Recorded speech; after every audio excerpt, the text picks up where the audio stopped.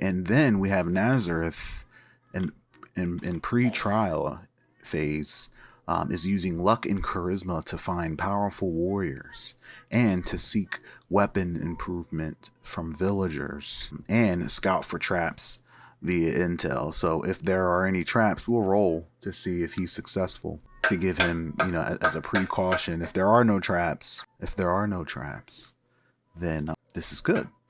If there are traps, there's a chance that he will be able to detect them ahead of time, and or overcome them, because of this this scouting maneuver.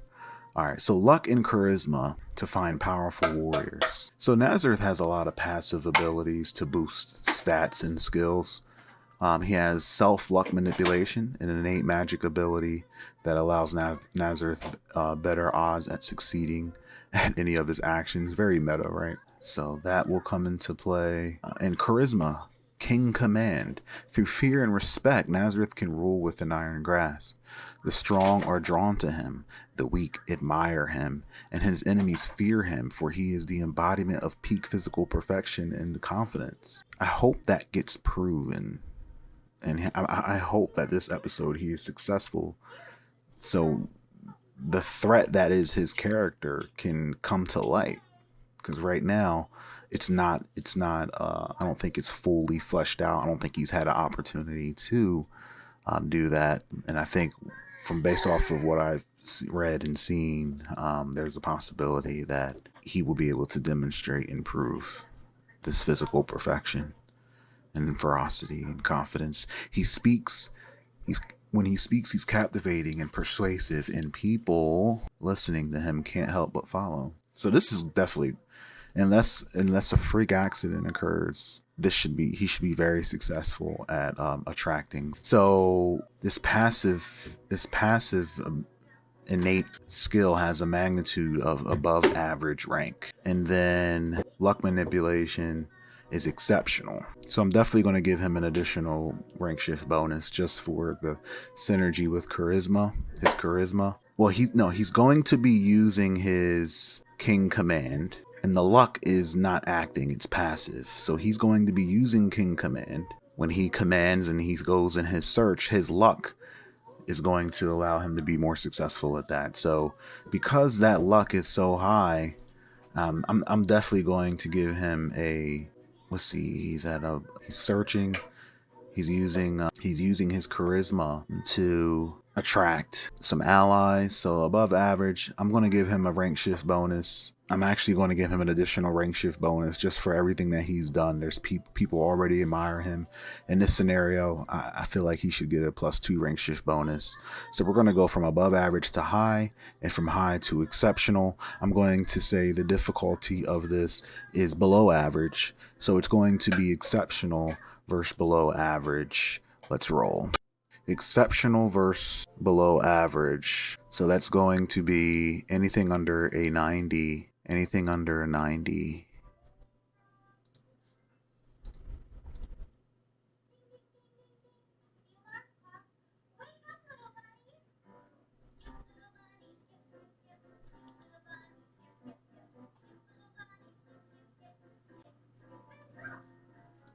That's fate throwing a wrench in the game.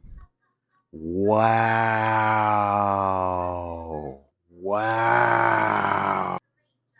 So now immediately my brain goes to, which character, or are there any other characters that have done anything that could potentially, we can say, is the reason why he's unsuccessful? See, it's one thing to make it up, he failed, he's unable.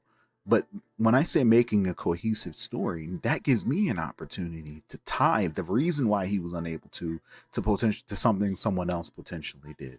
Okay, there's a few things that come to mind. The political games that Oiji is playing maybe is affecting, why no one would join him in this council or whatever he's trying to make. Wow. I think I'm gonna go that route.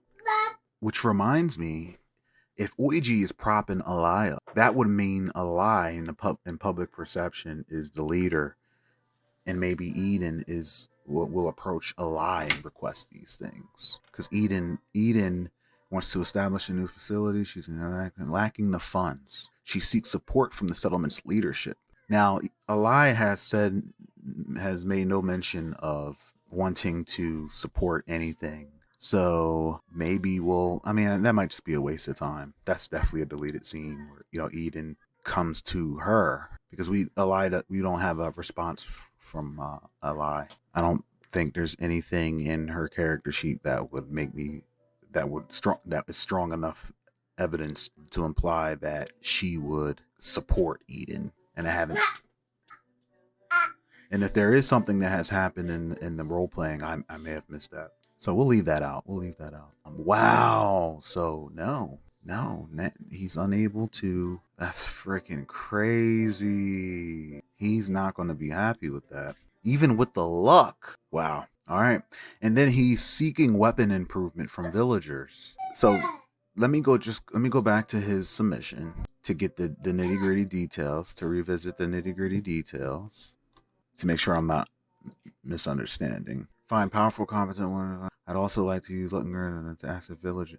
I'd also like to use luck and charisma to ask the villagers if they can replace my blade with anything magical, powerful, or sturdy. I doubt it. We'll roll the fate dice to see if such a thing even exists, and then we'll roll to see if his charisma allows them to provide something like that. This would require there being, for some reason, a magical, powerful, or sturdy object, weapon. In here somewhere, in the town somewhere. But just as he was unlucky, very unlucky, he could be very lucky. Maybe there is a blacksmith who had something locked up in a chest somewhere, and there wasn't anyone in town that could use it to help defend against the attack or something. So let's roll. I'm going to say the odds of something like that are very unlikely. I'm going to say very unlikely. Anything under a 25 is a yes, though, so it's not bad. Very unlikely that such a thing would exist for them to provide. Very unlikely. Anything under a 25 is a yes, though. Almost. No. So he's coming up short on there, too. Actually, you know what? I'm saying very unlikely, but I'm not considering. I didn't factor in the luck. So I'm going to actually re-roll that. I'm going to give him an additional rank shift in odds and say very unlikely. For something like this, I'm going to say, with considering his luck, I think I'll give him an additional rank shift and not only say very unlikely. We'll go down to somewhat unlikely. Somewhat. So we'll go from very unlikely. Let's do 50-50 just because of his luck, right? I like the idea. This is trivial. So let's make a DM executive decision and flat out say, because of his luck, 50-50. Anything under 50. Oh, wait. Yeah.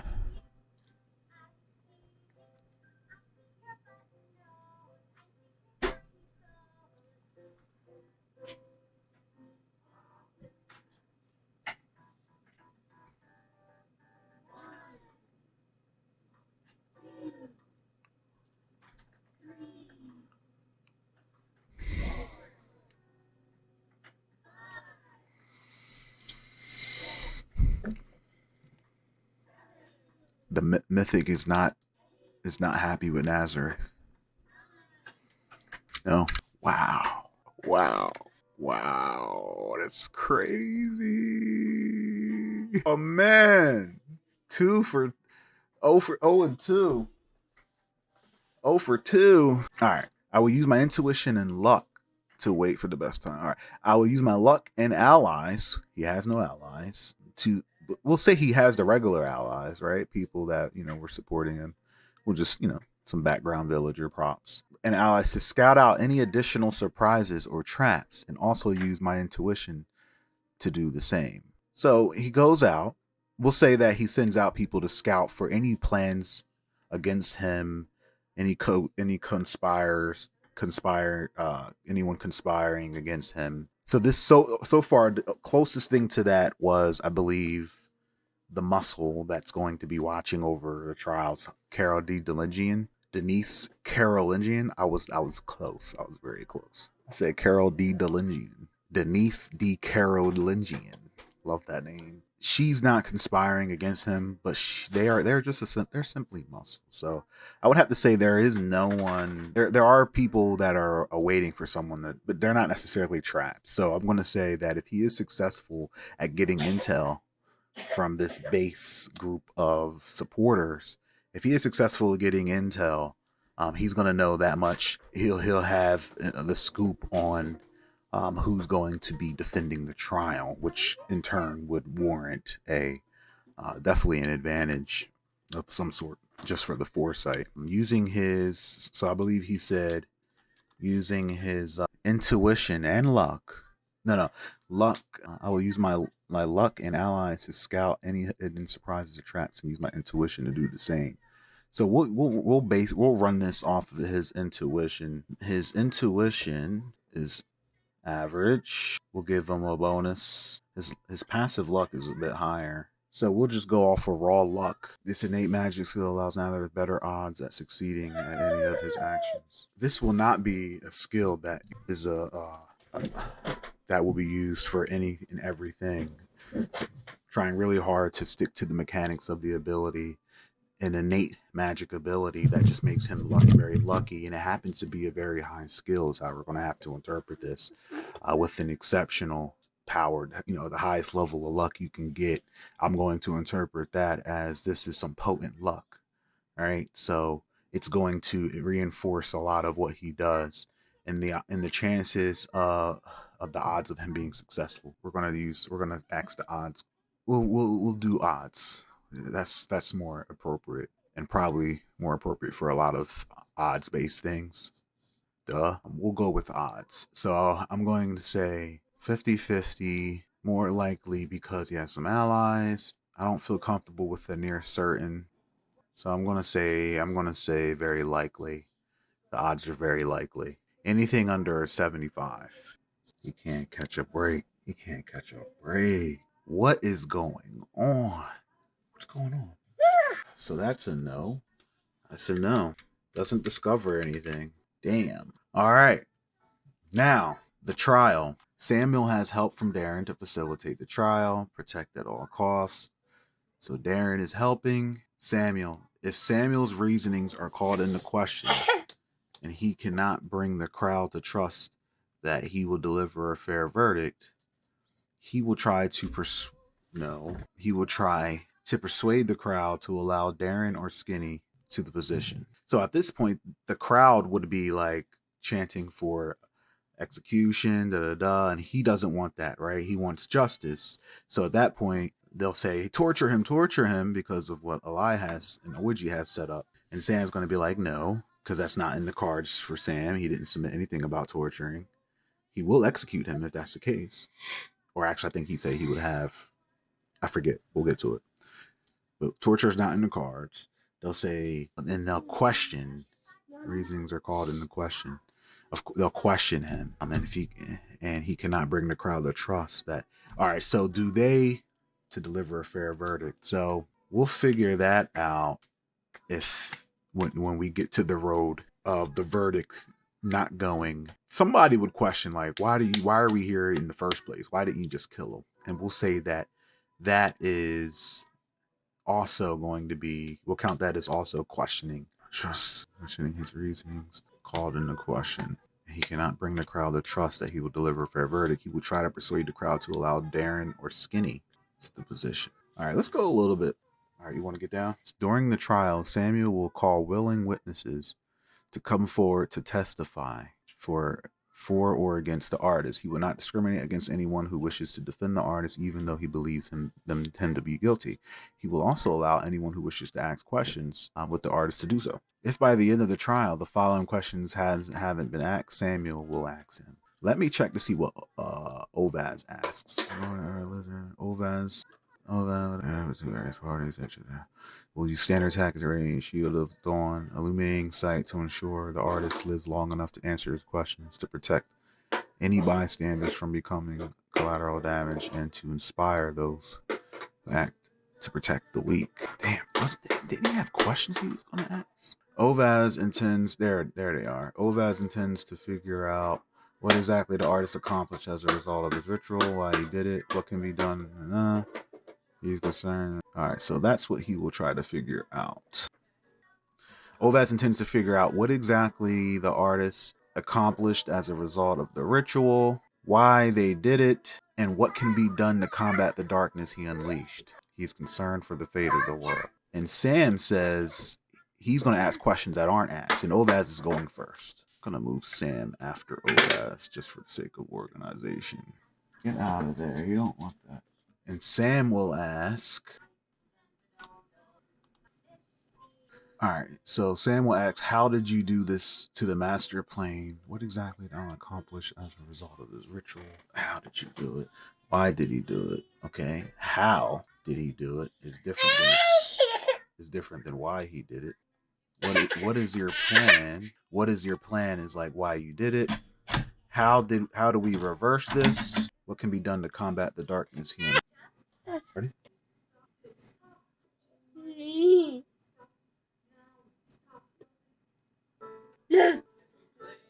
How do we reverse this is similar to what can be done to combat the darkness he unleashed, but we'll keep it in there. It's kind of a different question. So he'll ask that. What has happened to the places beyond the darkness? You want to get down now? Okay. Don't take my headphone with you. You're just tired, huh? No.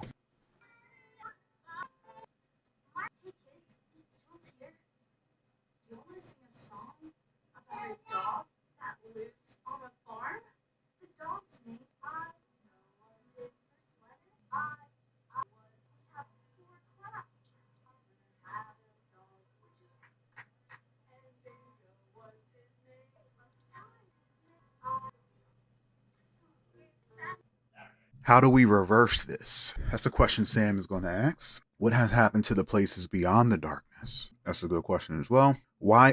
Who do you work for? Good question. Who and how many work for you? Another good question. I'm going to roll to see if he answers to each of these questions asked by Ovaz and Samuel. And if anything happens, such as if I roll doubles on any of these, so an 11, if I roll double digit doubles, 33, 44, 55, we're going to treat that as an interrupted event. And Naz is going to come in. If I don't, Naz will still interrupt. We'll just have to figure out when. But for the most part, I would like these questions to be asked. So the right time, the best opportune time for Naz to interrupt, which is when he will interrupt, doesn't necessarily have to be during the questioning. Doesn't Will ask questions too? Let me check. When does Will? Is it after? Once the trial begins, Will use his seance ability to bring a bridge between the living and the dead. His eyes and tattoos will glow otherworldly teal energy. A revolving door of victims from tavern past and voicing their own experience. Willem puts very little effort into this, allowing himself to be used as a voice box. But he does favor women and children and anyone who calls for execution of artists. Willem will speak in favor of a very public, very immediate execution of the artist before taking his leave, claiming he is tired. All right, so he's going to call for his death after asking the questions, or after people give their testimonies. So after the questioning, Willem brings dead testimonies. Zanera will give her factual account as well. I like the idea of Zanera giving her factual account. She would suggest an interrogation of the artist. Her altruistic nature would make her uneasy about his torture and subsequent death. So I like the idea of people chanting for torture and death. She gives her factual account and then at the end suggests he answers some questions, which would prompt the interrogation part. And then, so she'll go first with the factual account. Sam starts trial with Darren and backup muscle. Zanera goes, people chanting for death. She comes and gives her testimony. Sam and Ovaz try to quell the bloodlust of the crowd, and Willem wants this man dead. And so after they quell the bloodlust of the crowd, they begin to ask the questions. So they can ask questions. And then they're not going to be satisfied with the answers and still will call for his death. Or they might be. There will be a good portion that would still call for his death. And Willem brings the dead testimonies to kind of compound on that. Radiant Beacon to offset dark, gloomy vibes, also a counter to the hate Ally is bringing. Denise at the start of the trial will be near Skinny and the Defenders of the Wall and will provide security, providing a buff. Let me ask, is Nazareth able to land? Will he be able to pinpoint the most opportune time off of sheer luck? I'm going to say somewhat likely.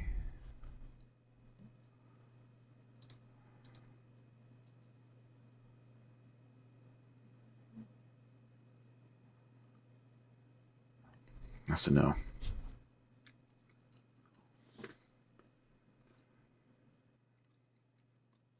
The crowd is saying guilty. The players are saying guilty. Like the character, there's no character saying not guilty. Will he be able to pinpoint the most opportune time off of sheer luck? I'm going to say somewhat likely.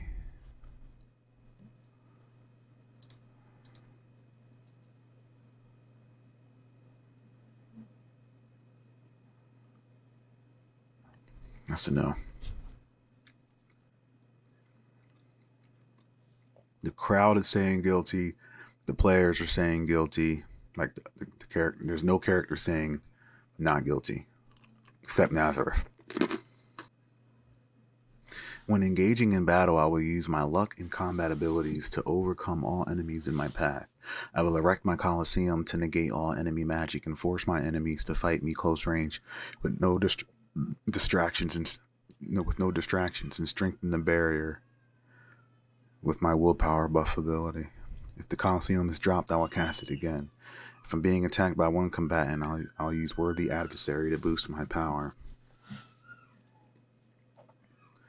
If I'm attacked by more than one opponent, I will use Overwhelmed Berserker Soul to increase my attributes per mythic system, so you'd get a bonus to your an overall bonus. Any damage will be dulled by Juggernaut Scales. If Samuel is one of my enemies, I want to choke him into unconsciousness with his own chains.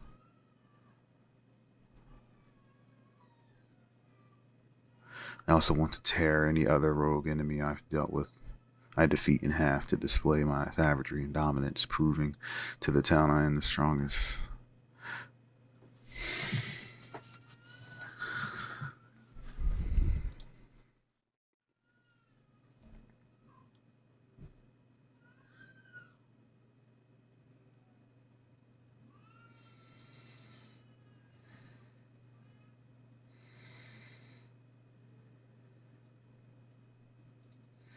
So he doesn't.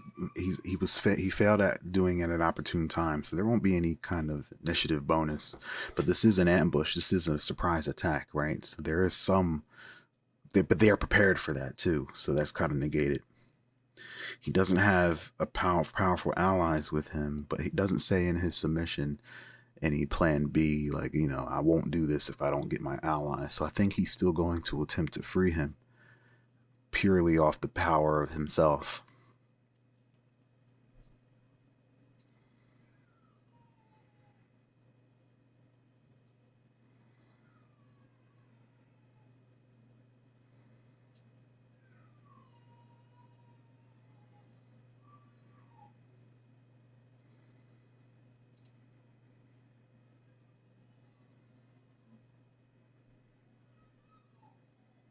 I will use my intuition and luck also to wait for the best time to attack and sabotage the trial, catching enemies off guard for the perfect attack. So he's going to he wants to catch them off guard. I think Nazareth would wait till they're off guard. I think he would wait until he will wait till the questioning, because they'll be so locked into the artist's answers. And I think he would interrupt the questioning. I think that would be the best. I think that's what he would consider the best off guard time.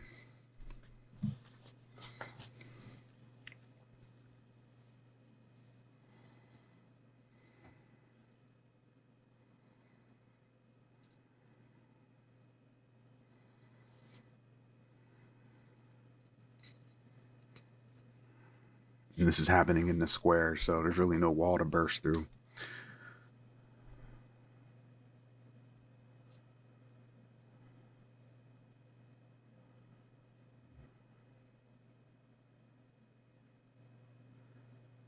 Could he be under them?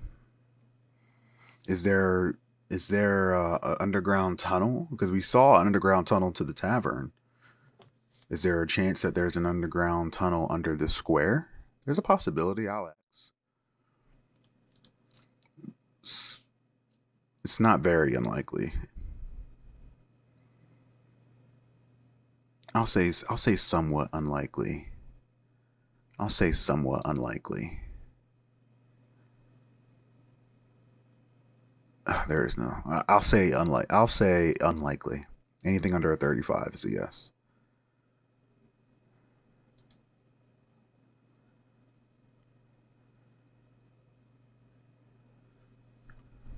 No.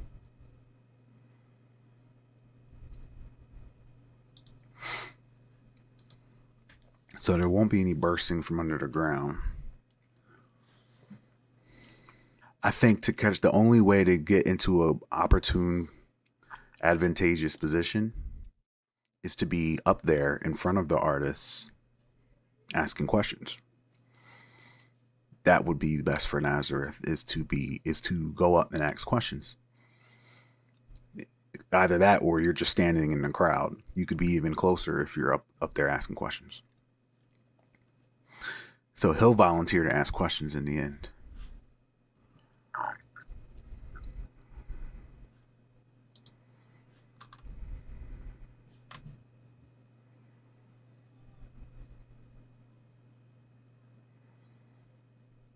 Because Sam says he's allowing everyone to come up and ask questions, right? If I read that correctly.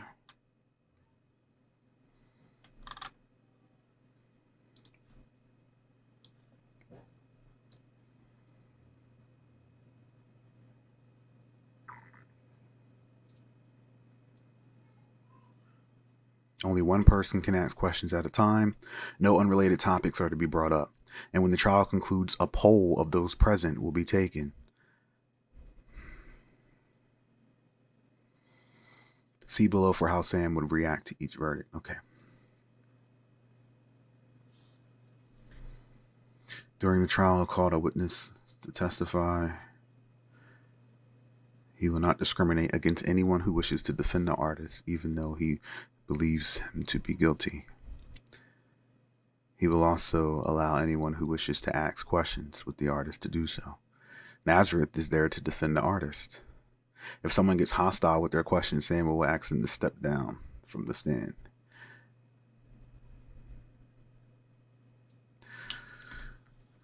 And I think the question that Nazareth should freaking ask is something along the lines of, do you bow to the God King? Because I'm about to be your new leader.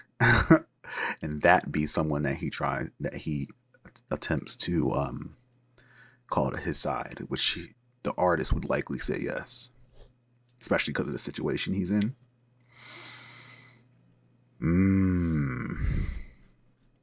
That would be the ideal plan. Sam is letting people come up. Nazareth is there to defend him literally. So it'll be a surprise in the end when Nazareth says, right when everyone's mind is made up.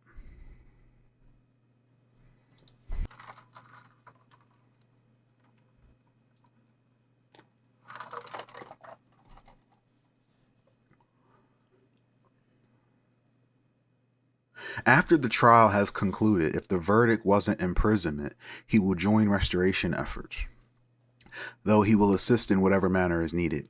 What he wishes to do is restore the old jail sheriff's office, whatever, and eventually he will seek the assistance of someone who can create a zone within the cell that not only nullifies magic abilities, but also weakens physical.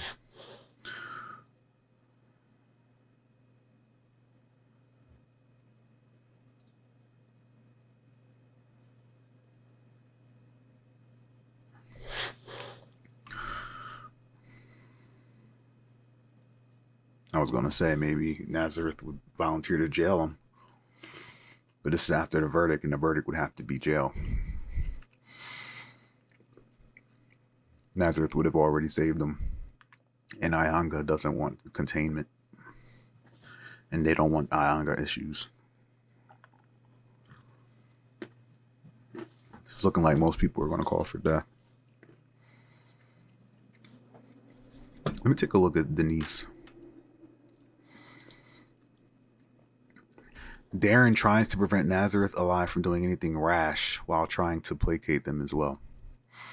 So Darren is going to be on. Darren is going to be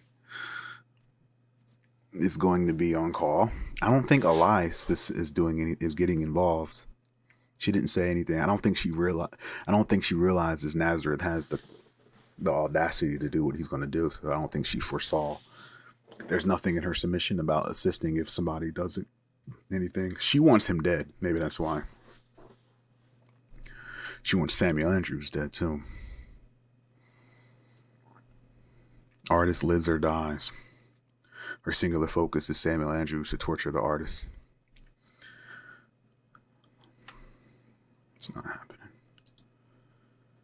She attends the trial. She buffs and debuffs. She will not be upset with the use of mortar speech as a source of proof against the artist. After the trial, if there has been no inner incident, she will request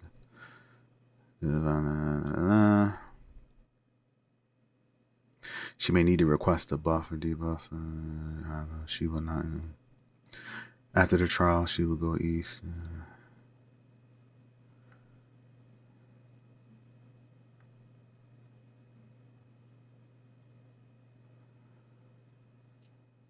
She will use her buff and debuff abilities judiciously, and if a party member gives prior alert to an enemy approaching, she will immediately use prayer of battle on her willing allies and unwilling enemies. Similar usage for her imprecatory prayers and prayer of prosperity. If an ally is not willing to receive prayer of prosperity, she will not use it on them. Ianga does not wish to receive buffs. If she needs her unbreakable devotion to resist a mental attack, she does not know which enemy is causing the effect on the other party members if she cannot see them directly.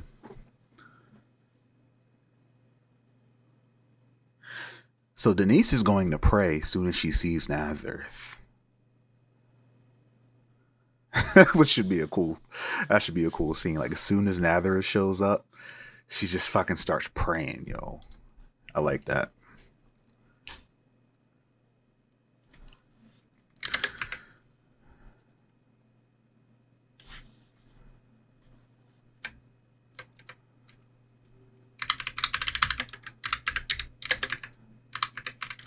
Denise prays.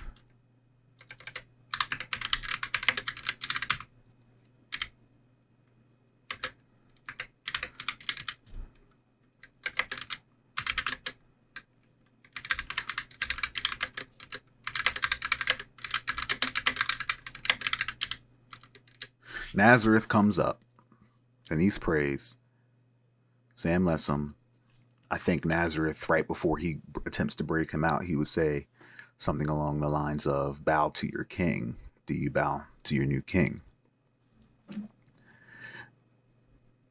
Does using his king command and charisma, which again is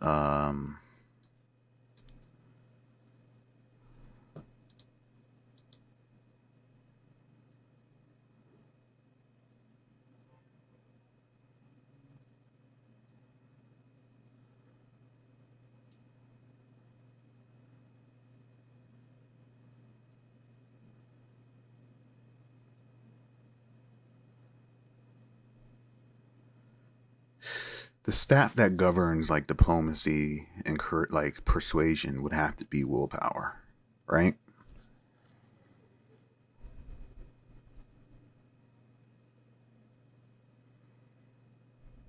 I'm going to say intelligence.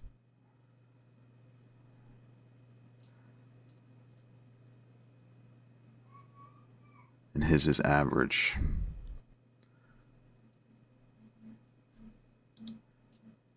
No, King Command is what he would be using. King Command, which is above average. We'll give him a bonus for the luck. I'll give him a rank shift bonus for the luck. So above average to high.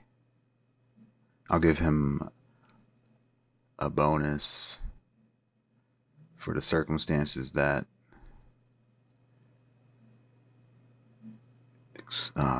the artist is in, so an exceptional. And I'm going to say the difficulty is the artist's willpower,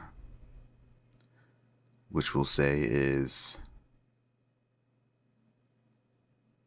exceptional. I'll give them a rank shift bonus for being weakened, or rank shift penalty for being weakened. So I'll bring it down to,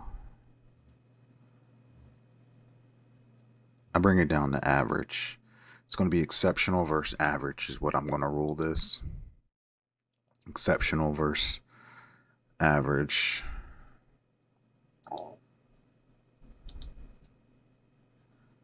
Anything under an 85 is a yes.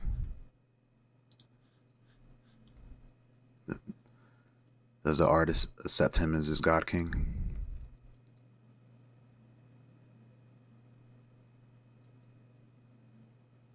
Yes.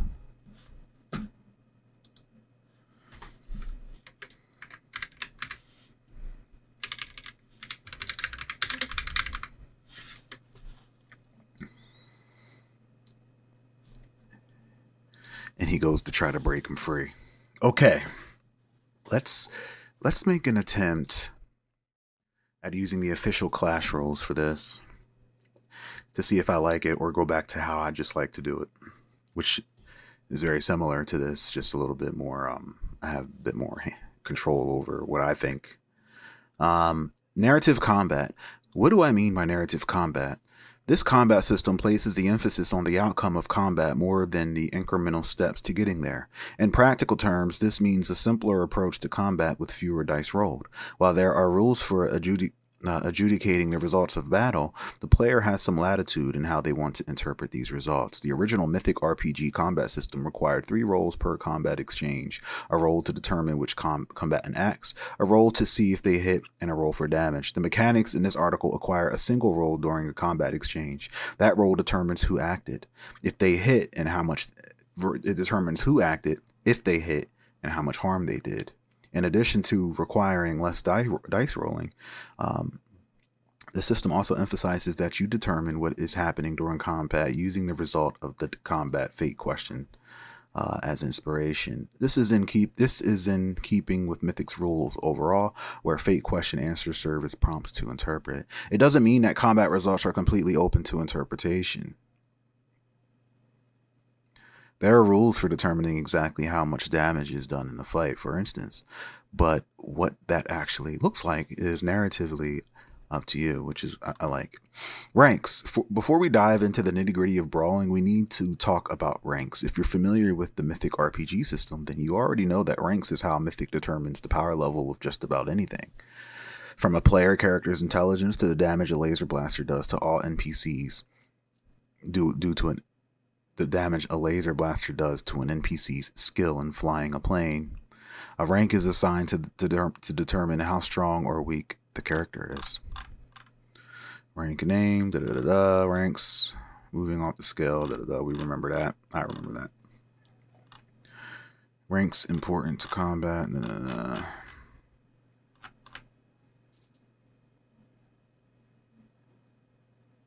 Differences in rank shifts.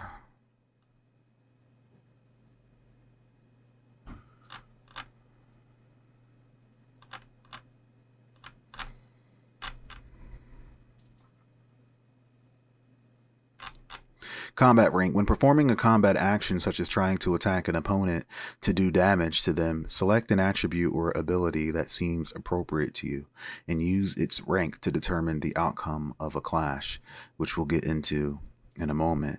Which one will you use can be dependent on the situation. For instance, if your PC is attacking a foe with this sword, you might have a sword skill rank that you use. If the fight is unarmed, you might choose a reflex rank or a strength rank.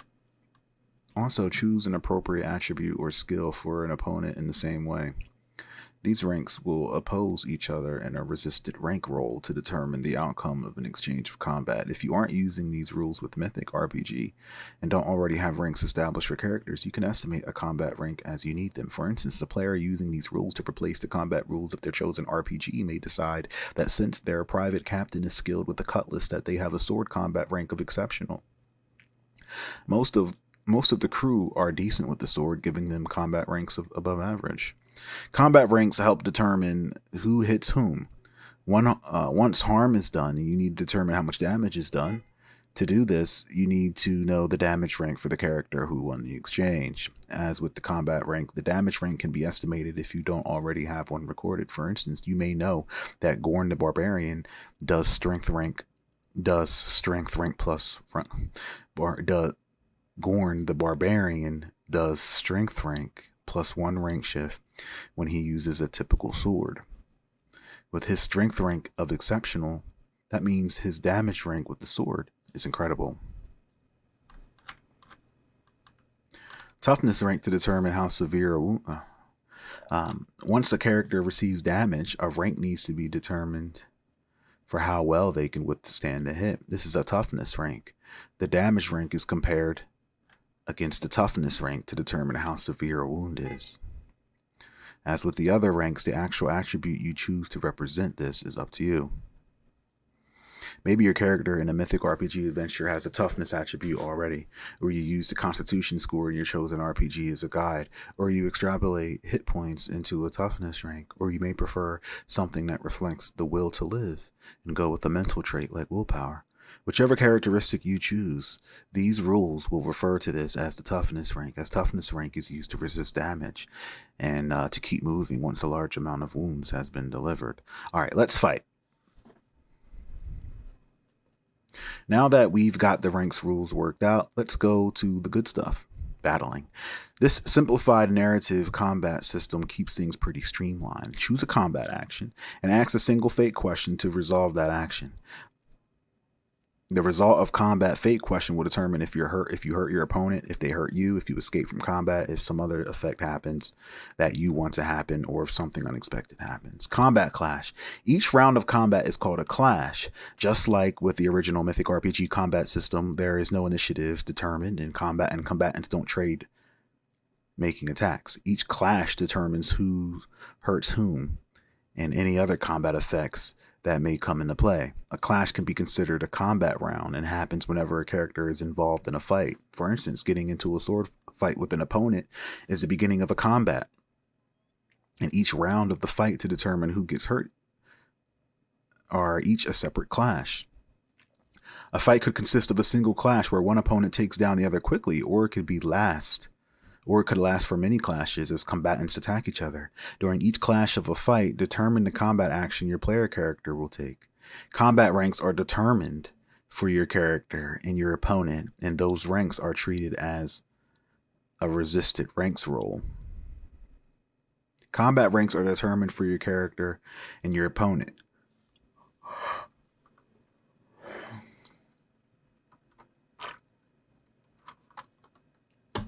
And those ranks are treated as a resisted rank roll and a fate question to determine which character prevails in the clash.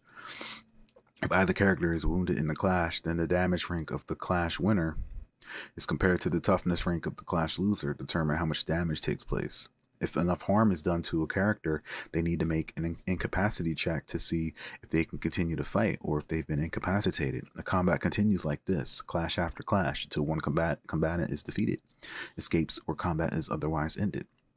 Combat actions. Each clash, choose a combat action for your player character. There are 3 general combat actions: damage, effect, escape. Damage. This combat action is the most basic, simply trying to do as much harm to your opponent as possible. As you can do as much harm to your opponent as you can to incapacitate them. What incapacitate means is up to you, but we'll discuss that more later. This is the action you'll choose when you want to bring the hurt to your opponent. To determine how much damage is done with the successful damage combat action, compare the damage rank against the wounded character's toughness rank.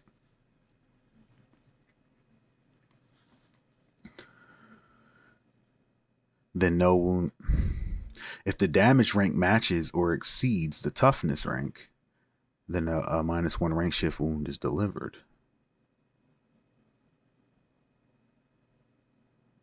If the damage rank is below the toughness rank, then no wound was delivered.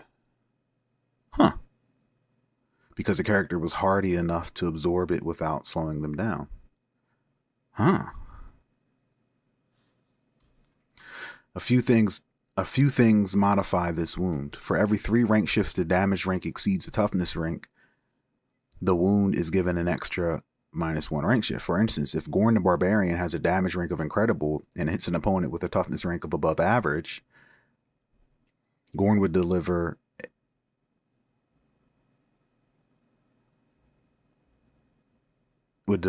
a -2 rank shift wound because his rank of 4 is 3 shifts higher than his opponent's rank of 1. If the opponent was even weaker with the toughness rank of low, then Gorn's attack would deliver 3 rank shift wounds. If a character does very well in an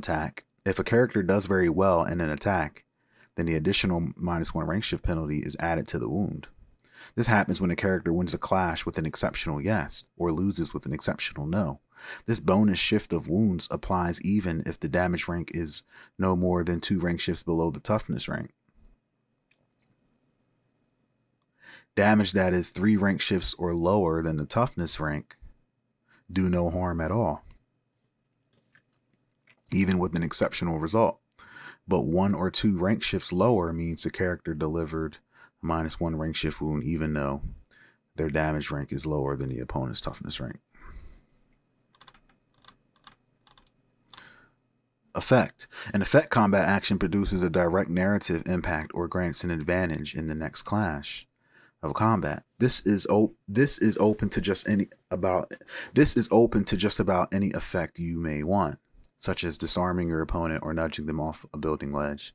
Effects can be used to get a desired narrative result. For instance, a character battling a group of zombies may want a combat effect where the zombies follow them to a particular direction. Success with this effect means the zombies move where the player character wanted them to go. Another effect is seeking a combat advantage in the next clash of combat. In this case, a successful effect gives a character 1 rank shift advantage of some sort in the following clash. This advantage can come in the form of a +1 rank shift to their combat rank, a -2 rank shift in their opponent's combat rank, a +1 rank shift in their damage rank, or just about anything where a rank shift can be applied either positively or negatively. Combat effects can also include other combat actions, damage or escape. In a sense, damage and escape already are effects, just predefined ones. However, you can include a damage or escape combat action in a multi-effect. See multiple effects at once.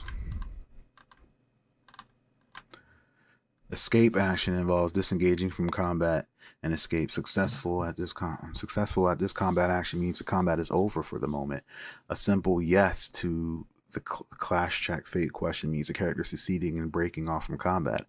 However, that doesn't necessarily mean they are safe. The opponent could chase them to continue to fight. A yes to the clash test when trying to escape just means you escape the immediate fight. An exceptional yes means the escape is so successful that there's no chance of the fight immediately resuming, even if the opponent gives chase. Random event. A drawn-out fight is going to involve a lot of clash test fate questions, which is many opportunities for a random event to occur. Rather than having a fight interrupted by random events that aren't necessarily about the fight, assume as context that any random event generated as a result of a clash fate check question is about the battle itself. Treat the event in the context of whatever you roll, treat it like the context and the subject is the fight. Got it. Clash check. Okay, the combat rules all come together with the clash check, which is a fate question asking, does the character win the clash? The character is whichever character you're taking the point of view of for the question, usually your own player character.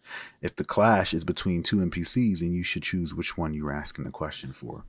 State your combat action. The clash check begins with the player stating which combat action their player character is taking.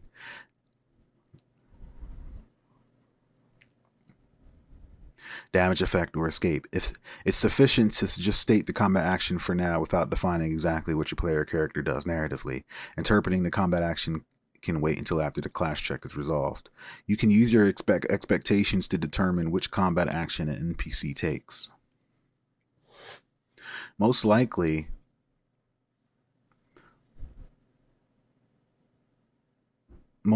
selecting damage. If you aren't sure what they'll do, or you want their actions to be less certain, you can turn it into a fate question, such as, does the NPC choose damage? You could also use a meaning table for inspiration to determine what they are trying to do, which could lead to which could lead to an effect.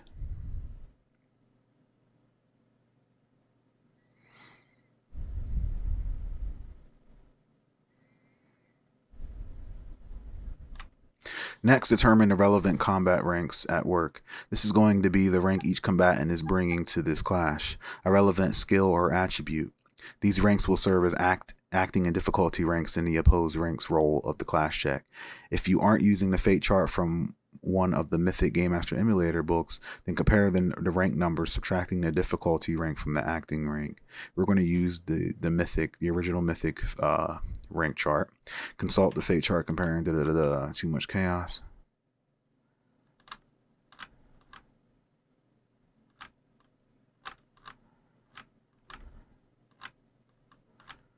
All right, what about multiple opponents? If a character is fighting multiple opponents at the same time, then treat the group as a single combatant for the purposes of determining clash outcomes. To do this, take the highest combat rank in the group. Apply a +1 rank shift to that rank for each additional combatant in the group who has a rank that is no lower than 2 rank shifts below that rank. So your rank, you have to have a skill. You have to have a to do this, take the highest combat rank in the group. So you would have to have a relevant combat rank that is at least within 2 ranks of the highest to be a factor, to be counted as an additional +1. To do this, take the highest combat rank in the group. Apply a +1 rank shift to that rank for each additional combatant in the group who has a rank that is no lower than 2 rank shifts below that rank. A maximum of 4 combatants are considered part of a group. Any more than that, they are just getting in each other's way and aren't counted.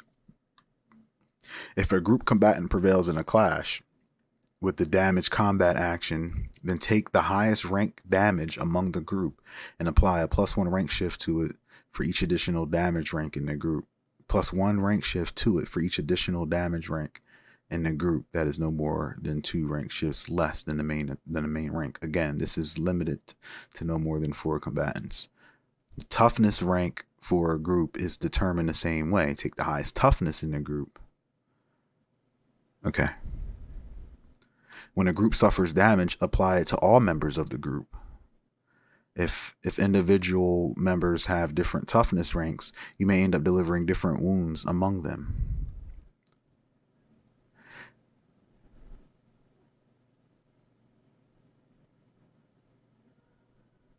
If any incapacity checks have to be made, they are also made on an individual basis per combatant. Just like with one-on-one combat, you have free reign to interpret the outcome of group combat any way you like. A single opponent delivering a wound on a group doesn't have to mean that amazingly they hit all the opponents with a single blow. A more logical interpretation is that the clash was a chaotic brawl with combatants all over each other, and a character who won the clash landed the most hits to multiple opponents. Yeah. Okay. This is going to get crazy. You want to get nuts? Let's get nuts. I need to bring up some paper.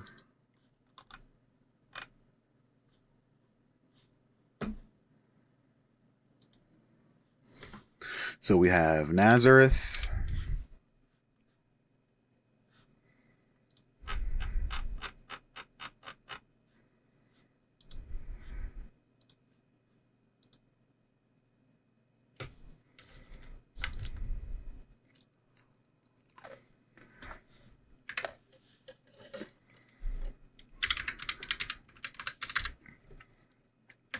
versus, we'll say he has like some ragtag allies. We'll say NPC villager. We'll say some villagers. Nazareth and villagers versus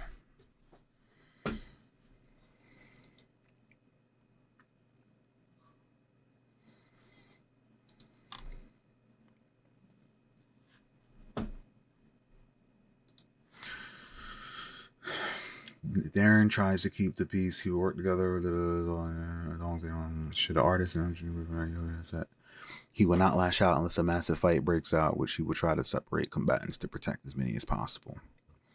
His ultimate goal was to, all right, so he's going to be trying, so he's going to try to separate combatants to protect as many as possible.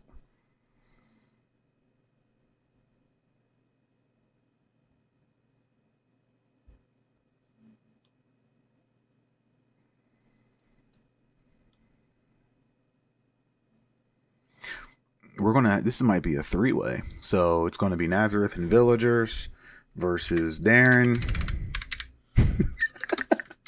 who's going to be trying to stop the fight and protect.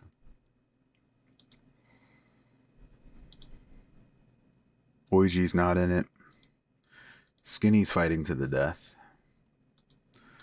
So it's going to be Nazareth and villagers versus Darren versus Skinny.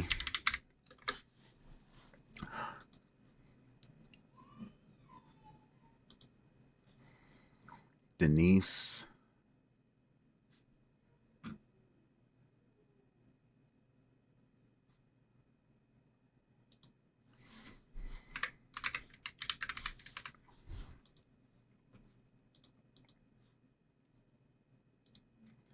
Eden's not in it. Zanera. Is Zanera in it?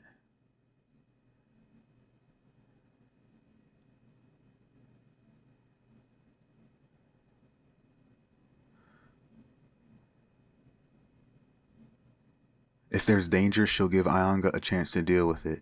The elemental enjoying a chance to unleash her power on an acceptable target. With a group allied with her, she won't be so eager to flee, but will be happy to show off her power and lay waste to a threat.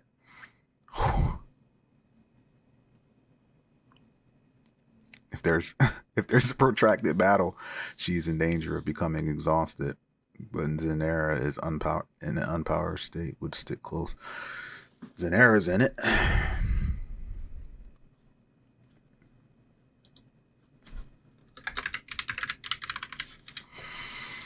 This is about to be like Godzilla -1. Sky is not in it. Willem's not in it.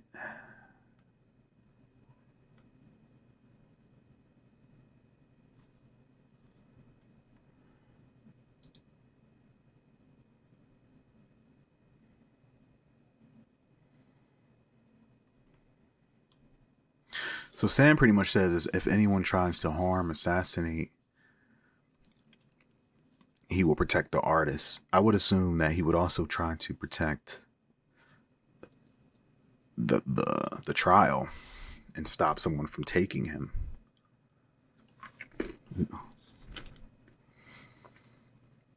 He doesn't know what Nazareth is going to do with him.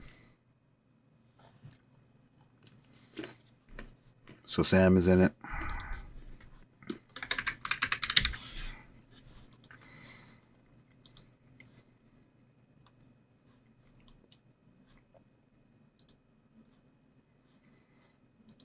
Father Maxim's not in it. Ovaz is in it. And Lazuli, I believe, is in it. During the trial, Lazuli will remain alert. She doesn't really care what happens to the artist, whether he lives or dies, but she would not tolerate him escaping or someone trying to take him. She would have her Viper Strike prepped and ready should anything... This shit's about to be crazy. Lazuli. Ovaz.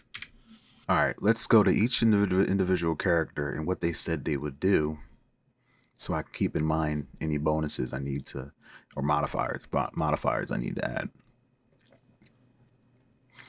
Bring the artist to justice, giving a fair trial. Skinny says, my intentions are bringing the artist to justice,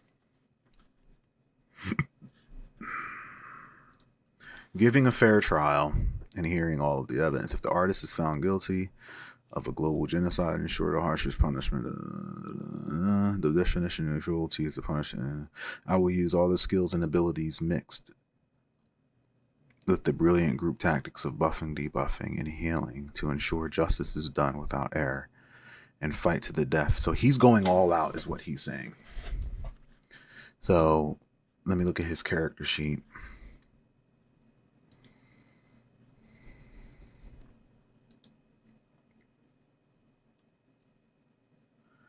Divine healing.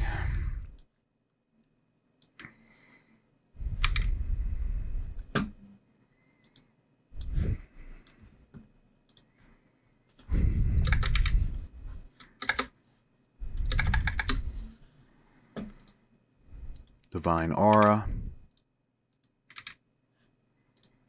Bane of Folly, Big Axe,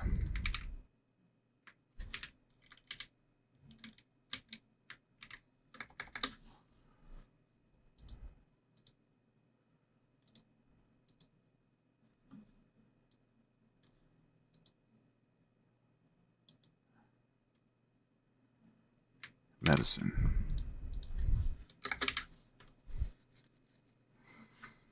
All right. And Denise.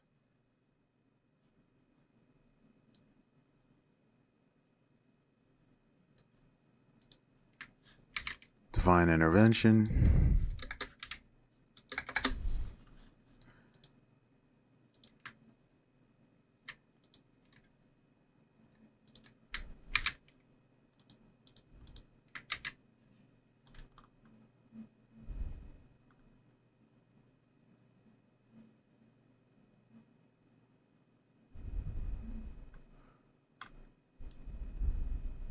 Prayer of Battle, Argomancy, Armor Bonding, Weapon Bonding, Prayers, Unshakable, Prayer of Prosperity.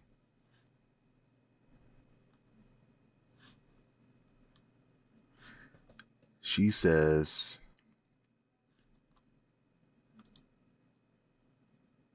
Prayer of Battle to buff the PCs.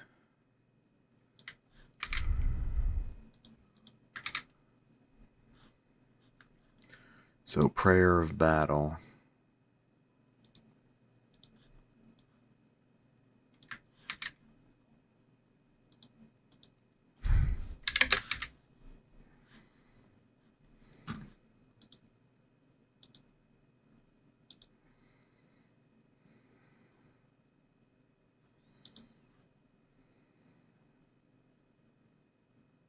If any NPC PC or NPC attempts to take justice to their own hands, or prayer of battle will affect them. She does not need. She will also conduct prayer of prosperity on herself.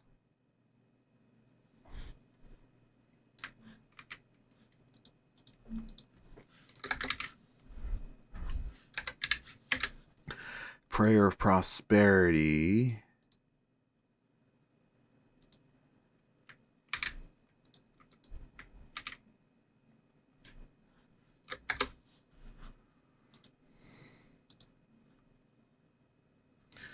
And imprecatory prayers on anyone who who intends to take justice in their own hands. On anyone she sees, it will only apply once she sees and points at the intended target.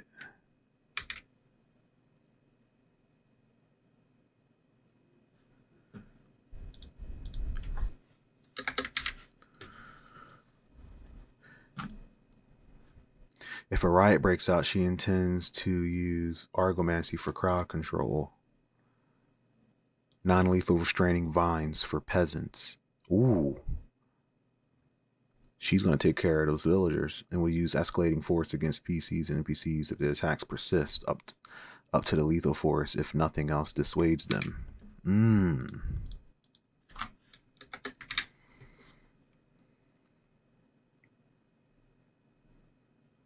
Okay. She prefers to use her argomancy to control the battlefield around her. She uses prepared plants and a similar leather purse on her offhand and prepared water. If she runs out of water, she's able to use her. She's strong. I love the details. She will use her buff and debuff abilities judiciously as a party member prior to an enemy approaching. She will immediately use prayer of battle and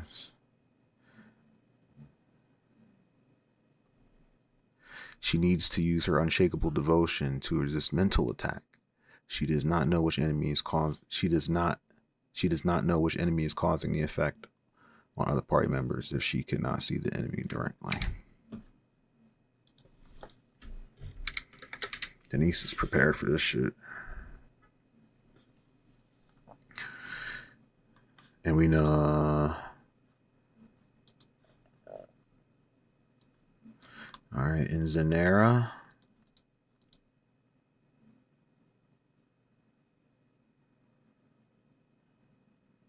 We just know she's going to fight.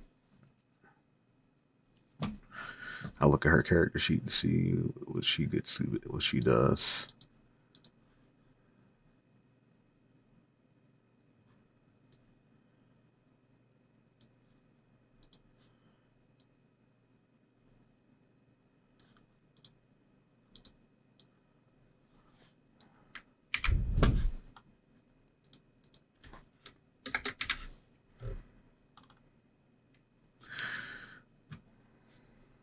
All right, what's Sam doing? Sam's fighting.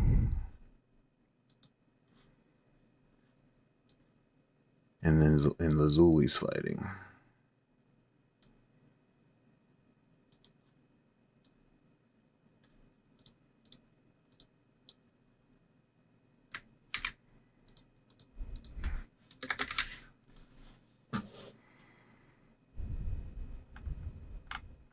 And I know everything that Nazareth is doing. And Darren is stopping the fight, right?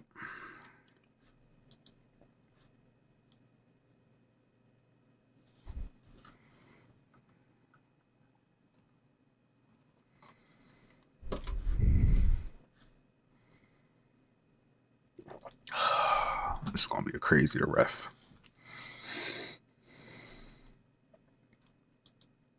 How do I determine who goes first?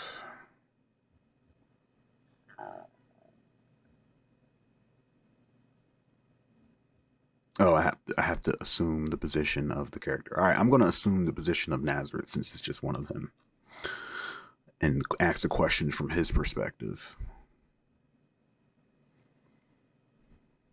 The clash check begins with the player stating which combat action their player character is taking, damage, effect, or escape. It's sufficient to just state the combat action for now, without defining exactly what your player character does narratively.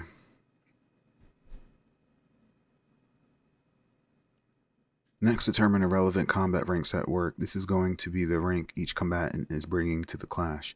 A relevant skill or attribute. These ranks will serve as acting and difficulty ranks in the opposed ranks role. If you are using... Considering how important the outcomes of battle are and the large number of fate questions that could be asked in a single fight, I recommend treating the chaos factor as a value of 5 when rolling clash checks. This takes the chaos factor to its default value, allowing the battles to be resolved only through the combatant skills and chance. The chaos factor is meant to alter the ebb and flow of story elements.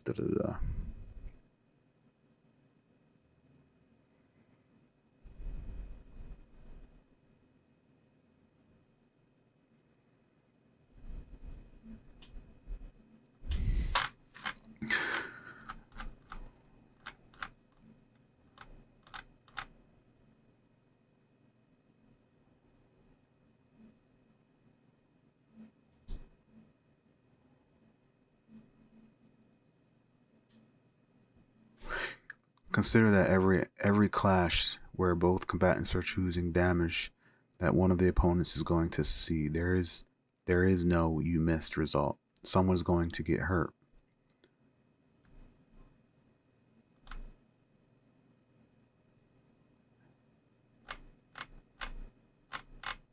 This can be described in all kinds of ways using any time frame you want. For example, in combat involving two boxers punching it out in a ring, you may decide that a single clash is an entire round of boxing.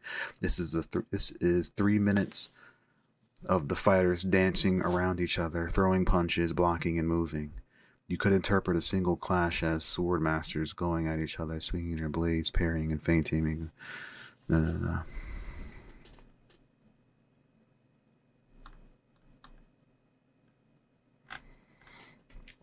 Thuzl won the clash, getting success on his damage combat action. The player determines Thuzl's damage rank is exceptional. Gorn's toughness is exceptional. The damage rank is going to be toughness. Damage rank is at least equal to the toughness. Rank takes -1. The player interprets the clash like this. Gorn charges the sorcerer.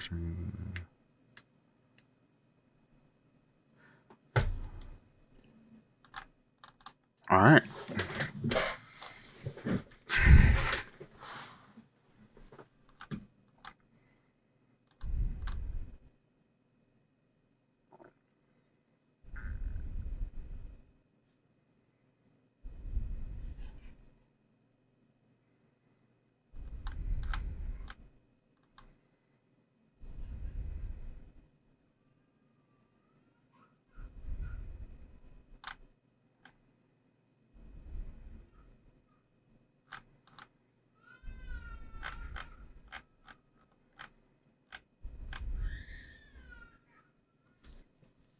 When a character has sustained enough wounds, it becomes difficult to carry on and they may become incapacitated. Test for this with an incapacity check when wounds have reached -3 rank shifts for a new wound. For each new wound, and for each -3 rank shift, and for each new wound beyond that.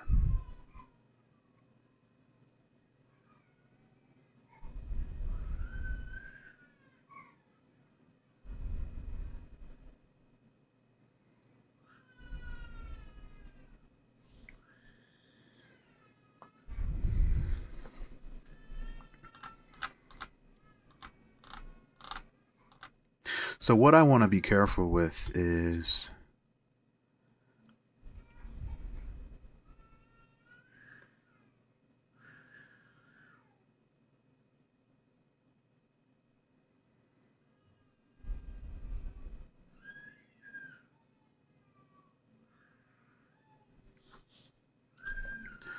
I don't want to be the one choosing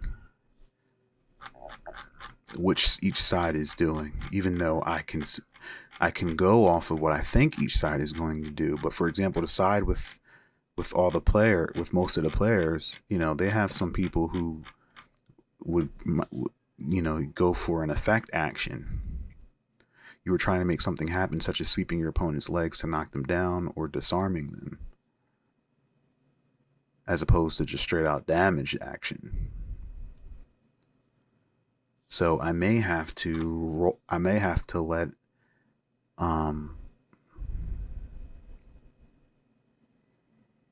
fate decide.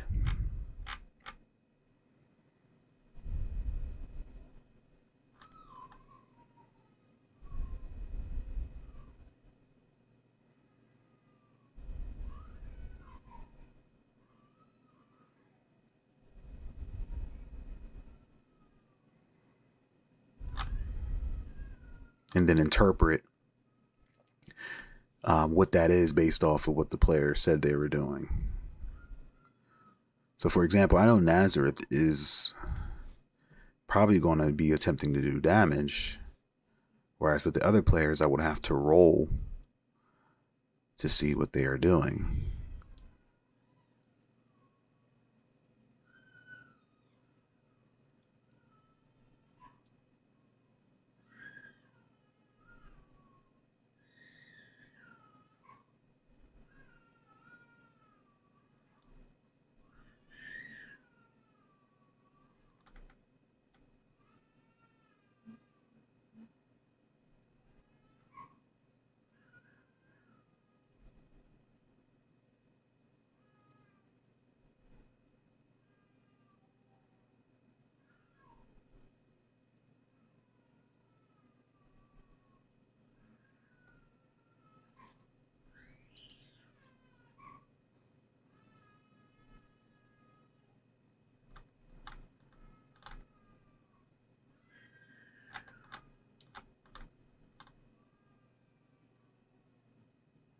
If you want to make combat effects more spicy, you can bundle multiple effects into a single effect combat action.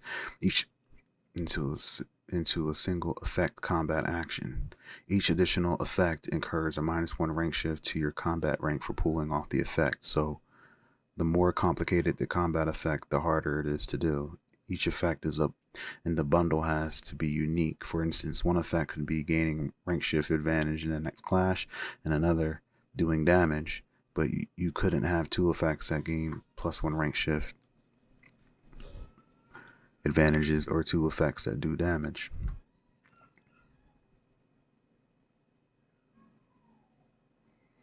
Multiple effects can be combinations of narrative results or effects that grant a rank shift advantage in the next clash, or even incorporate each other. Okay.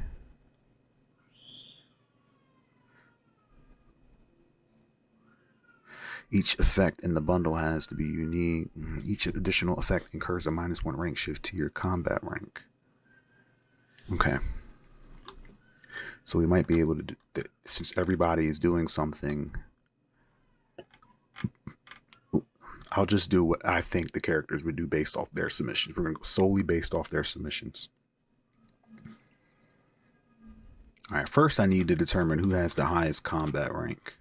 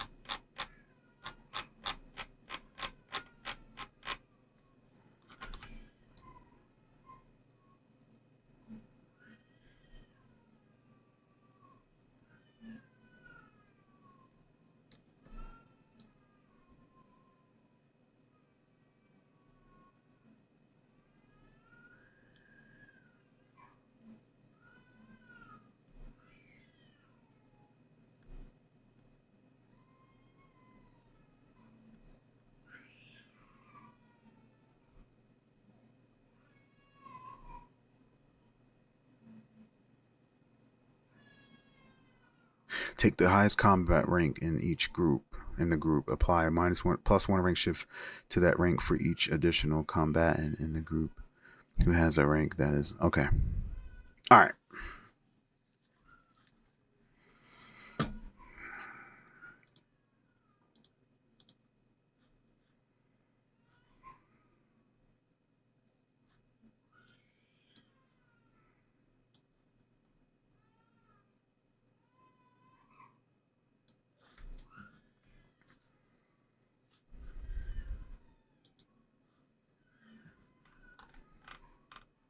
So Nazareth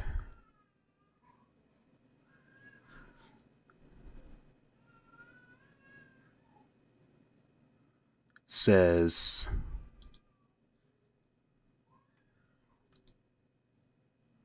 when engaged in battle, I'll use my luck and combat abilities to overcome all enemies in my path. I will erect my Coliseum to negate all enemy magic and force my enemies to fight me close range with no distractions, and strengthen the barrier with my willpower buff.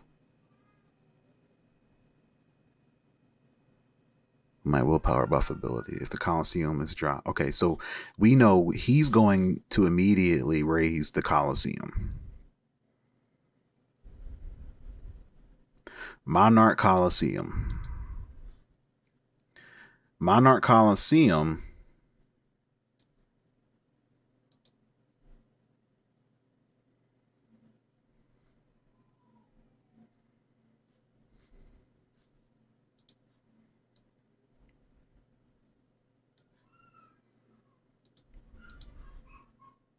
using powerful barrier magic, Nazareth forms an impenetrable dome around himself and his opponents, and its size can be adjusted. The barrier has anti-magic capabilities, making it so that all enemy magic, except for physical enhancement magic, of course, is nullified.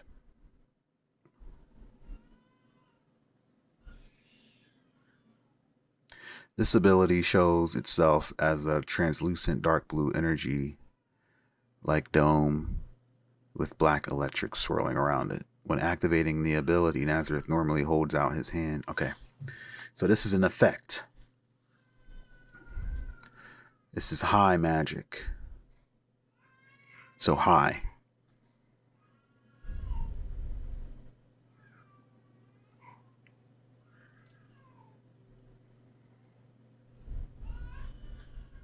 So he's coming to the table in Clash 1. In Clash 1, he's coming to the table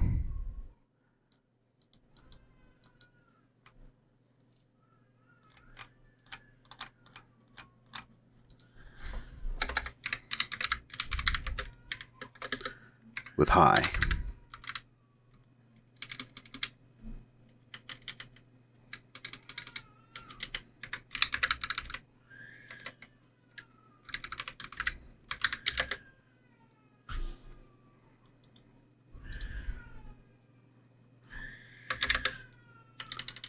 High. Effect.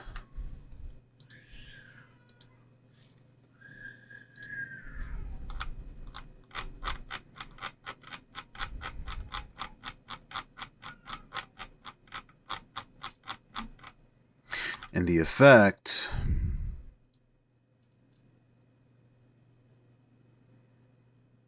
you were trying to make something happen, such as sweeping your opponent's legs to knock them down or disarming them.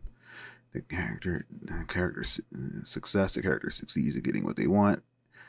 The character succeeds at getting what they want, receiving +1 range for the next clash. All right, so that's the effect he's going for.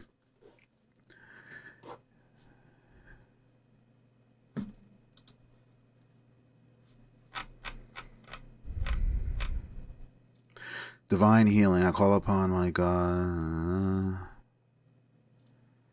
Skin. He won't need to heal. Divine aura. I call upon. Shelter me, my allies, from harm for a prolonged duration.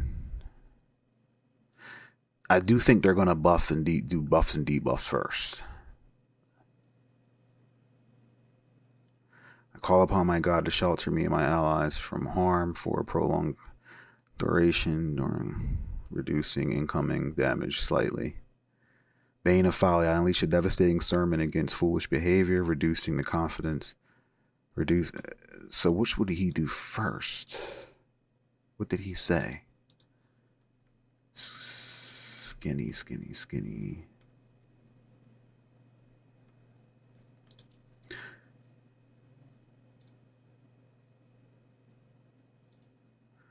I will use skills and abilities mixed with brilliant group tactics of buffing, debuffing, and healing, and fight to the death. So buffing and debuffing comes first. Okay. Makes sense. Divine aura.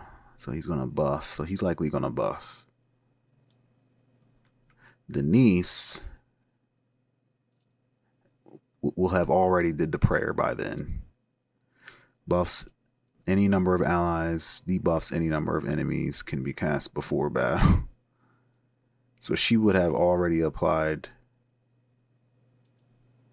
the debuff of the battle, because her ability is her that prayer, that debuff that would happen when she sees him on sight.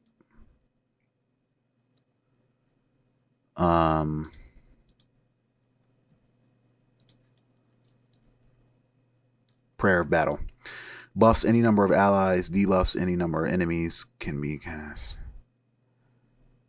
She doesn't specifically state what it's buffing, but I'm assuming just like an overall buff.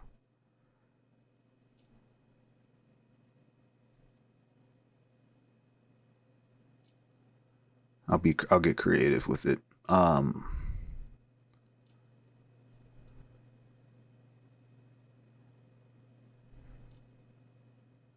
If he pulls off the Coliseum, that shit's going to get negated.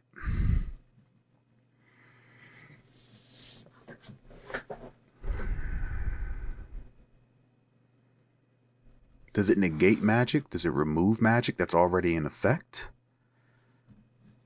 Let me read it. If he pulls off the Coliseum, that shit's going to get negated. Does it negate magic? Does it remove magic that's already in effect? Let me read it. 'Cause let me read it.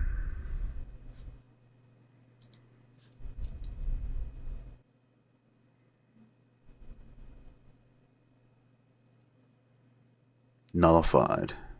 Yeah, it nullifies.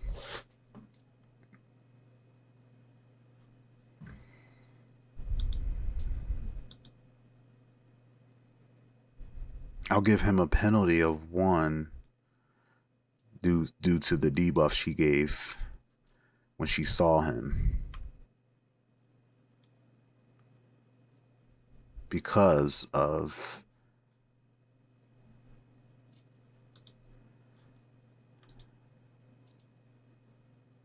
battle buff to PC attending the trial with the intent to see justice done to. She would use prayer of battle to buff the PCs attending the trial with the intent to see justice done with the artist after due process. If being attempts to take justice in her own hands, if your art will affect them with a debuff. She does not need to see or name them, but it only takes effect once they take action. Once they take action. So it'll be a little debuff. So he would be getting a -1. -1 rank shift from debuff. Denise debuff.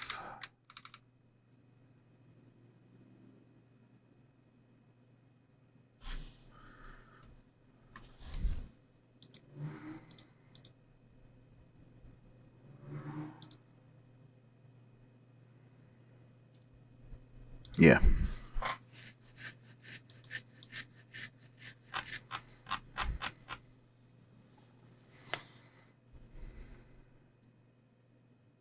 Prayer of prosperity on herself.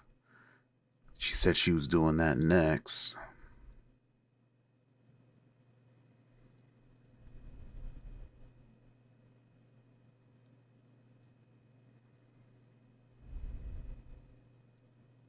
She'll conduct a prayer of prosperity on herself and place imprecatory prayers on anyone who sees who intends to take justice in their own hands. It will only apply once she sees and points out the target. So she's going to debuff. She will also conduct prayer of prosperity on herself and then imprecatory. So prayer of prosperity is what she would do next. Prayer of prosperity.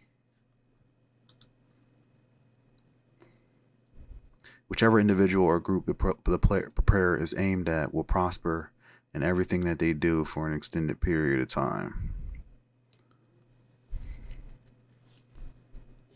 So that sounds like an additional buff to success.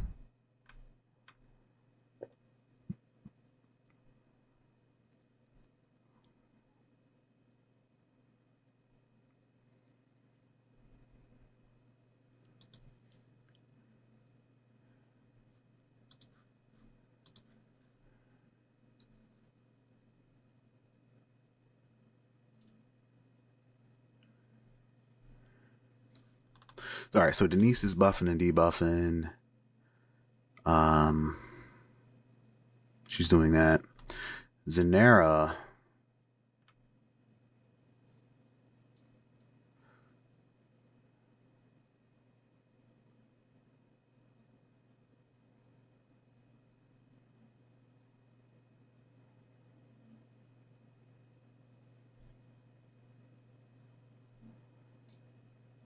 Ayanga will take control.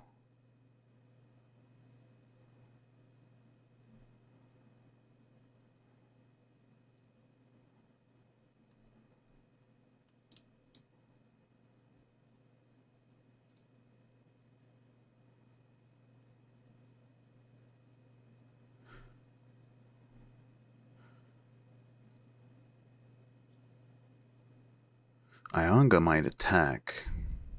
That would be the nearest thing she would do.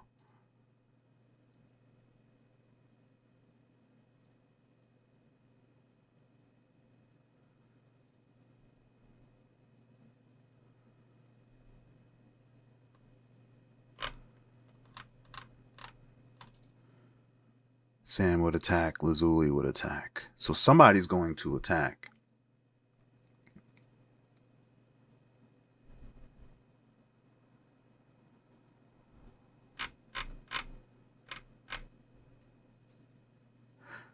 So Skinny and Denise, they're okay. So this is going to be a dual action. It's almost half and half. Skinny Denise would likely use an effect. Zanera, Sam, and Lazuli would attack.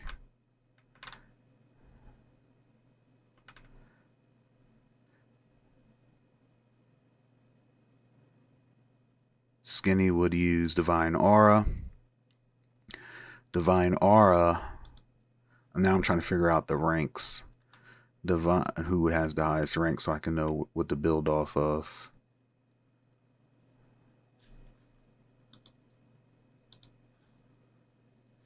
Skinny.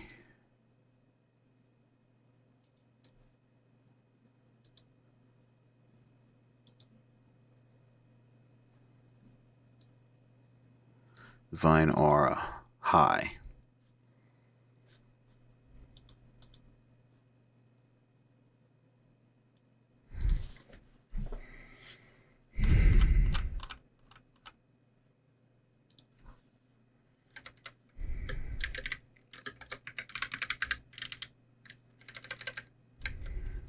Let me just write here. Battle Prayer.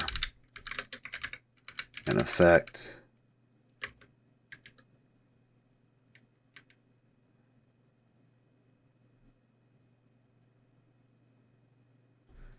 They'll have it for the first clash because this is prior to the Coliseum being up. So battle +1 to all.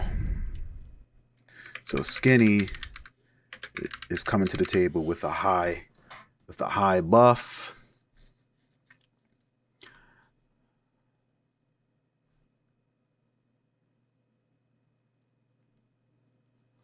What's Denise at? What would Denise be coming to the table with? So she's using the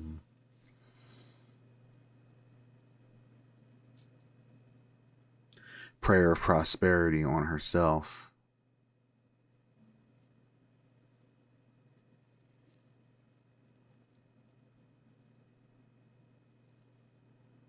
Prayer of Prosperity on herself. Everything they do for an extended time, they'll prosper at. Prayer of Prosperity. Denise, where's Denise? Prayer of Prosperity.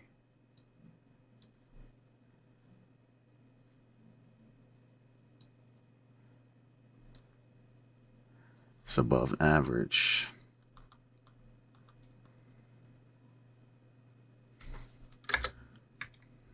Denise is coming with above average.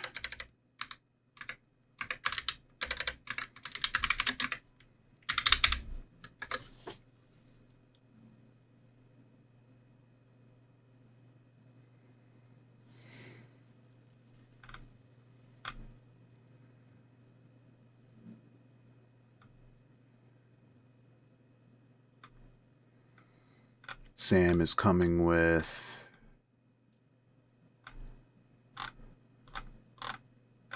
Zanera's coming to the table with an attack. Ayanga,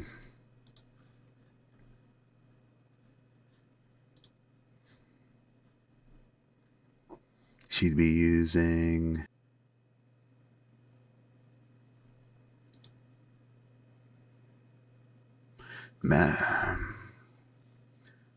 she's coming with exceptional lightning magic. So far, that's the highest. Ayanga's, that's the highest so far. Exceptional lightning magic. She's coming out first with that. Sam would come to the table with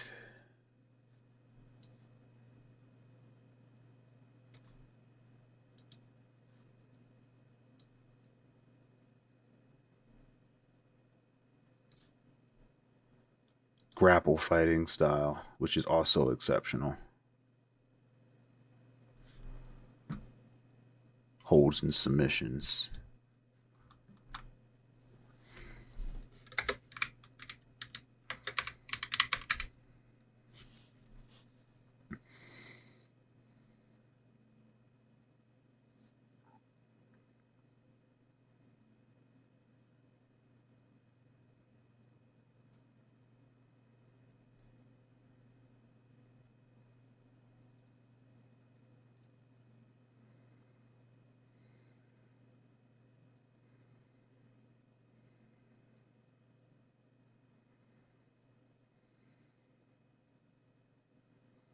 And who else we have? Darren, Skinny, Denise, Zanera, Sam. Oh, Lazuli. Lazuli is coming with Viper Strike, as she specifically stated. Viper Strike.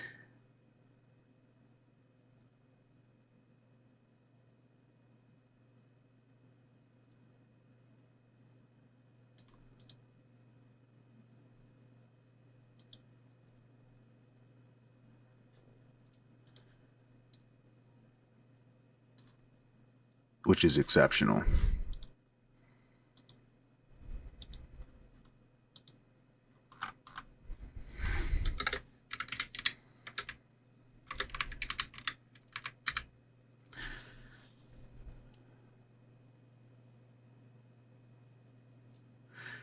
And Darren, he's just going to try to...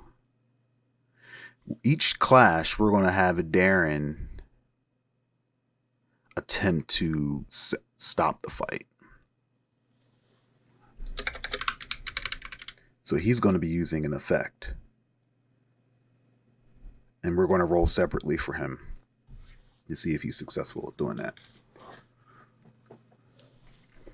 How is he going to stop the fight? What is he capable of?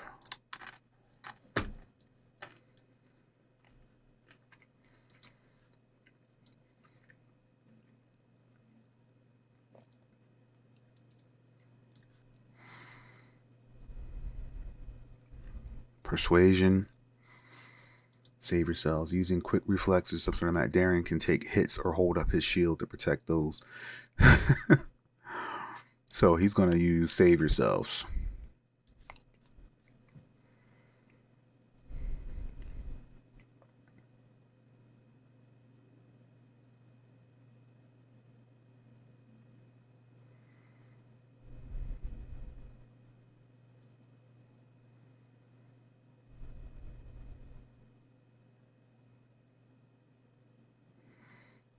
We'll do the clash, and then we'll roll Darren to see if he's able to negate the clash. Is how we'll handle that. Negate the damage done with save yourselves. We'll even add in. We'll do a dual one and even add in a little persuasion with them, like a multi effect.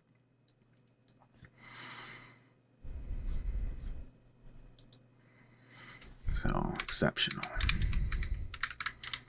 Okay. So high, Naz is high -1, so Naz is above average because of the debuff.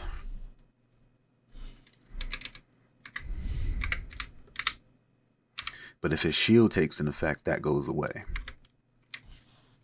So it's Naz is above average versus...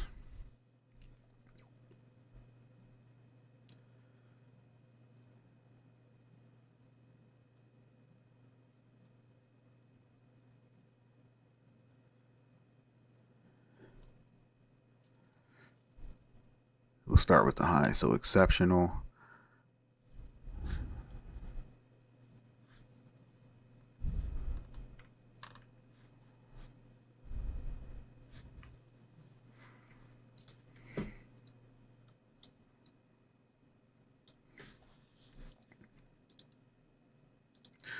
So exceptional +1 +2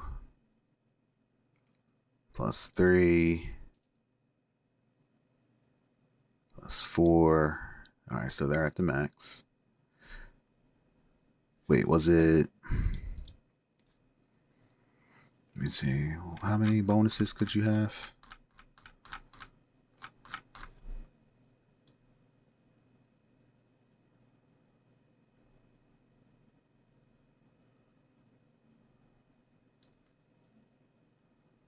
Maximum of 4 combatants.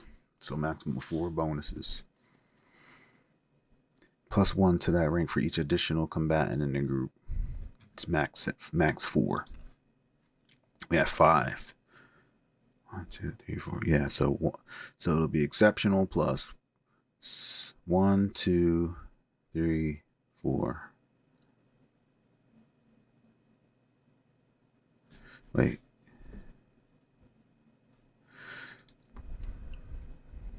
Apply +1 to that rank for each additional combatant in the group who has a rank that is no lower.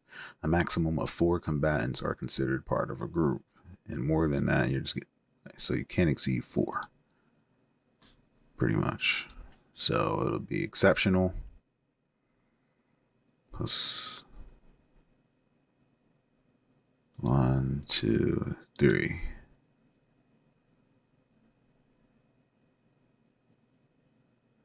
So exceptional plus 3. Exceptional plus 3. 1, 2. Superhuman. So it's going to be above average.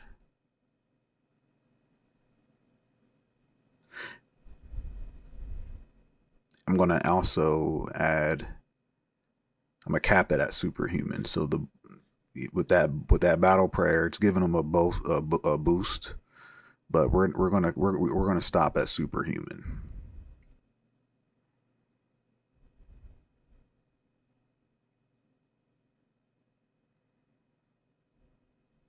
Forget it. We'll go to superhuman 2 since it's there. Yeah, we'll go to superhuman 2. So it's going to be above average versus superhuman 2. So that's going to be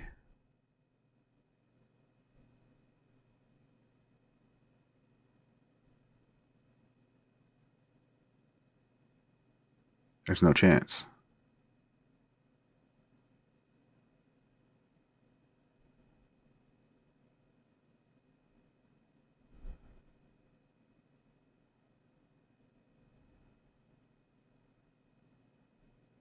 So will he not get the effect off?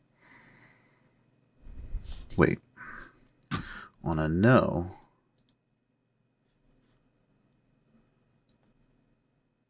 Yeah, no, we're not going to do superhuman 2.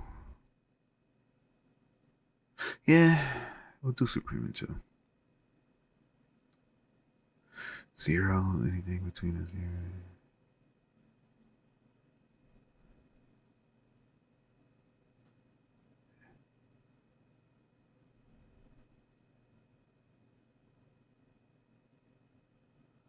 Yeah, there's no chance.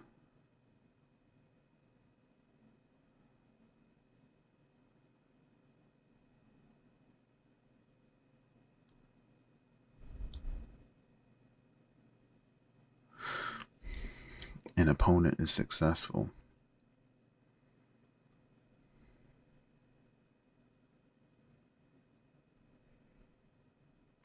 Determine the relevant clash ranks. The class, if you're using the so, wait.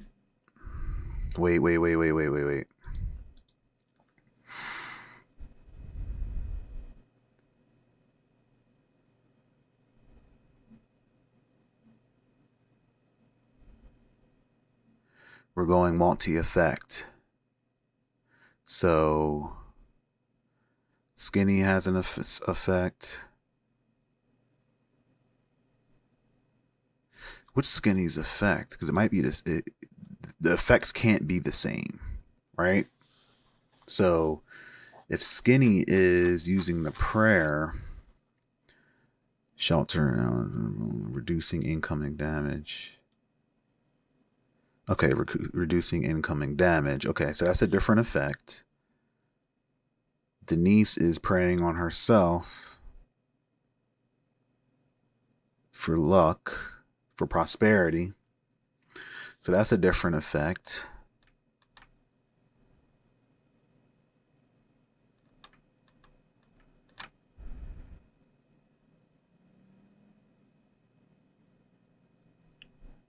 And the rest are attacking. So that's attack and 2 additional effects, two different effects.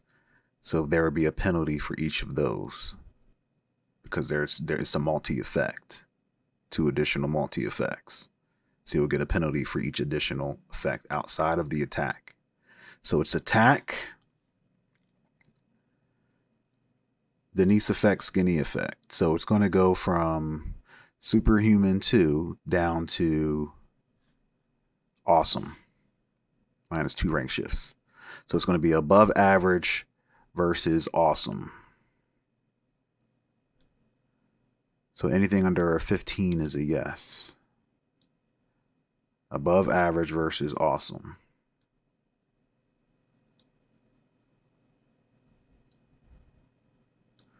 Above average versus awesome. Anything under a 15 is a yes. Is Nazareth successful at getting his effect of the Coliseum off the jump?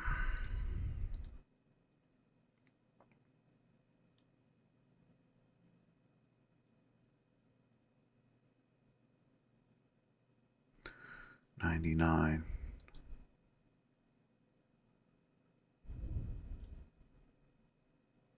That's an exceptional no. And according to the rules, an exceptional no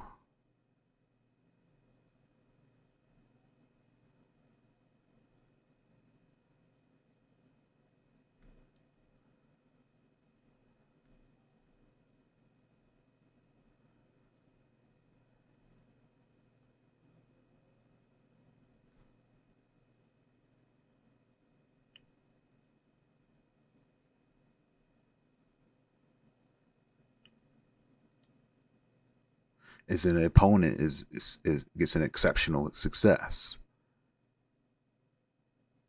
And an exceptional success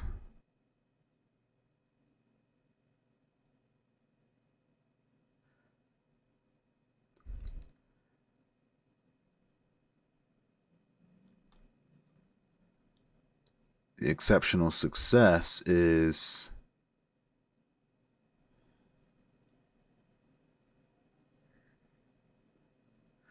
the characters succeed getting the effect they want and receiving a +1 rank shift for the next clash. So they are successful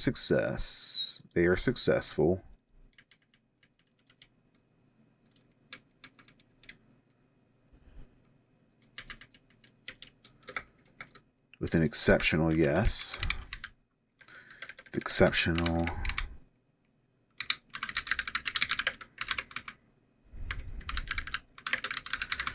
Exceptional success. Good guys.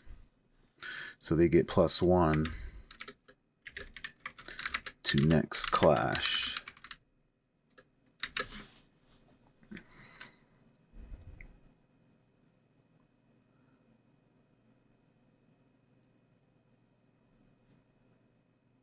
Ayanga, Sam, and Laz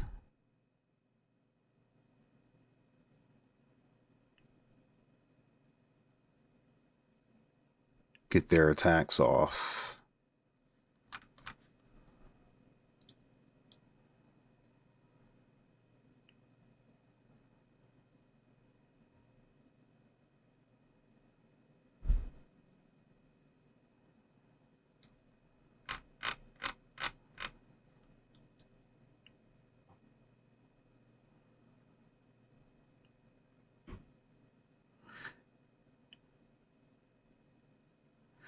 If they prevail in damage combat action, take the highest rank damage among the group and +1 for each additional damage.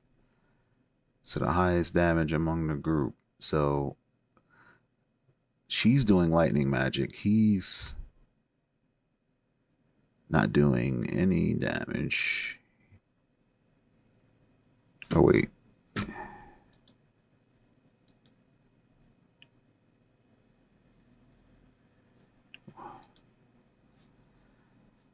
Sam. Grappling, training artist, subduing a opponent using holds and submission. So a hold and submission is kind of a an effect, right?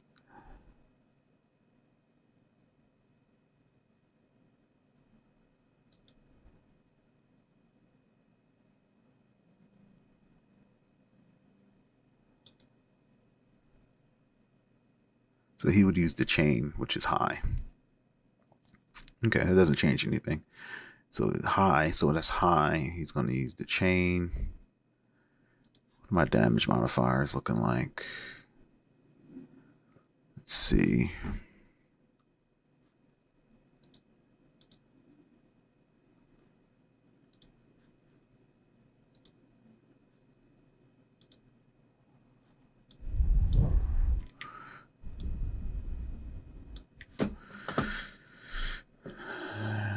Melee weapon, standard sword, battle axe,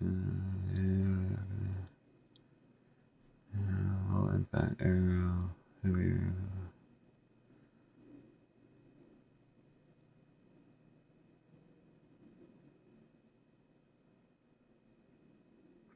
We're going to consider it a melee weapon, melee blunt weapon. It's going to have blunt impact, damage rank of strength or combat skill rank +2. So it's going to be damage rank of strength. So it's going to be his strength +2. So strength +2. Sam's strength is exceptional. So Sam has exceptional strength. Lazuli is using Viper Strike, which I believe. What is Viper Strike? Martial arts style implements speed to strike in quick succession. What weapon? Oh, stick fighting. So her weakest attribute is strength. So she won't be applying any benefit. And who's the other person? Ayanga is using magic, lightning magic.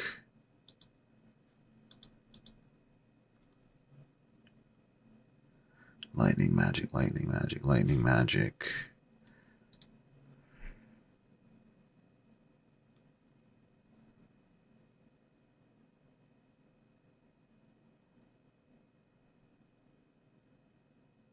I'm going to consider that a heavy projectile, exceptional damage with high lethality.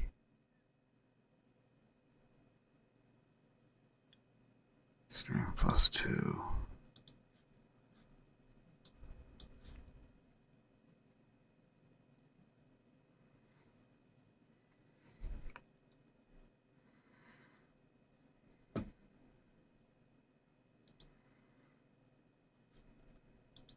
Exceptional strength. Exceptional. So strength +2 is strength +2.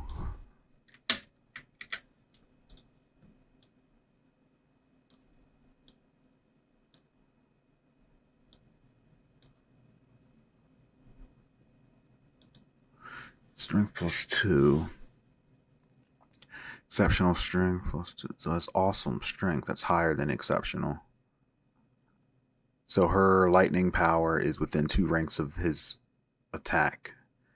So it'd be superhuman. So it'd be his attack of awesome plus superhuman. It'll be superhuman damage.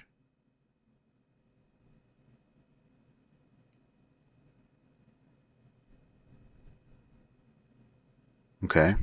And it has to exceed, it would have to exceed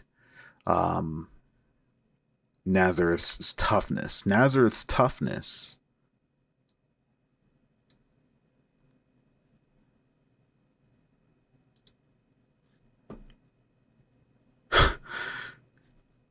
is exceptional rank, right? Exceptional toughness, but he has juggernaut skills.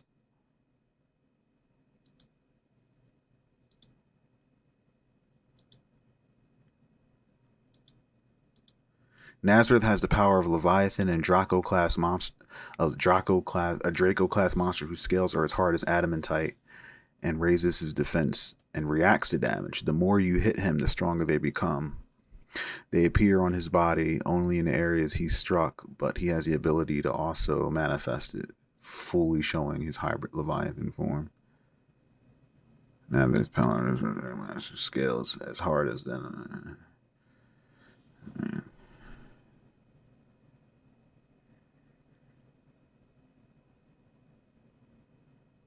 So I'm going to give a bonus to his toughness. I'm going to give it a bonus of 1.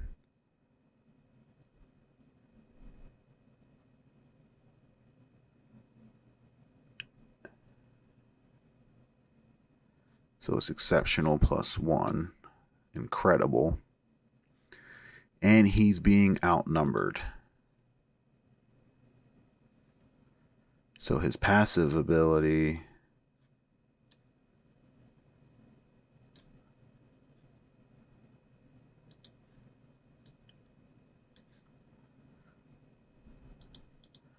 Overwhelm Berserker Soul. When faced with multiple enemies or an enemy that's stronger than himself, Nazareth will further give into his bloodlust, drawing even more of his Leviathan power. Increase his physical attributes to combat the threat. In this form, he has no choice but to fully transform into a Leviathan, and he has a powerful purple-black aura. If he's transforming, it's not passive, right? So he has parentheses in here, passive skill, but no, it's you would have to actually transform, it seems.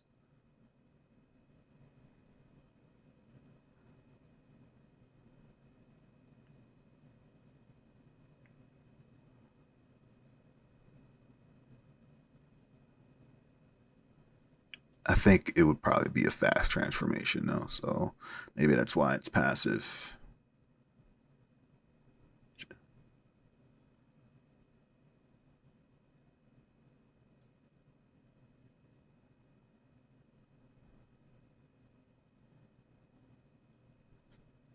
Yeah, one thing at a time. This is all just happening in one motion. He doesn't know who's fully attacking him yet outside of what's happening in this moment, so he's not transformed yet. So his toughness is incredible. The attack on him is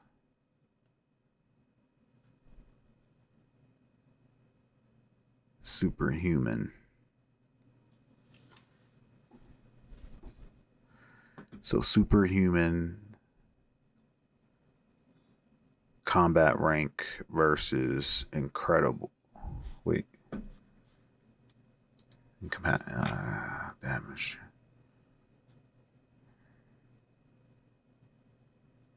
When it achieves success in the damage rank,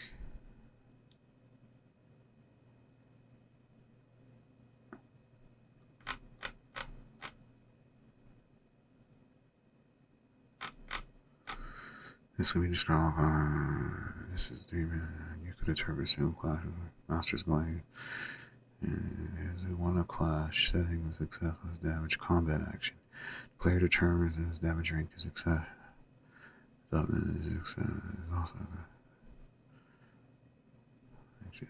Okay.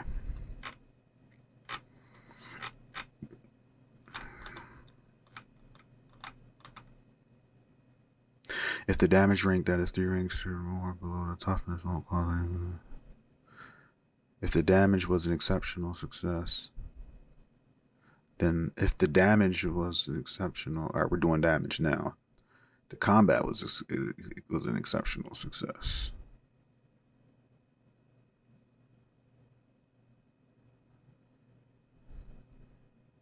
So they're getting a +1 to the next.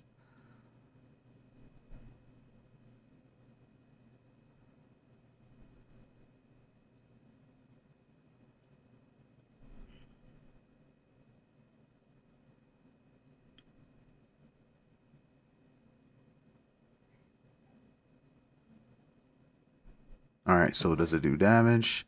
Because it is higher than the toughness of incredible, it's going to inflict a rank shift wound.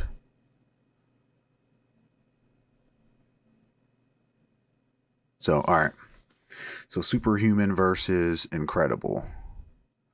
Superhuman versus incredible.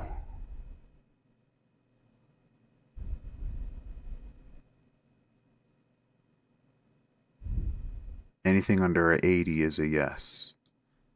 Anything under an 80 is a yes.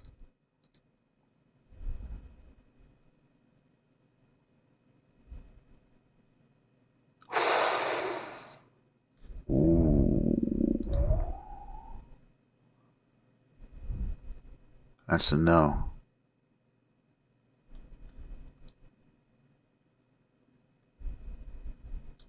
So he eats that shit.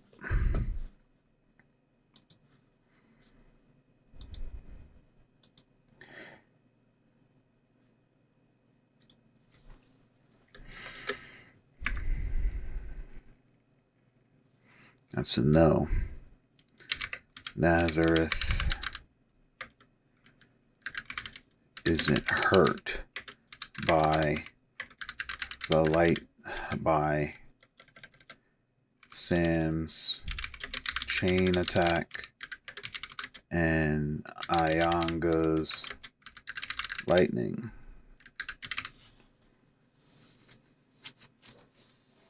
Because he failed at erecting the shield,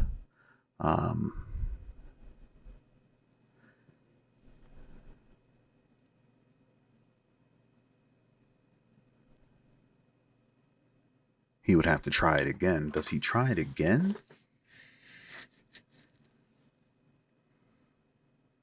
The combination of... So Nazareth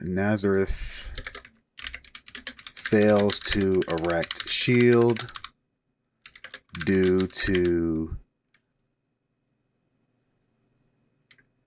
prayer debuff and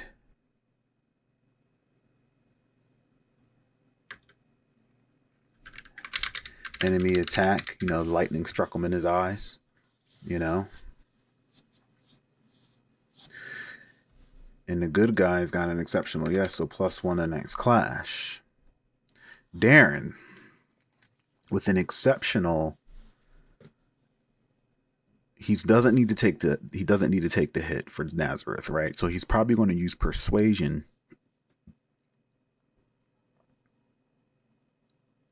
Average Persuasion will give him a plus. We'll bring him the high for the buff from the prayer. So high Persuasion.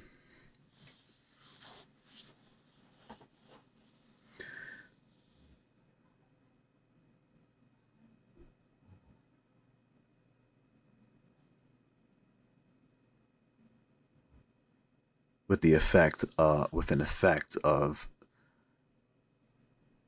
stopping the fight. But who's he going to tell to stop?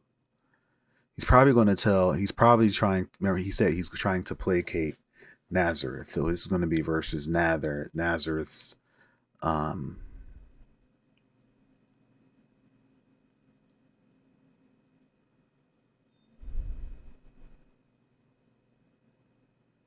intuition.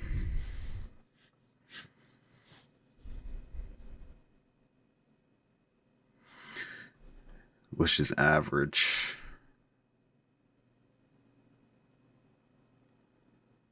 I'm gonna say I'm gonna have to give a penalty just due to the circumstances.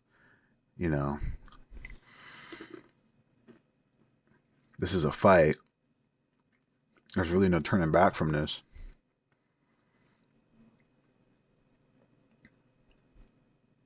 I'll give him a penalty of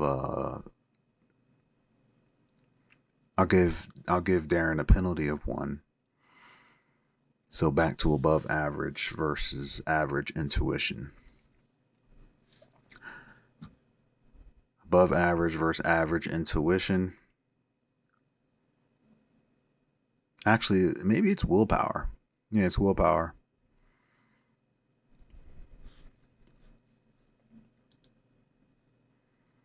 It's going to be versus Nazareth's willpower.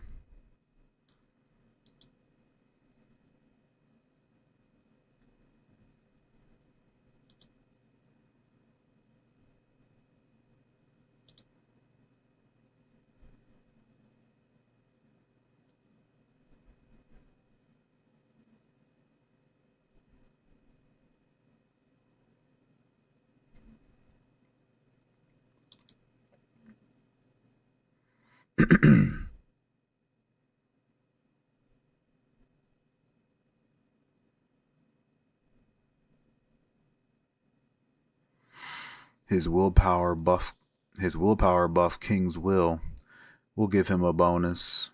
We'll give him a bonus to his willpower. So we'll give it above average. We'll give it above average. So it's going to be above average versus above average. Let's see what we get.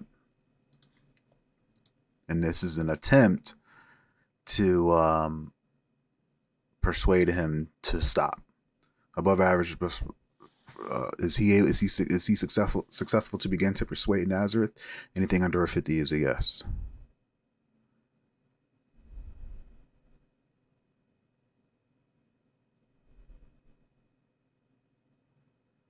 No.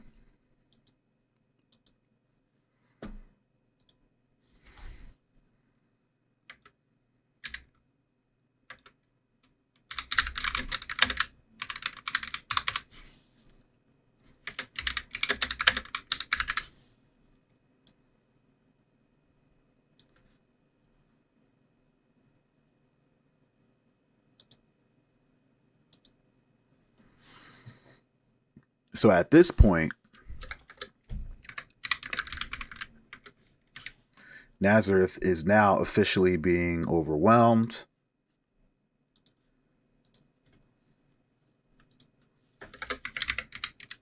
He will get, in addition, he has a -1 RS from the prayer, but he has a +1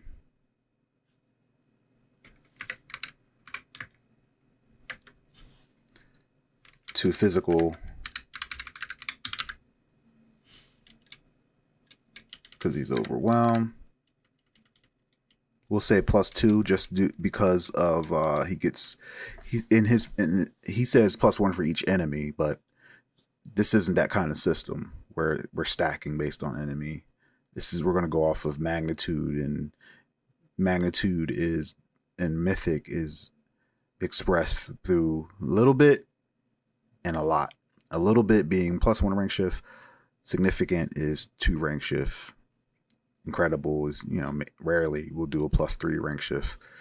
But due to the sheer amount of people overwhelming him, we'll give him a +2 rank shift bonus to his physical attributes. Because he's in his overwhelming berserker form. And then worthy adversary, enemies brave enough to challenge Nazareth ignites his bloodlust and battle excitement, causing overwhelming and multiple enemies stronger and all his power. Physical attributes to combat a threat in this form. Yes, true. Worthy adversary. We'll give him a +1 for the worthy adversary. So he's overwhelmed. He's looking at them. Wait, worthy adversary, enemy brave enough to challenge. So they're brave. So, all right. So he's going to get a plus. Yeah, he's going to get a +2 to physical. +1 from worthy. Okay. Look, his character is designed to be an absolute tank. If a player wants to lean into one particular aspect like that, they can. There's downsides to it as well. You're also calling a lot of hate towards you if you're if you're like this. So um, I don't know if this is going to go in his favor just because of just everybody's good, right? In a way, and when you're outnumbered, that's never good. So he's definitely holding his own, as he should. He should be able to, based off his character build. And then the others, we'll just call them the others.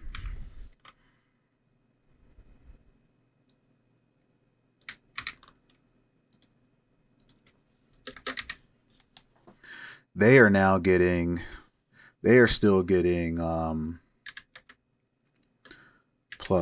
from the prayer. They're now getting, what did Skinny's ability do?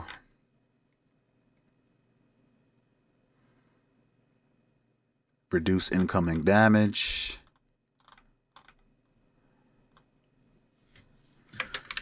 Reduce -1 to damage.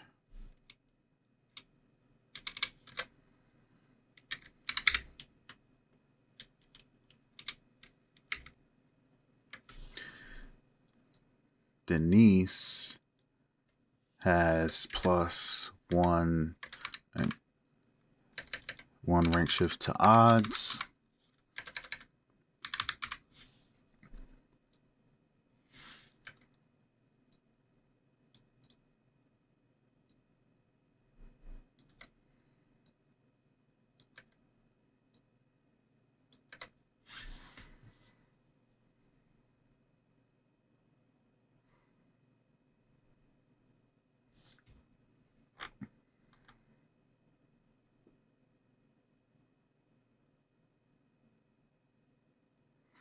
Now that Nazareth is completely buffed, would he try the Coliseum again?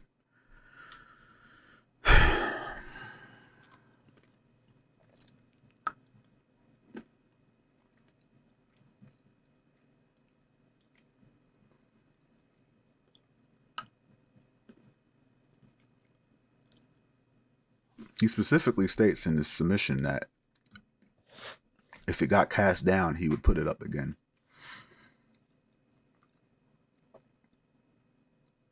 So he's going to try it again.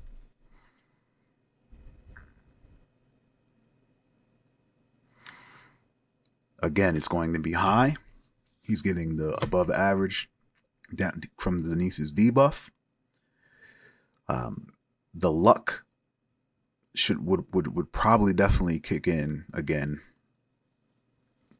So we got to make sure that we apply the luck, bringing them back to high.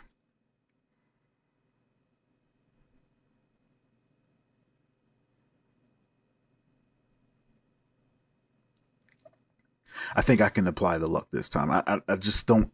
Luck's not going to be this passive +1 bonus to odds all the time. We got to leave things to. Not everything is going to be chance.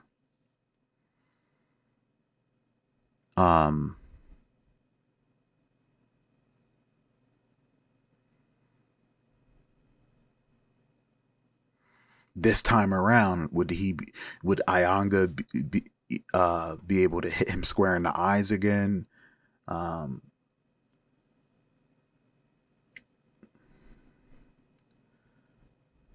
Would the timing work in their favor to stop him from casting the Coliseum this time again?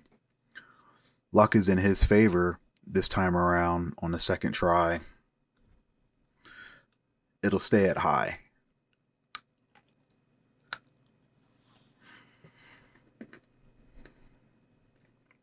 It's not a physical ability.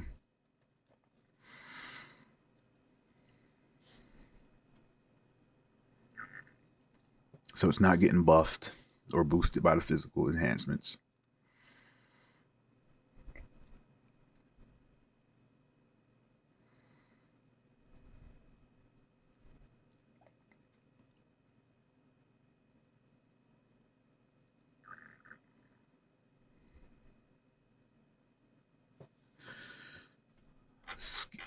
Skinny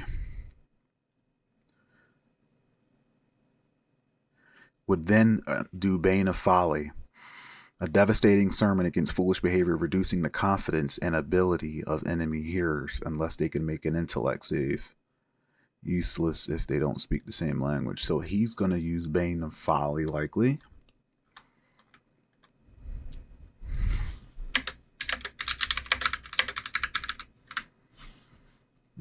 Bane of Folly is going to be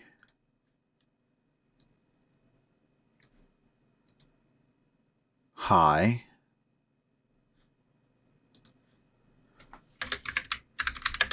versus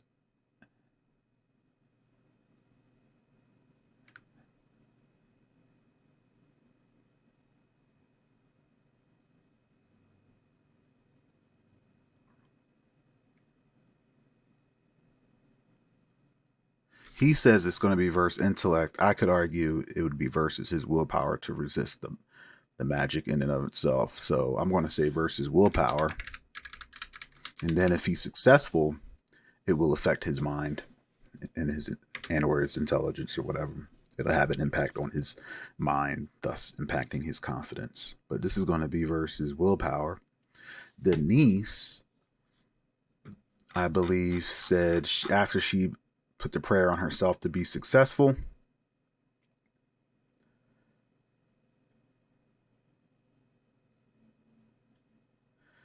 she says she's going to do argomancy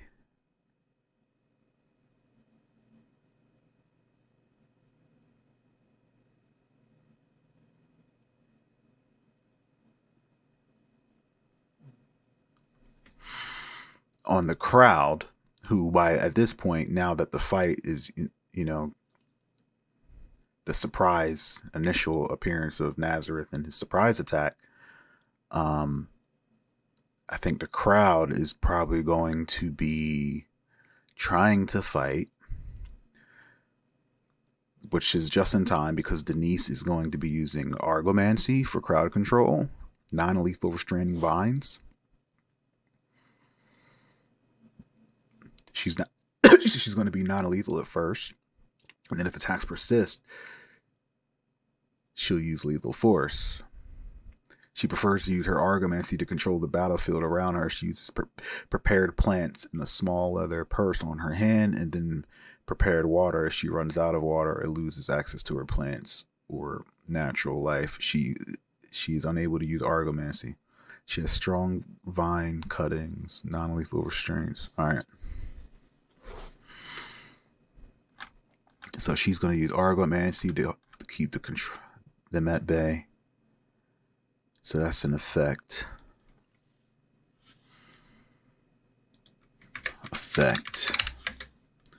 Denise.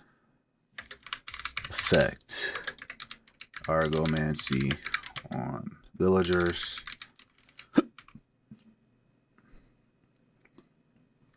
And we'll just say on enemies.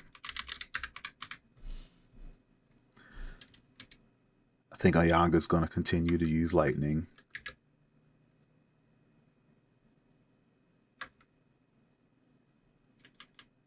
Oh yeah, the group's also getting a +1 to clash.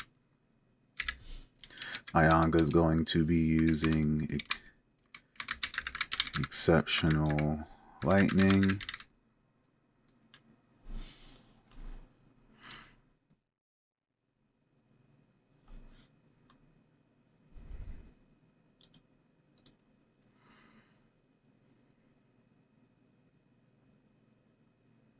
Wait, Bane of Folly. Let me get the number for that.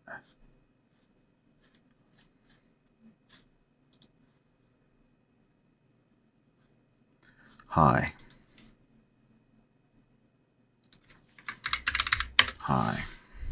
Effect. Denise. Argomancy.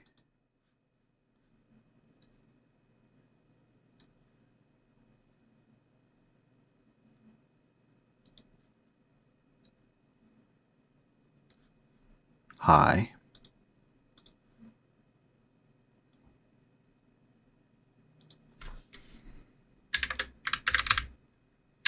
effect. Ayanga exceptional.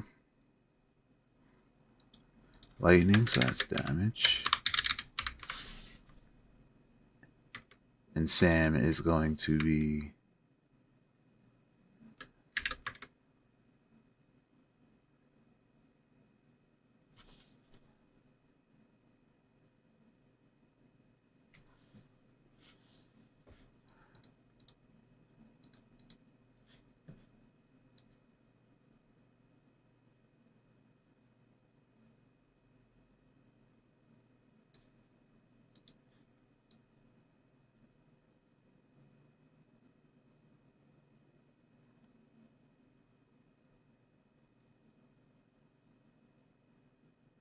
he would probably go with the grapple this time.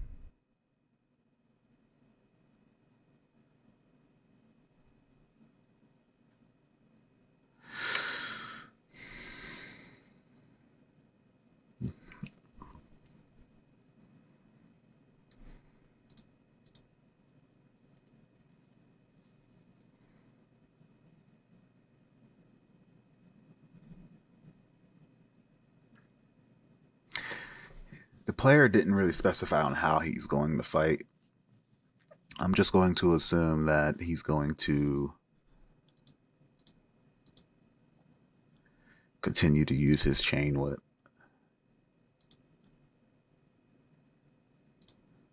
I don't know if you can subdue Nazareth. So he would use his chain.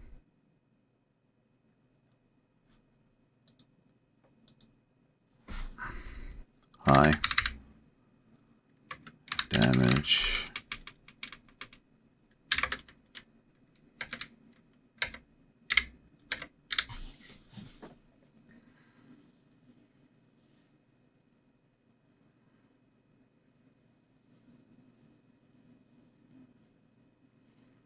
Laz and her Viper Strike.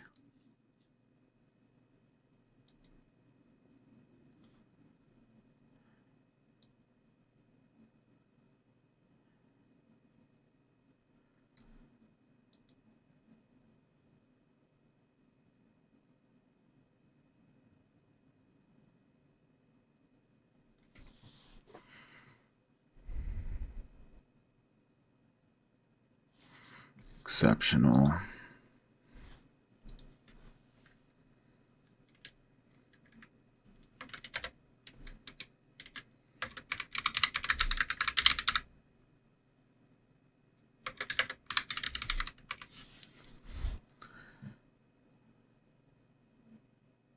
All right, so I think we're going with the dual effect again,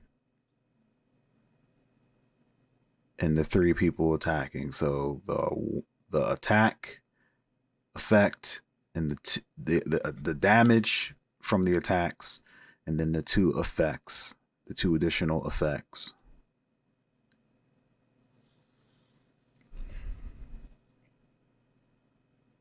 So it's going to be exceptional 1 plus 1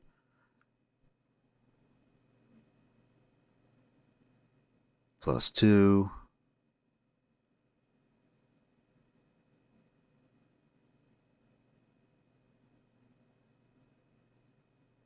plus 3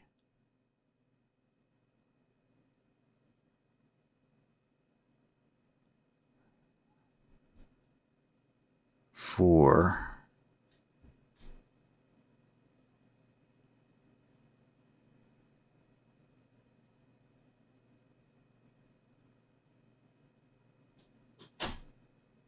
plus 1 for a maximum of 4.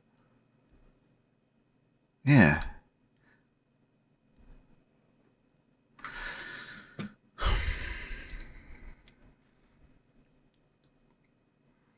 Killing me with this like it's confusing because it's saying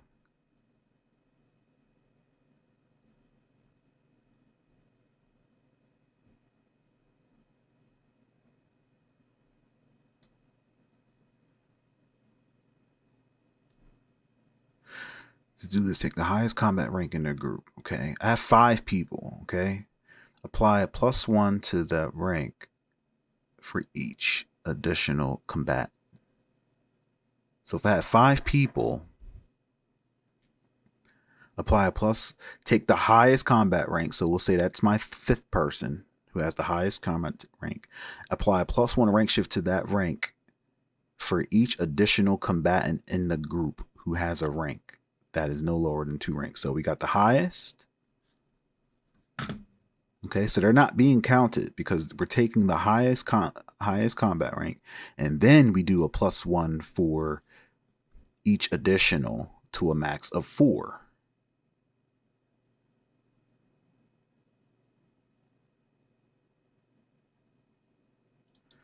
For each additional combatant, there are 4 additional combatants. So the highest, and then the 4 additional combatants to a max of 4. Okay, so it's going to be the exceptional plus 4.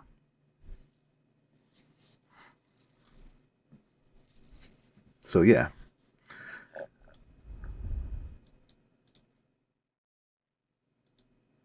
So exceptional 1, 2, 3, 4. Superhuman 2.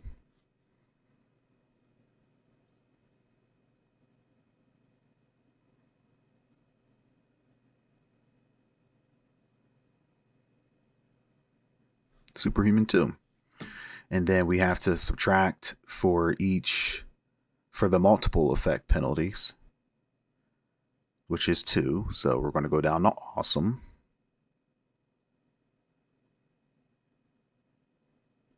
For what Skinny's doing and what Denise is doing. So okay, so it's awesome. And then because they get a +1 for the clash, we're going to go back up to superhuman. +1 for the prayer, back up to superhuman 2. So back up to superhuman 2. And it's going to be Naz's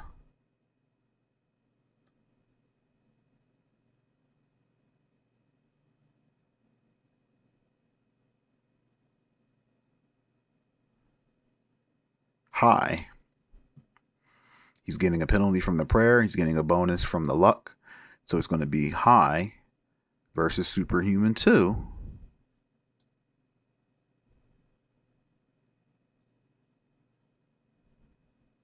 Anything under a 5 is a yes.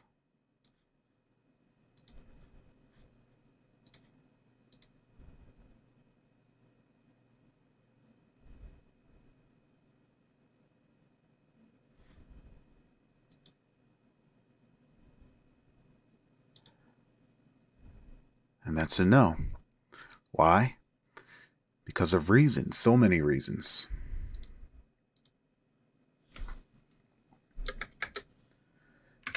Others win.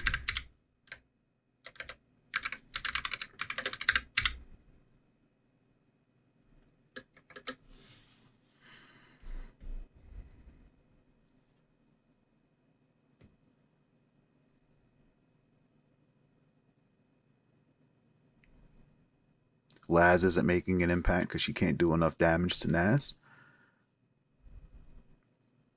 We're going to take the highest damage, which is Sam's attack because his strength +2. So his strength is exceptional. His strength is exceptional +2, so it's awesome. And then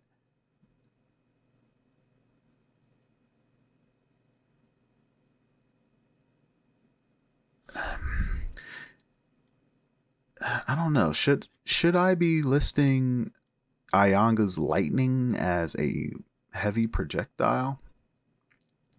Maybe the lightning should be stronger. I would say the lightning would, it's magic.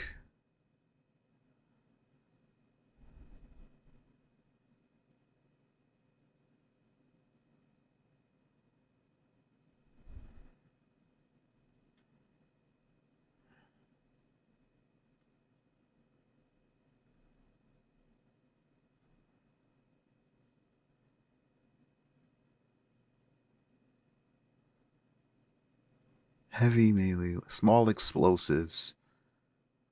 Small explosives, Molotov improvised explosives is exceptional. Battlefield explosives, such as hand grenades, is awesome. Rockets, superhuman. Superhuman 3. I don't know if it's like a rocket. I don't know if it's like a mortar shell. I think it's more of like a grenade. So I'm going to say her lightning is awesome damage. It's awesome damage as well. So it's going to be awesome +1 for her contribution. So it's going to be superhuman. Superhuman damage.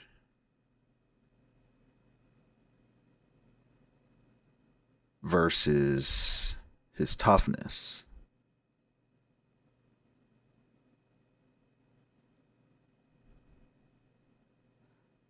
Which is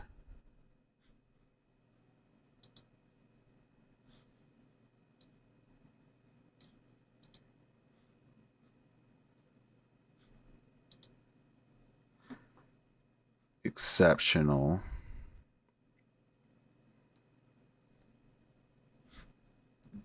+2 +3 +1. So it's going to be superhuman. So it's going to be superhuman versus superhuman. Does Nazareth take damage? Does it hurt Nazareth? And because it's tied, it could do damage. So superhuman versus superhuman. It could do a 1 rank shift. Does it hurt?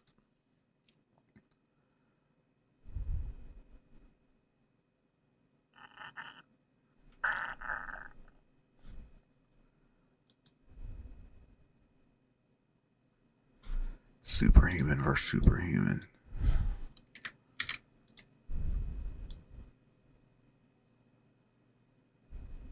That's an exceptional yes.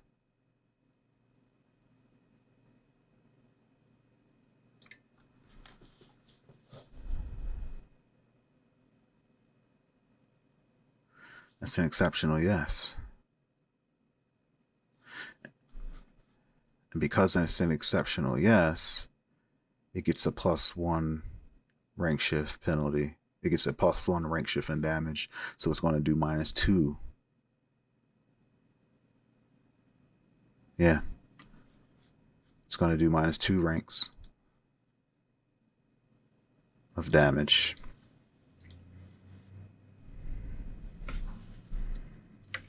Others win with exceptional yes. Hitting for -2. Inflicting -2 rank shift wound.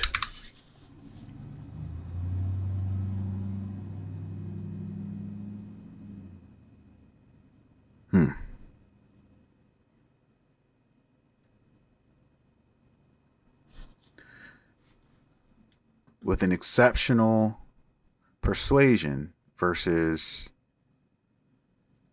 I'll give him a penalty of high. I'll make the penalty has to be even larger. So I'm going to say above average. Because he's Nazareth at this point is matter. Average versus above average. So it's going to be above average versus average.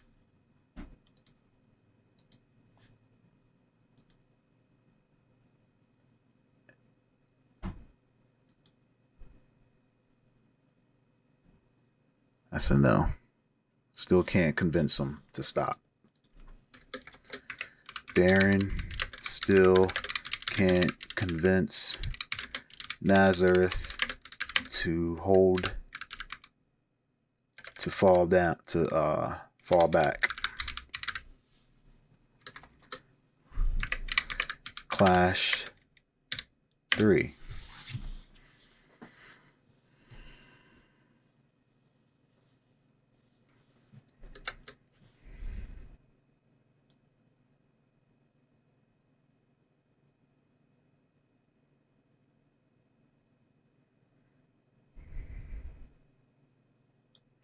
Nazareth can't get the shield up.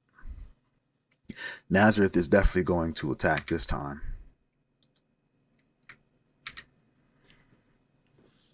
I'll roll dice to back me up.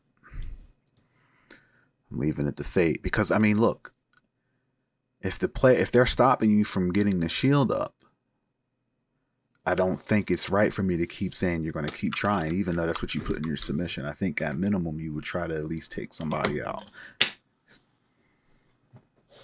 especially because you're Super Saiyan mode right now.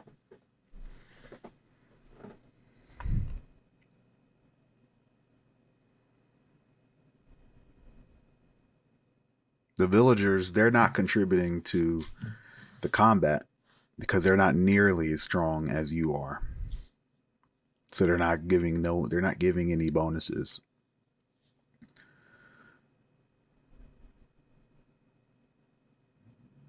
Is Nazareth going to attack? I'm going to say very likely. Anything under 75.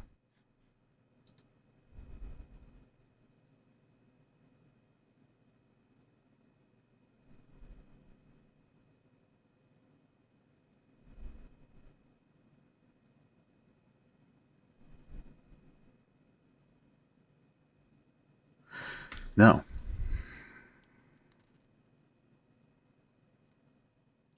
I'm going to interpret that as he's going to attack as well as attempt to do the shield. I just can't see him trying to get the shield up for a third time. So he's going to do both. He'll take a penalty for trying to do a multi effect.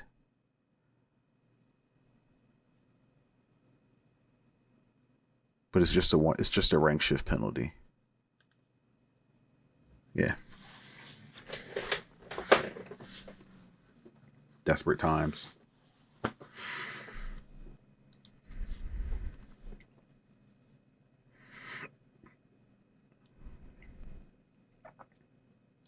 So Naz is going to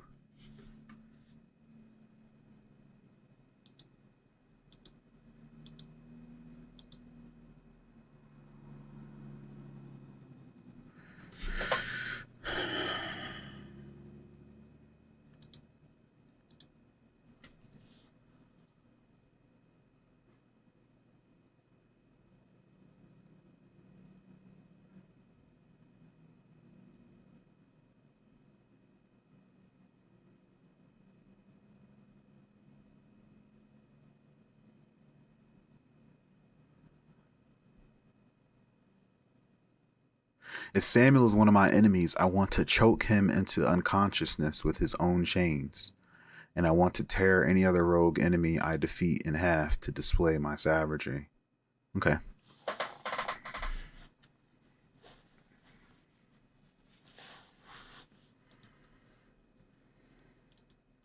His highest attack is...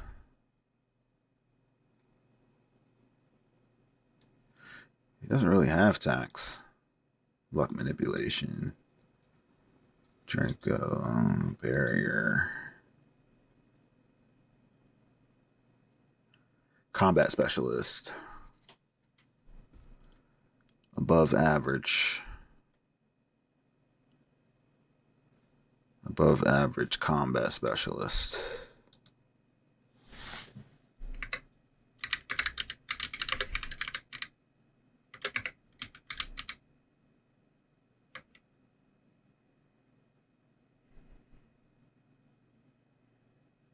Above average.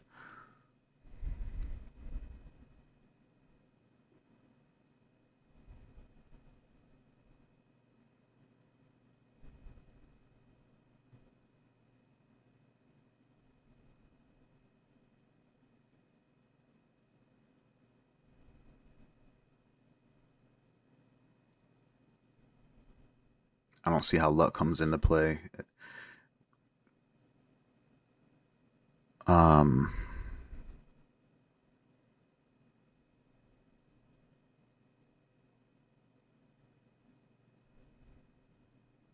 But you never know. All right, so plus, we'll give him a +1.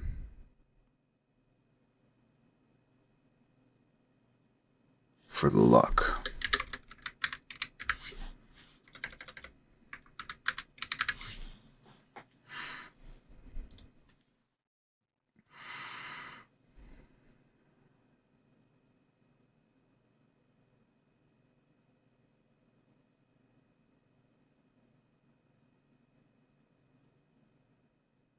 Okay, so in the previous clash, Skinny was able to use Bane of Folly, which makes him less confident.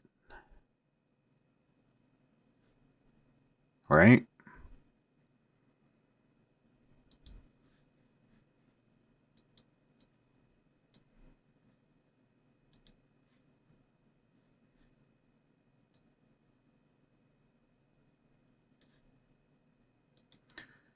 Unleash a devastating sermon, foolish behavior, reducing confidence and ability of enemy hearers.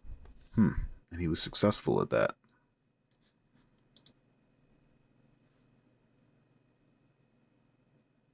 So I need to re-roll Darren's attempt to convince him to stop.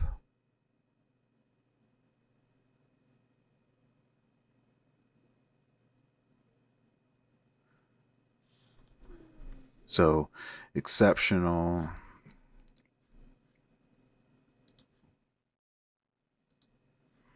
So it would be exceptional -2. So above average versus average. I'm going to bring that willpower.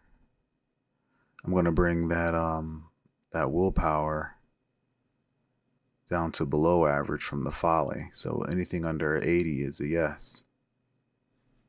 Anything under 80 is a yes. He convinces him to stop. Does he convince him? Is he able to persuade him to stop?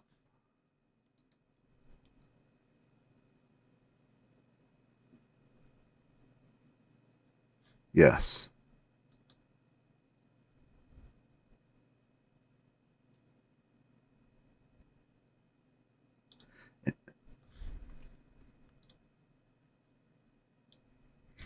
Darren convinces Nazareth to fall back to fall back with help of Bane of Folly. And just like ending or escaping from combat, it wasn't an exceptional yes. So it's an immediate stop. But that doesn't mean that Nazareth won't try to continue what he's doing. He just has a moment of being persuaded.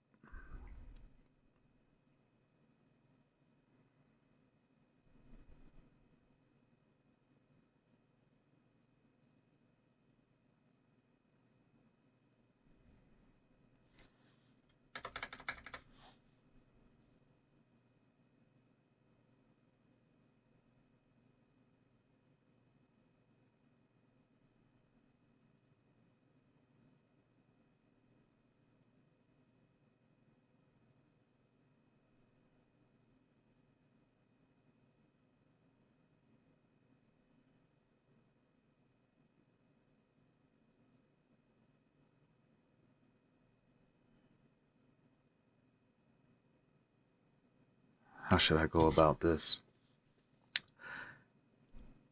So he brings him to a moment of actually listening because of the Bane of Folly.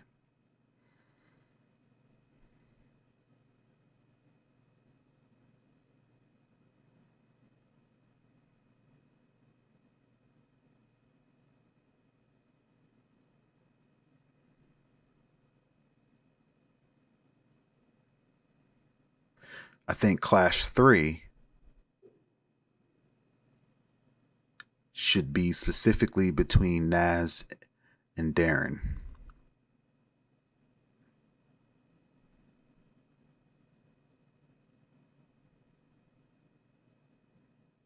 And I didn't even debuff Naz on that. I probably should have for the prayer.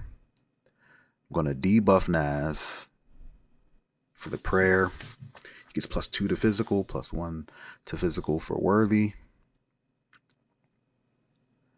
It's going to be Darren trying to do an effect on getting him to stop completely again. He's going to try to use persuasion again to get him to stop.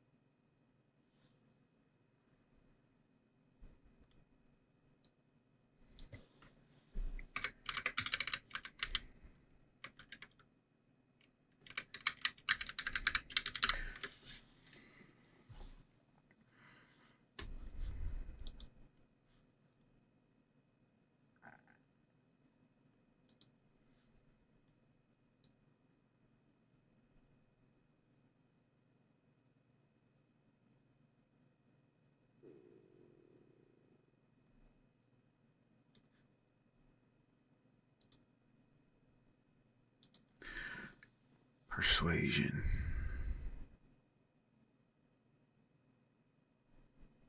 Above average.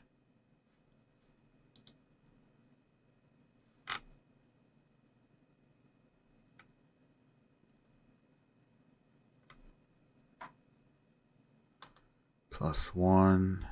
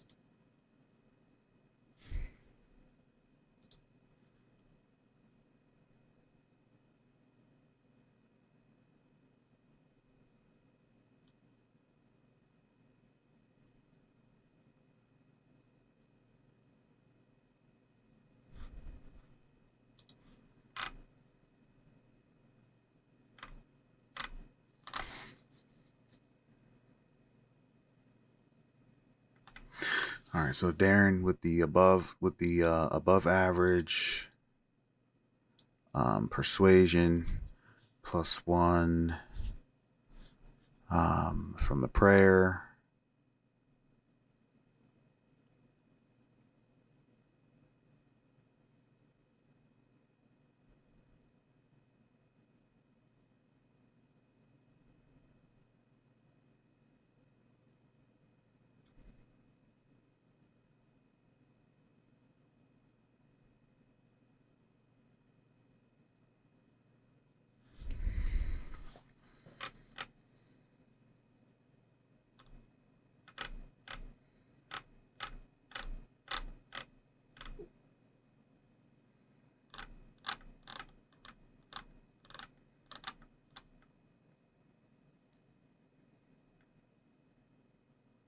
I'm gonna just keep it going. I'm not really sure. I don't remember why Darren. I had Darren at exceptional with the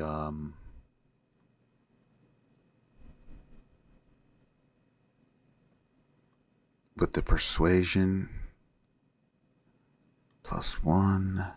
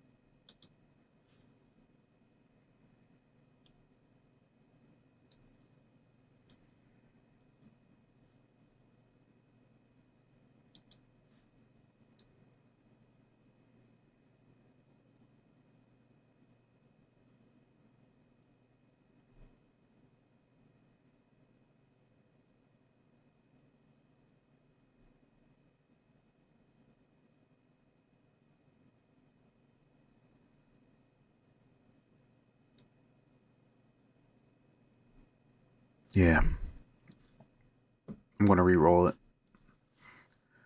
Darren's persuasion should be at above is above average. He's getting +1, so that's high. It's going to be high versus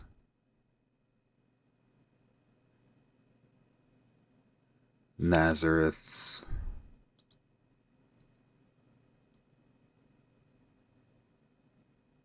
willpower, which is average +1 from the willpower boost, so which is above average. So it's going to be high versus above average. -1 from the debuff, another one from the Bane of Folly. It's going to be high versus below average. Anything under 85. Anything under a 85 is a yes. Is Darren successfully able to convince him to stop? High versus below average.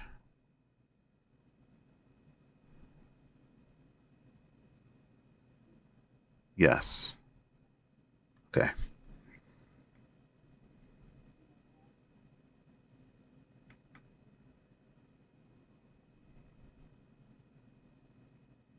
I think I gave him a boost because he was also hurt, and I gave him a boost for Nazareth being hurt, so it became easier. That's probably what it was. Okay.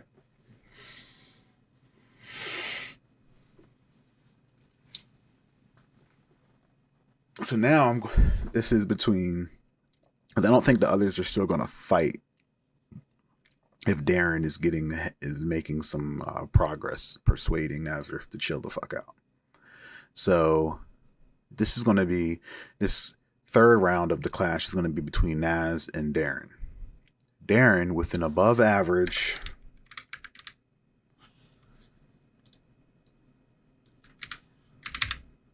persuasion, +1 from the prayer.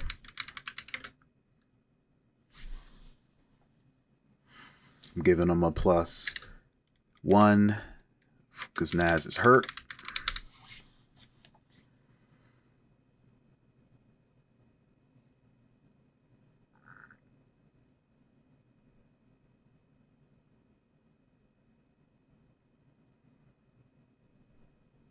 Naz has a willpower of above average because he's getting +1. So Naz willpower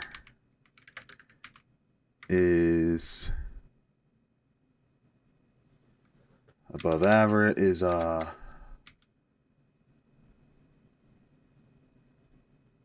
average +1, so above average.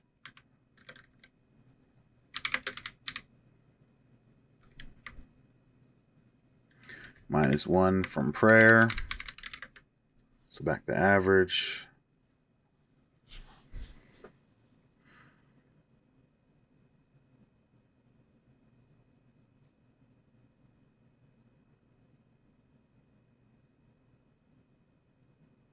And -1 from the folly.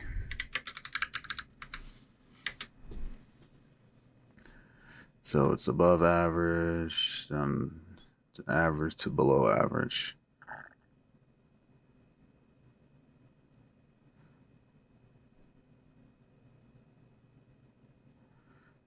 Above average high. Above average persuasion. +1 from the prayer is high. +1 because Naz is hurt. So it's exceptional versus below average. Anything under a 90 is a yes. Is Darren able to to get the effect of having Nazareth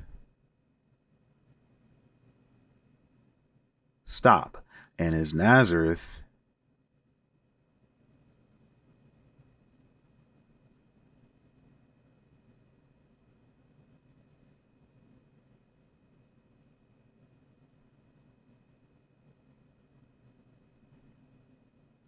I think Nazareth would, if Darren is in his face, I think Nazareth would, he said he's attacking anyone who gets in his way. You know, look, combat abilities overcome all enemies in my path.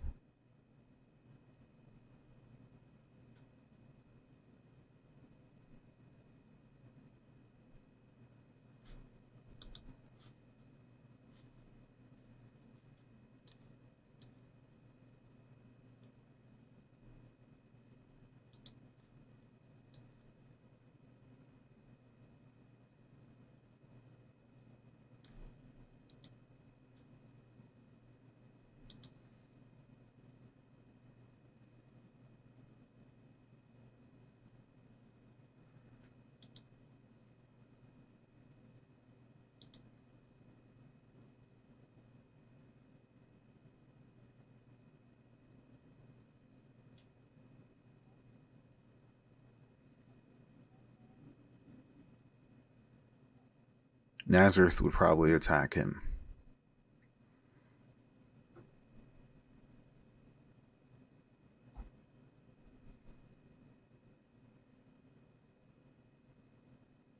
Combat specialist. Yeah.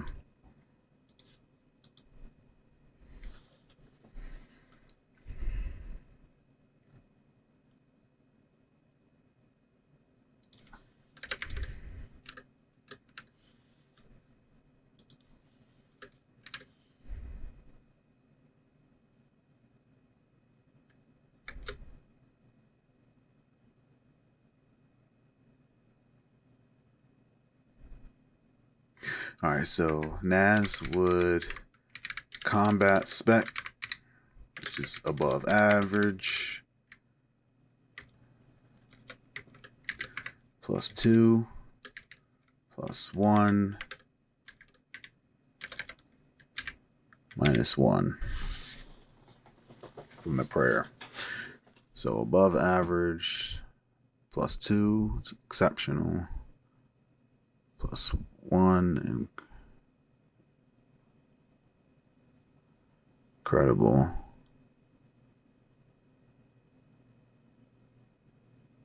-1, exceptional. So it's going to be Darren.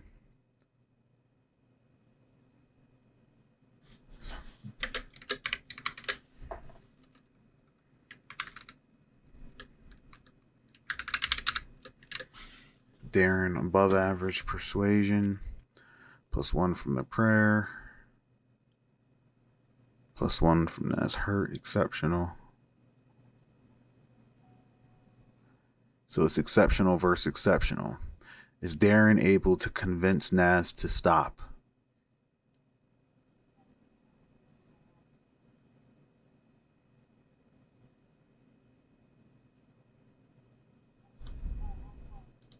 Anything below 50 is a yes.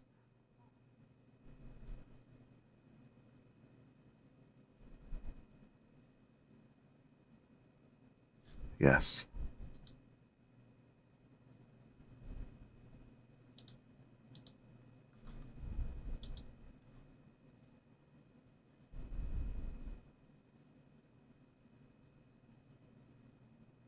Yes.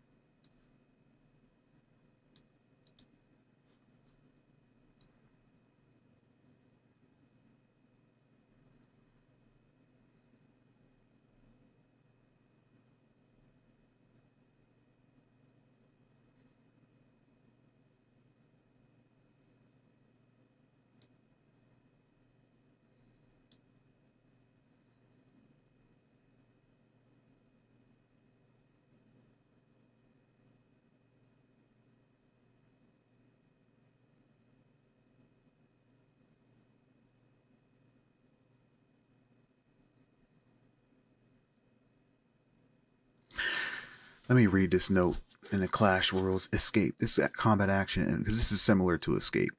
This combat action involves disengaging from combat and escaping. Success at this combat means combat is over for the moment. A simple yes to the clash means the character succeeded in breaking out the combat. However, it doesn't necessarily mean they're safe. The opponent could chase them and to continue to fight. And that's what we did. He tried to continue to fight and he failed again. So a yes to the clash test when trying to escape just means you escape the immediate fight. An exceptional yes means escape is so successful that there is no chance of the fight immediately resuming, even if the opponent gives chase.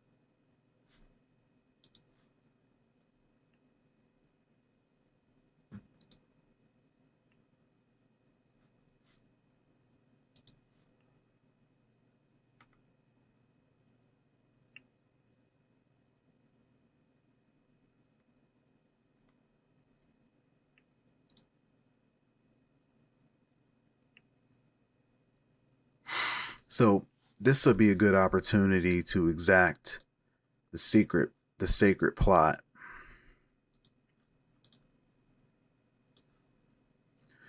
which was there would be a cost for a conclusion.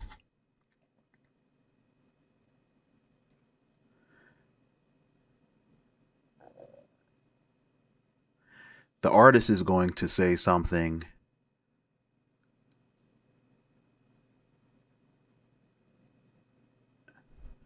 or do something, is going to do something or say something that convinces Nazareth to continue to fight to free him.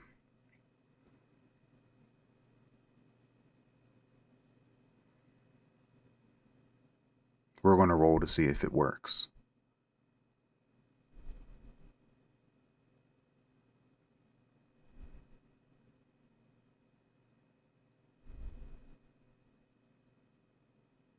I'm going to roll a fake check.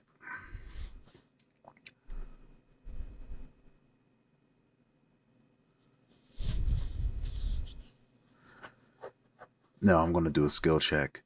It'll be no. I'm gonna leave it up. I'm gonna leave it up to fate,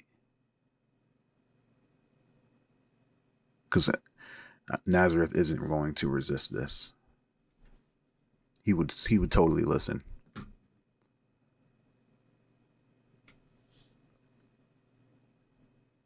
The artist says something, and I'll think of whatever it is that triggers Nazareth to disregard the persuasion from Darren.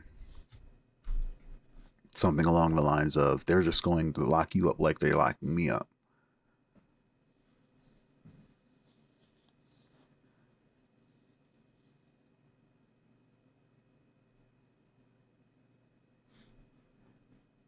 Is the artist successful at reigniting Nazareth?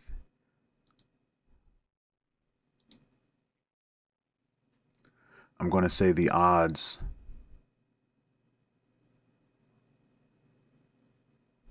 are likely. And because the chaos is a bit ramped up, I'm going to say the chaos is 6. Anything under a 75 is a yes.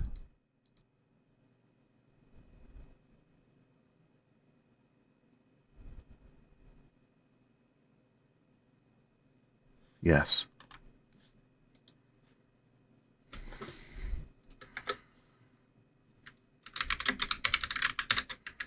The artist interjects, and Nazareth keeps going. Clash 3, or clash round 4.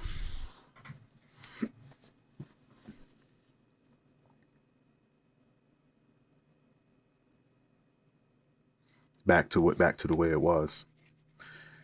Nazareth is going to be attacking with combat specialists,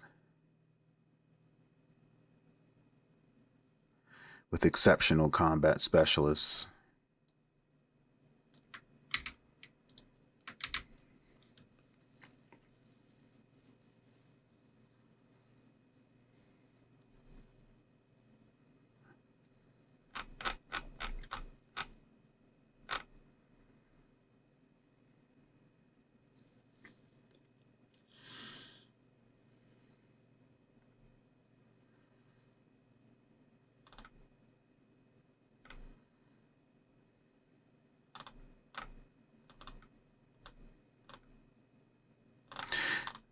And Zanera, Sam, and Zuli are all going to do the same thing.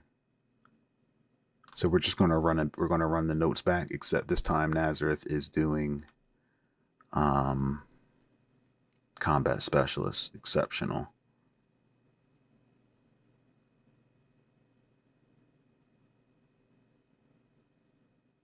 Exceptional versus superhuman. So a little bit higher chance here. Exceptional versus superhuman.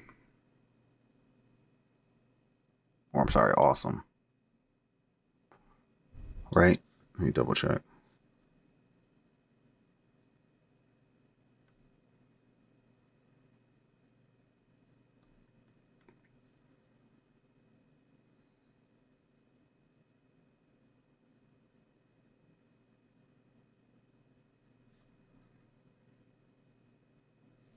Exceptional. 1, 2, 3, 4.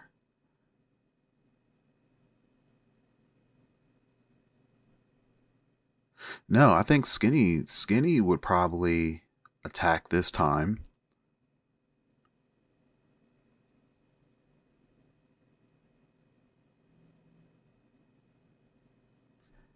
And Denise, I think all the buffs are out. She might be attacking as well.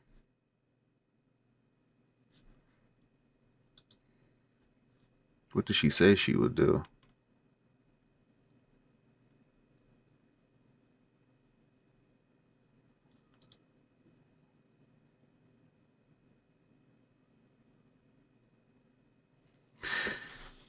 Plants. She will use lethal restraint if they persist.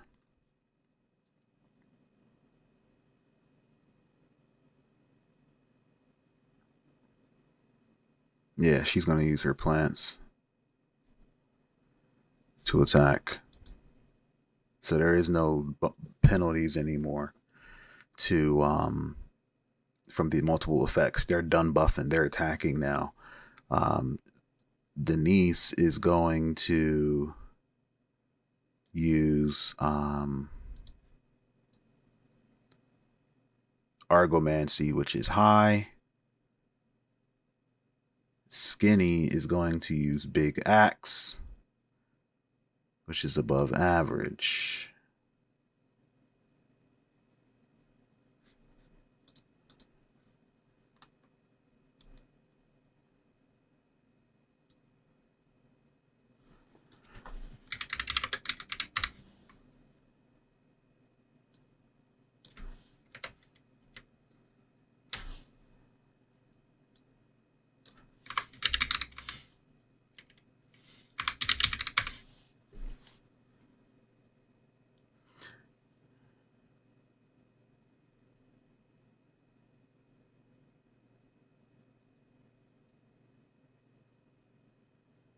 Ionka's using exceptional lightning. Sam is using high. Laz is using exceptional, so it's going to be exceptional plus 4, superhuman 2. They're all the same type, so there's no penalties. So it's going to be Nazareth exceptional versus superhuman 2. Exceptional versus superhuman 2.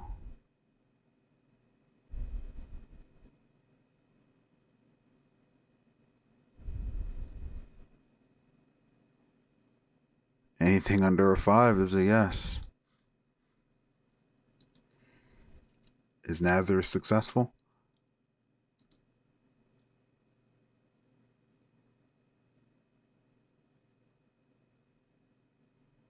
No.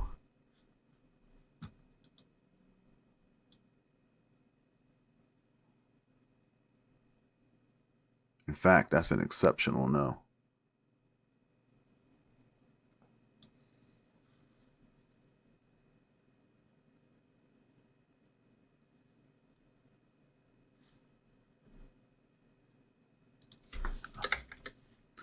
Others win with exceptional yes.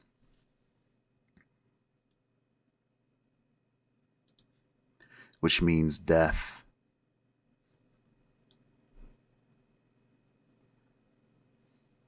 Ending in an incredible. Wait, so they're successful. Now we got to roll damage. Right, we got to roll damage.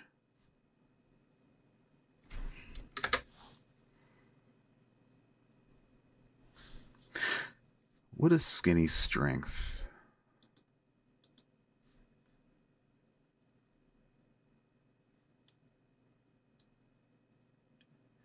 Average.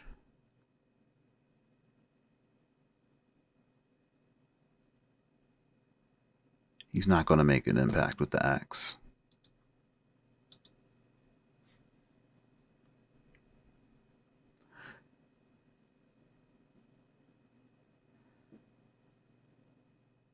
sharp bamboo claws and stuff, sharp bamboo spears.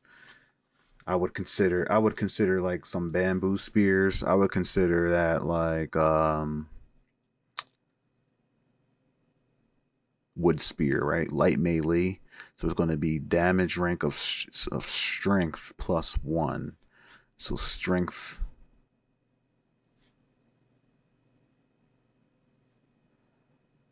let's say strength plus 1. What's her strength? Strength plus 1. Oh, shit. She's strong. But it's magic, right? So it's not going to be powered by her strength. It's going to be powered by her argomancy.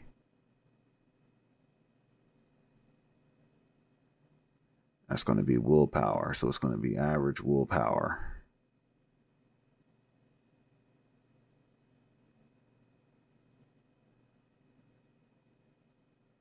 So we'll say average willpower plus 1. So above average.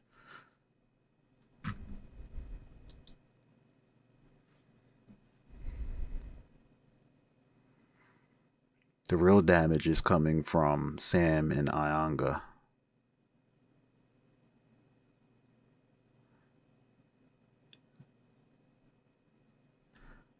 Ianga is doing I think we said hers is going to have the power of a hand grenade, for example. So awesome damage.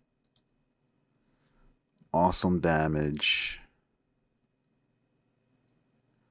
Sam is doing his strength, which is exceptional plus 2. So awesome plus 1. So superhuman damage versus toughness of exceptional. Plus 2 is awesome. Plus 1 from worthy, superhuman.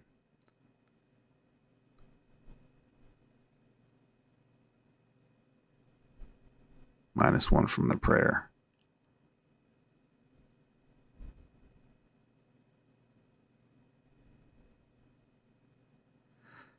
Which I don't think I had it before. So superhuman damage versus awesome. Superhuman versus awesome.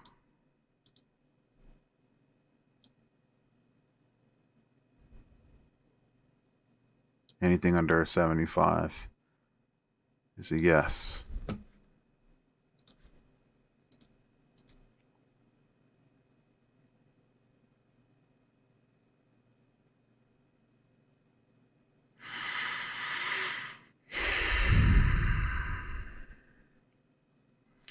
That's another minus 1.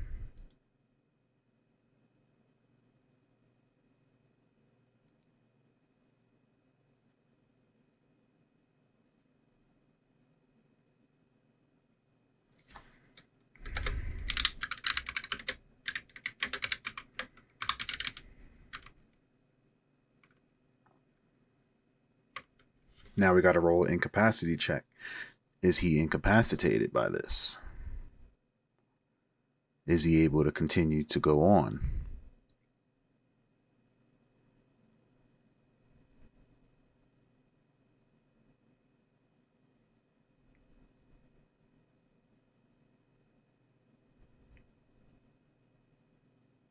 When a character has sustained enough wounds, it becomes difficult to carry in.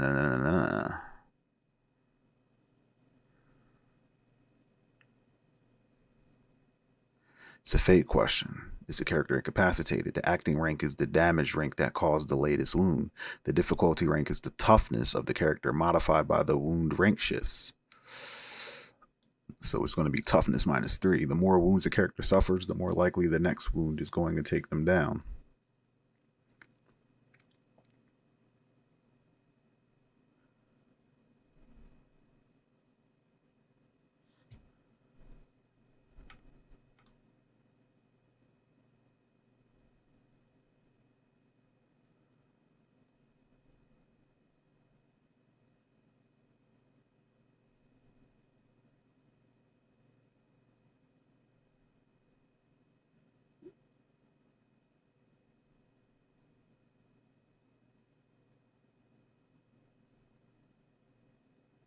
An exceptional no means the character not only keeps going, but the wounds stoked their desire to struggle and live, reduce their wounds by 1. All right, so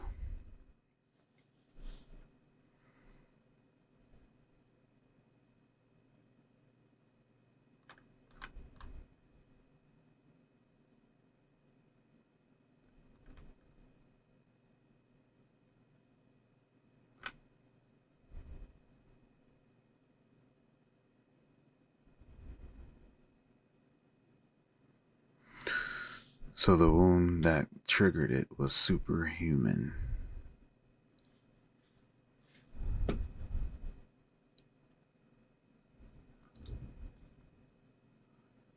Versus awesome toughness. It's going to be superhuman versus, because of the now the -3 wounds, it's going to be superhuman versus exceptional for this incapacitation check.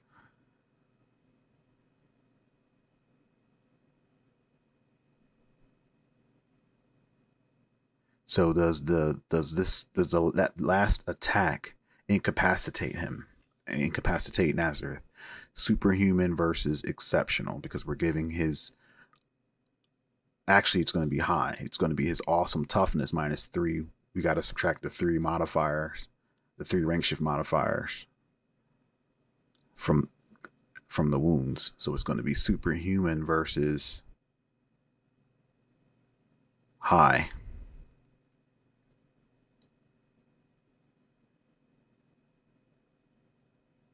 Anything under a 90 is a yes. Does it incapacitate him?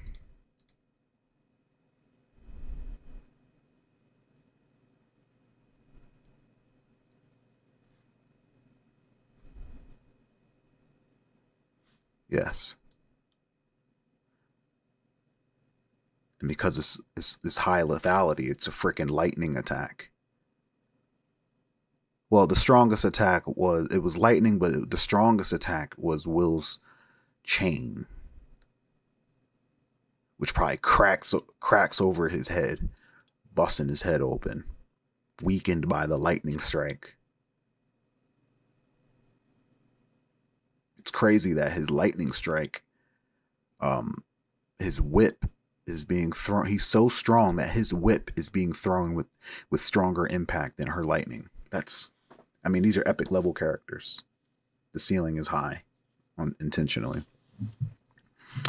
but it's lethal, so it would be considered a death. But we don't do deaths. We just do maims, and it's gonna end in a maim.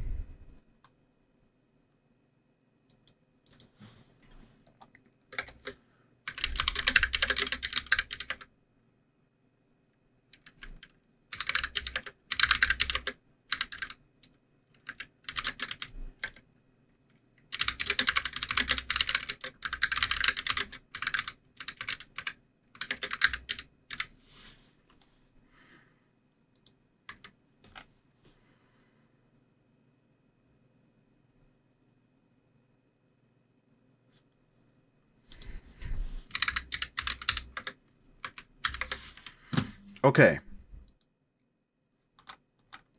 So now with that combat settled,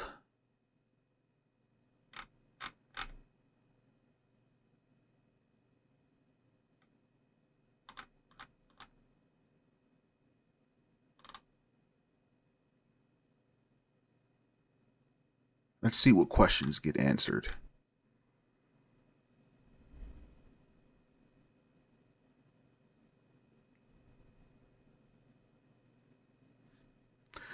Ovaz asks, what exactly did the artist accomplish as a result of the ritual? Does the artist answer?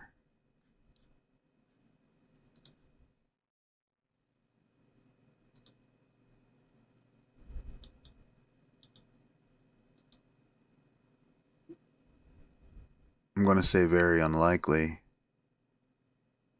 But Darren Lone Swift is in his presence and has the zone of truth, but he doesn't say that he's using that, which is probably why I won't put it in. Darren tries to keep the peace. He tries to prevent Nazareth and the lie from da-da-da-da. He will work together with Will Denise, and as long as they don't attack innocent people. Should the artist be executed, his ultimate goal is to get back. Yeah, so he doesn't say anything about using the zone. So no zone will be used.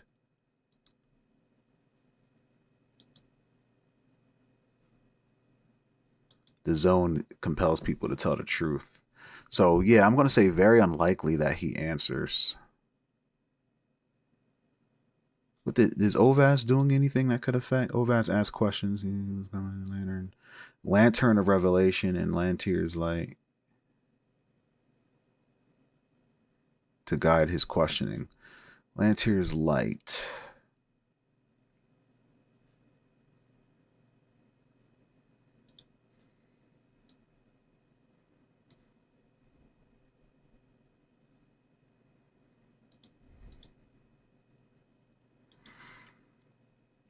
Allows him to foresee possible outcomes.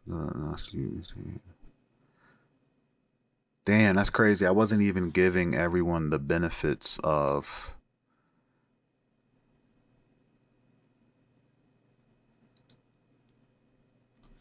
Did he said he was gonna... Did he say he was gonna offer anything?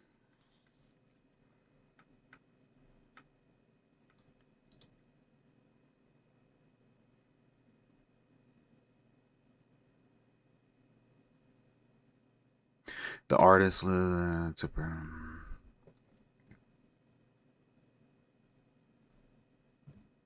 he would use Radiant Beacon ability to attempt to offset the harsh vibes.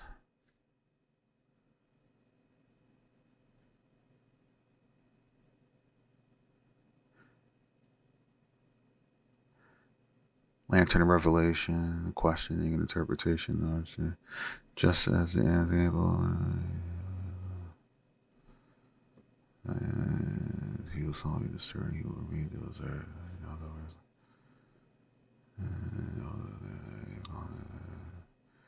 Ovaz will use standard tactics of Radiant Beacon and Shield of Dawn, illuminating sight to ensure that the artist lives long. So he would protect the artist with the, pretty much with the spells. Okay. So.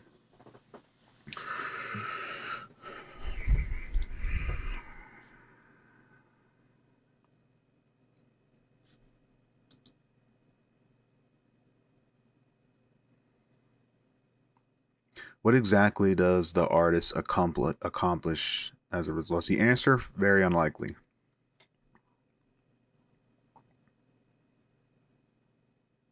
And he's unpredictable. I'll say unlikely. Anything under a 35 is a yes. Unlikely.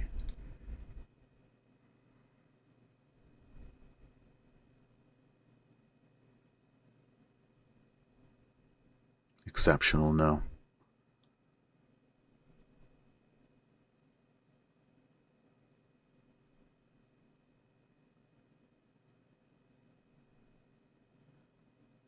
He freaking like just, he starts laughing maniacally.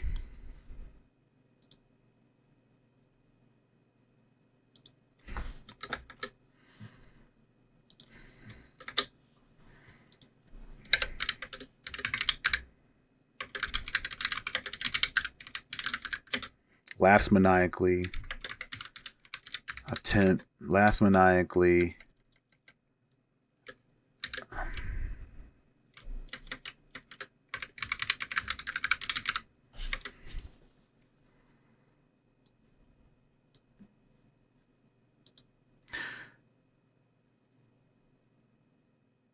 Why did you do it?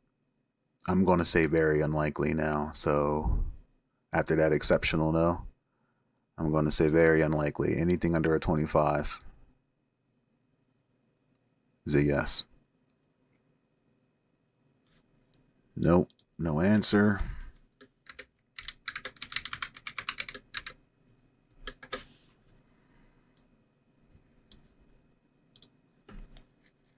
And what can be done to combat the darkness? Again, very unlikely. Anything under a 25 is a yes.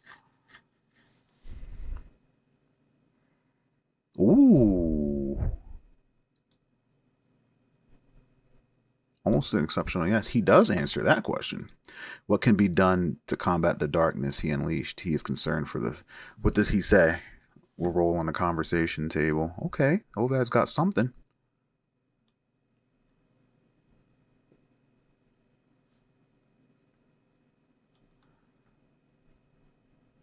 What's he say?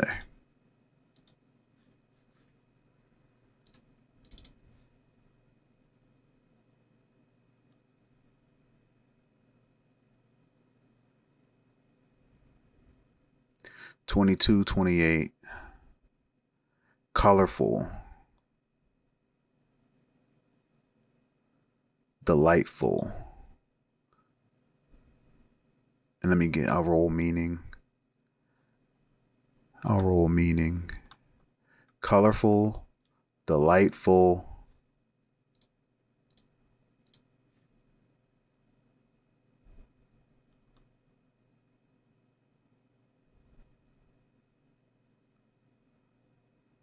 (78, 30). Offensively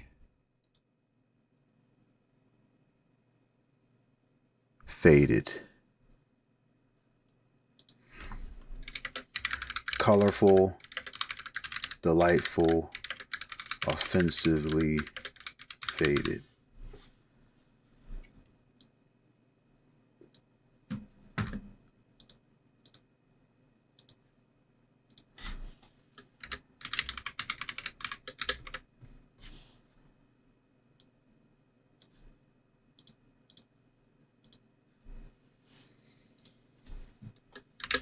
Colorful, delightful.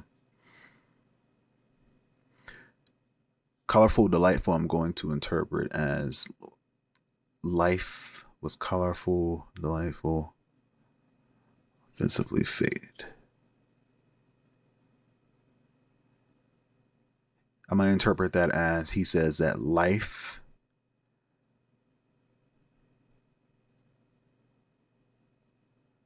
as we know it, the current life, meaning current life, the life you find so delightful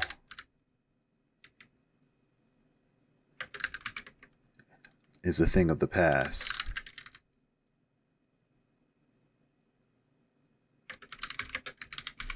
What can be done to combat the darkness? Colorful, delightful, offensively faded. Combat the darkness, offensively faded.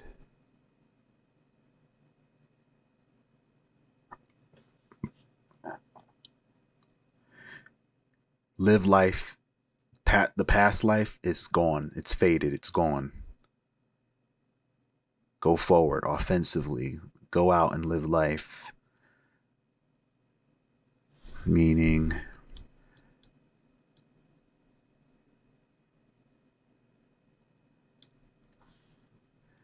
replace the darkness with color, aka life.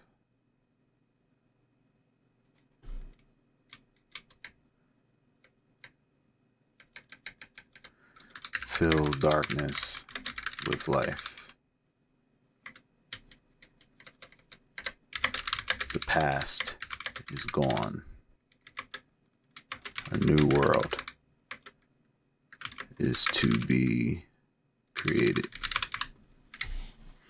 Something cryptic like that, he'll say.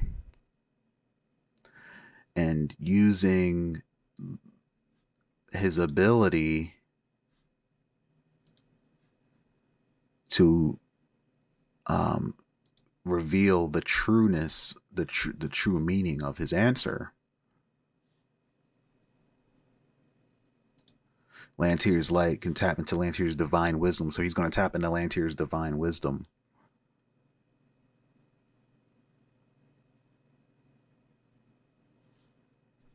Oh no, Lantern of Revelation. Mystical lantern infused with lantern's divine knowledge lights the path. Hidden truths and secrets, and capable of revealing invisible. Okay, so he's going to use lantern, which is high, and we're going to say that the challenge is going to be average. You know, it's just some cryptic bullshit. That's an easy challenge. Easy to be. It's something that can be easily illuminated with Lantier's truth. So I'm going to say the difficulty of gleaning anything worth from this cryptic nonsense is easy. So it'll be high versus average. High versus average.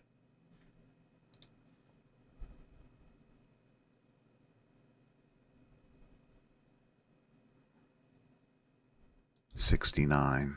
High versus average. That's a yes.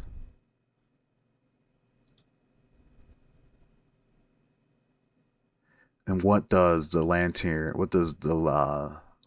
guidance say? I'm going to roll on a conversation table. What does it say to Ovas?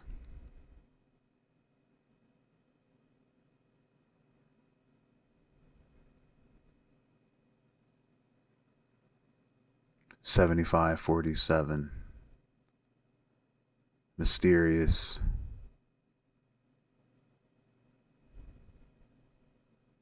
Hasty.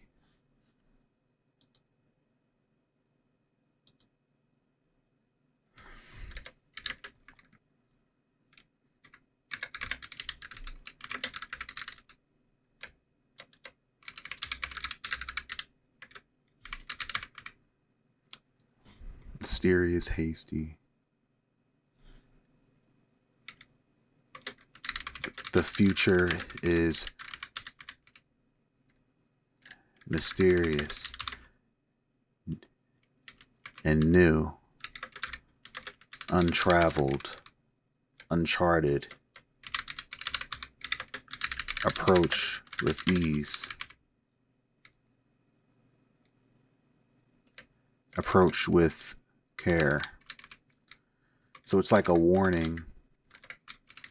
Lantier doesn't even know what's beyond the darkness.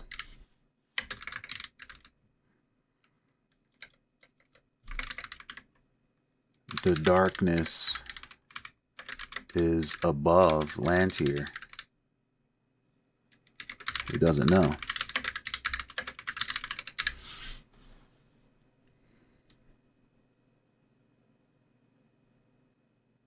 Which coincides with what the player submitted. He said,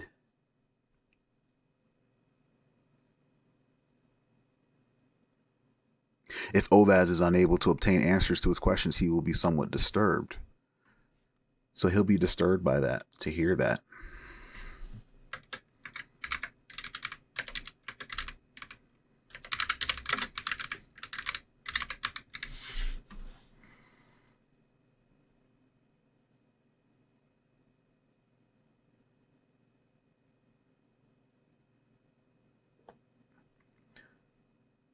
Then Ovaz asks if Lantier wants him dead. What does Lantier want him dead? 50-50.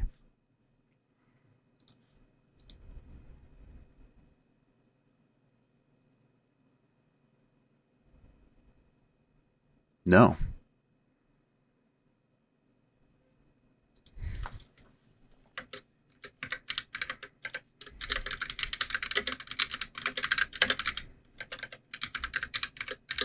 They only vote to keep him alive. Interesting.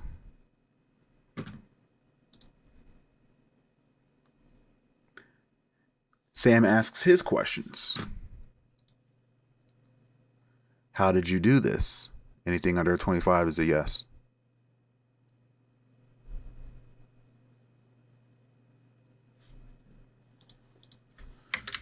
No answer. How do we reverse this?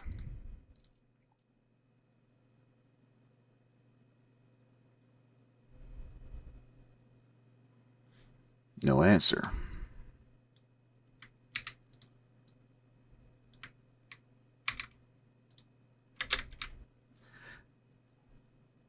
I'm gonna roll 3 more. 1, 2, 3. In order from left to right. Anything under 25 is a yes. Ooh.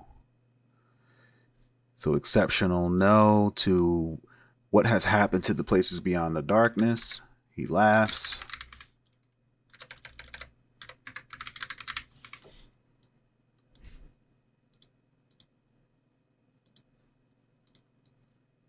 Who do you work for? He laughs. And who and how many work for you? Exceptional yes. What does he say?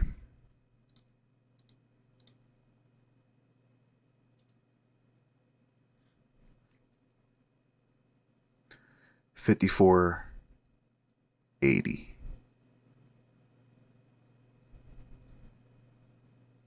Inquire. Offensive.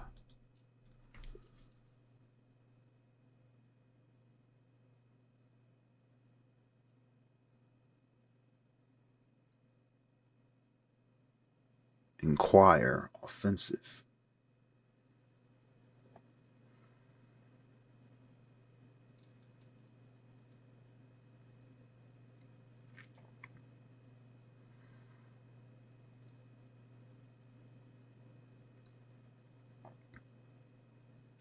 Who and how many work for you? Inquire. Offensive.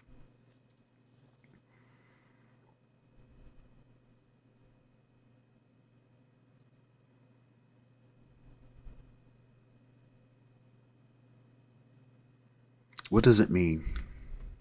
What does he mean by this? Rolling on a meaning table, get a little bit of meaning.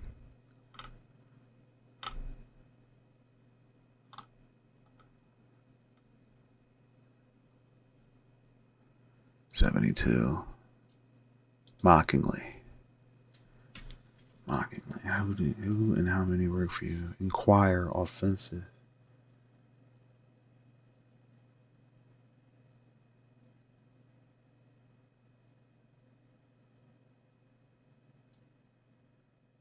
I'm going to interpret this as he laughs. He's offended that he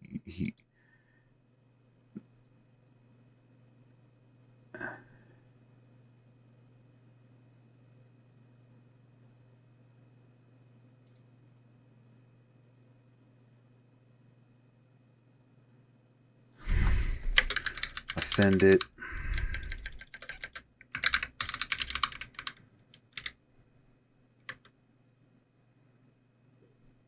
No one works for him.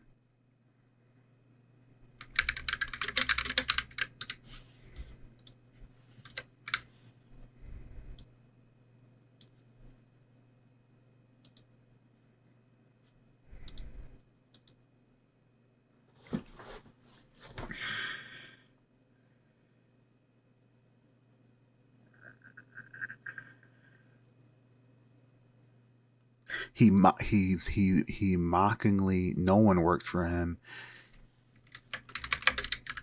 He mockingly counts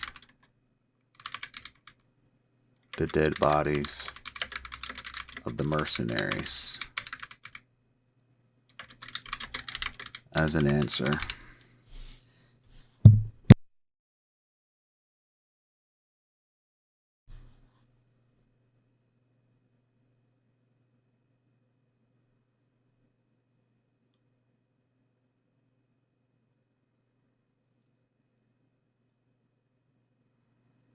All right, so the crowd are chanting for death.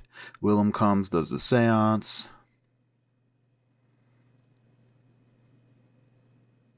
No, mockingly, he answers a question.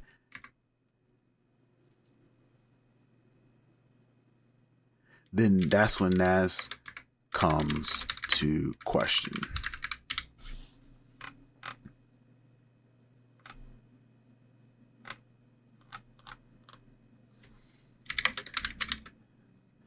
Then fight happens.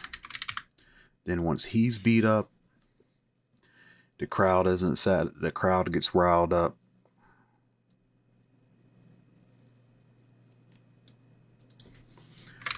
Crowd gets riled up.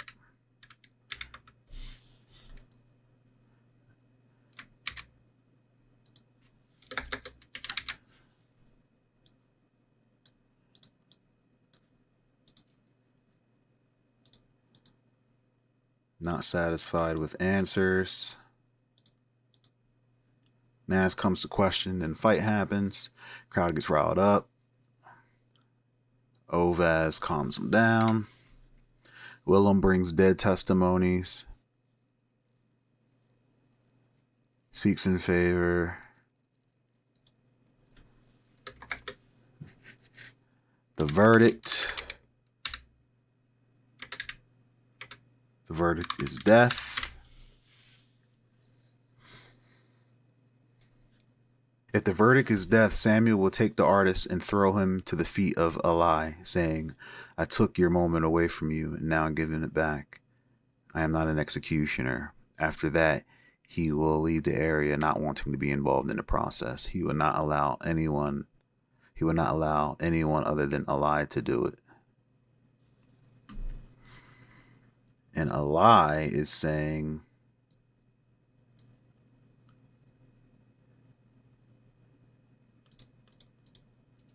verdict is death, and Ali calls for torture.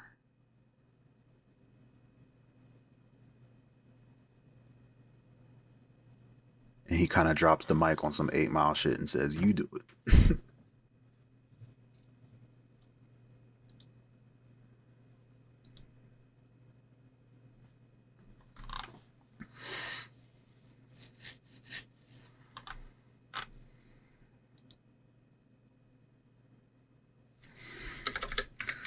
Ali calls for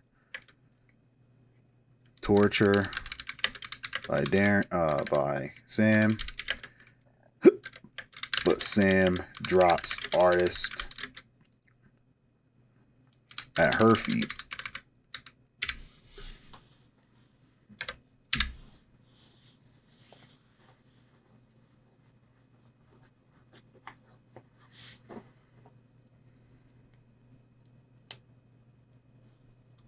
Which is crazy because Ali says if all goes if Samuel holds his resolve and does not torture the artist, Ali will be disappointed. She will leave the trial and plan his death. Planning Sam's death, it seems. Or is she talking about the artist? Samuel Andrews holds his resolve and does not torture the artist. Ali will be disappointed and plan his death. I think she's talking about the artist, not, yeah. So she'll kill him.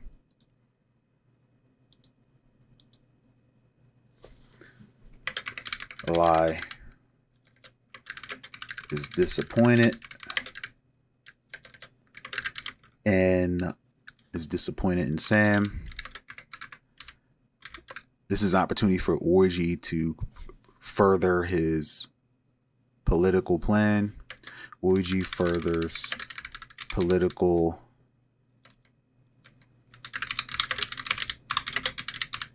and cheers on and encourages Ali to do what everyone has been wanting. And she does as Sam walks away.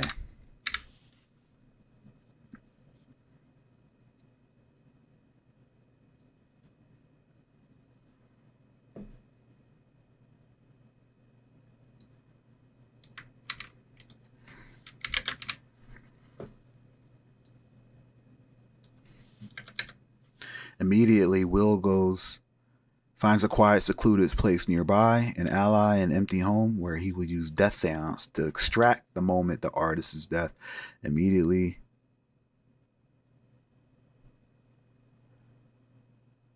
Oh yeah, we got to roll to see if Denise seals him before he can do that. After the trial, if there has been no or only minor incident, she will request to use divine intervention. If there has been no or only minor incidents, she will request to use divine intervention to place a seal of judgment upon the artist as the first part of his sentencing. So after this, after his presumably lethal punishment is meted out, he may not be resurrected.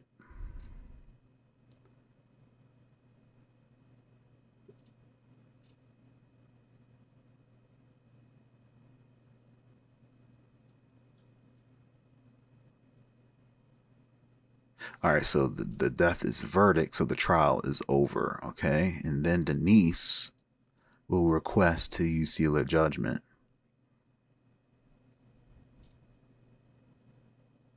I don't know if Will would be able to get somewhere before she, because after the verdict, that's when she's going to seal him. Will would have to. He leaves before the final verdict, though. So he does have time. Okay. He does have time. And then there's the verdict after everyone makes their vote. Okay, so he has time. After the trial,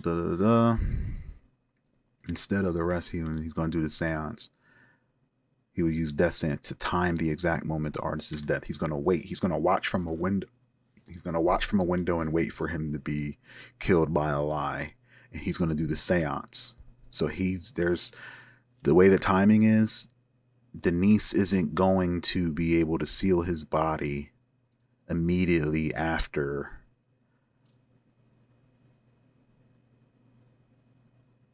He's literally waiting, and he's going to do the seance effortlessly. Also, Denise is saying she will request to use divine intervention to place a seal upon the artist. No one in the area would deny. So that could be a quick question and a go ahead. But during this conversation, Will is doing the seance.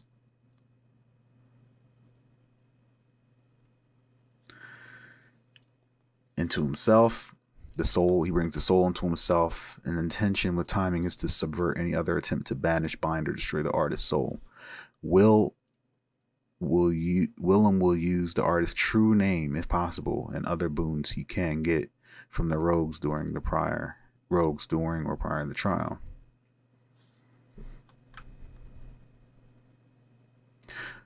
Once in possession of the artist,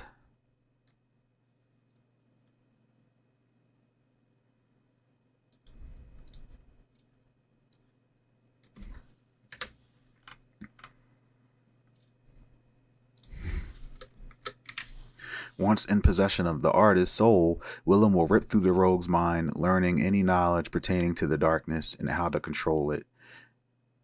Then anything more he can learn, following the questions in order. How can I control the darkness? Can I end the darkness? Why did you make the darkness? Who are you working for? What more can you teach me?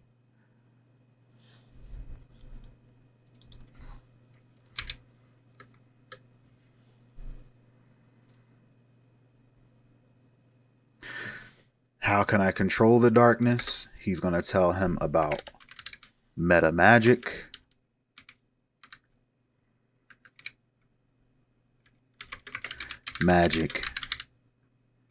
that alters reality, that alters manifestations in the world.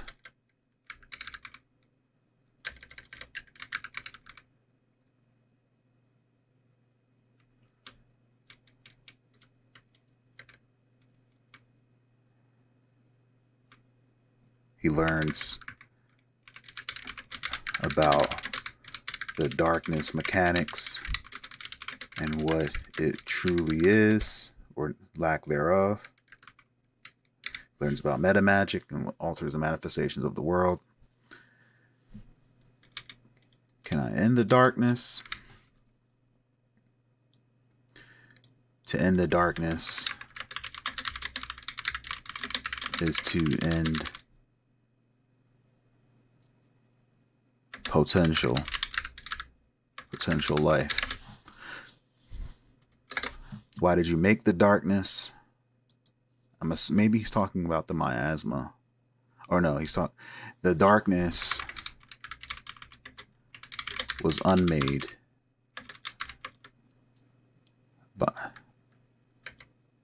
by existence.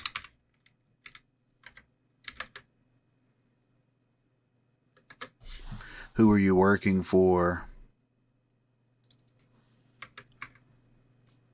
Life. He says, what more can you teach me?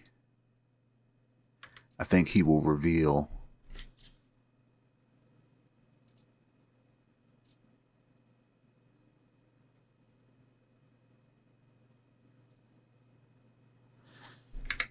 encourage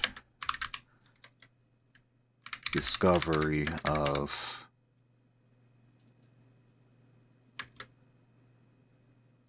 he will encourage discovery.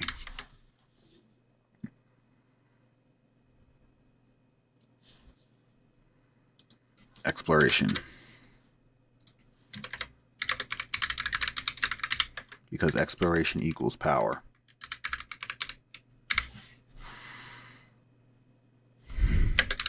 The power to stop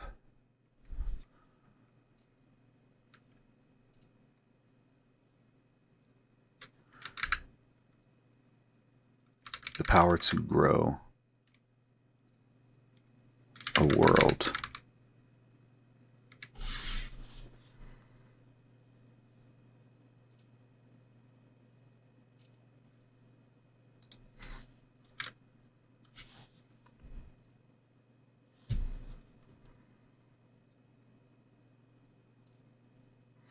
Oiji gets no time with him alone because he's dead. Maxim calls for peacekeeping. There is peacekeeping.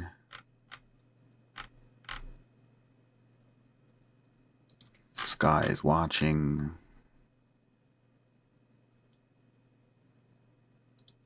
Post-trial.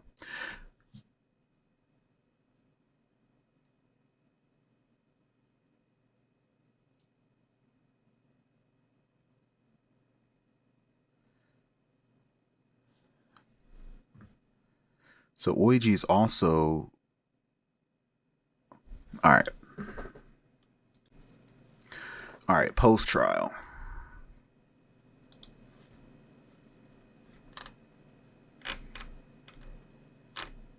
Oiji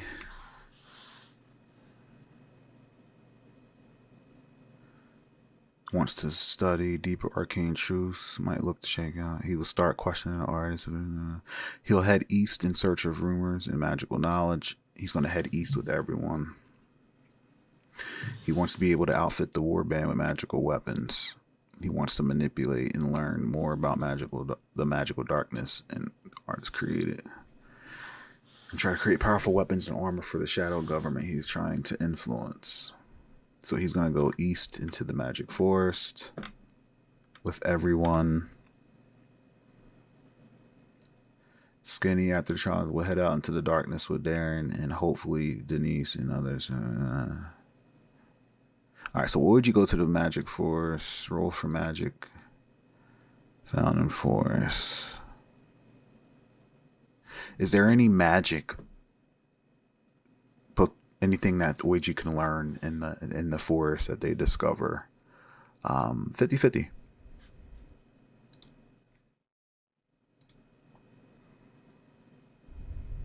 In addition to what I already rolled with the trees and stuff. Yeah.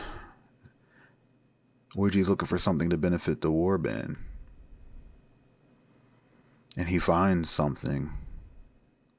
Is it magic weapons? 50-50.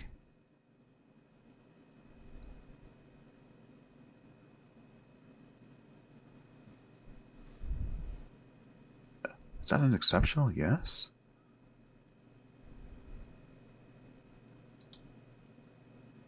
Yeah.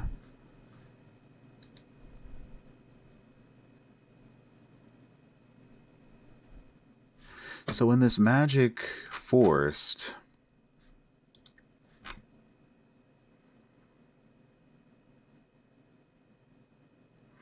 incredible odd forest, poisonous trees that regrow, not to the touch, wholesome produce. Conclude. Clean. Poisonous trees.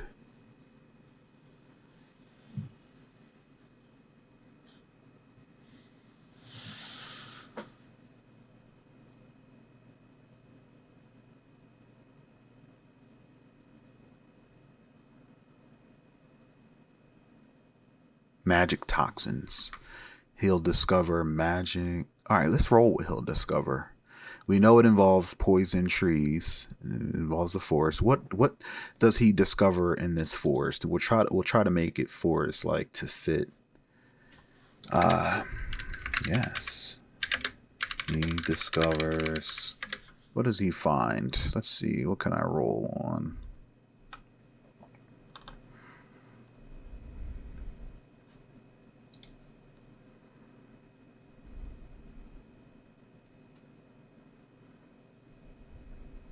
Magic items.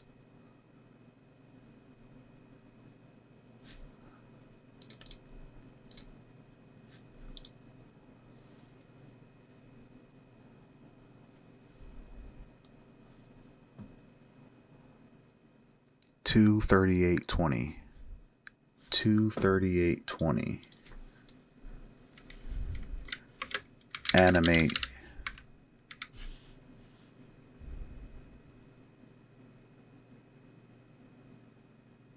Fire.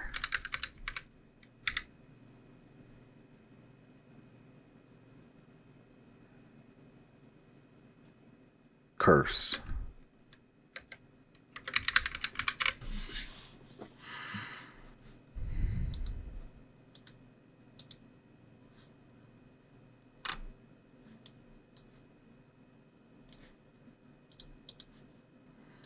Animate, fire, curse.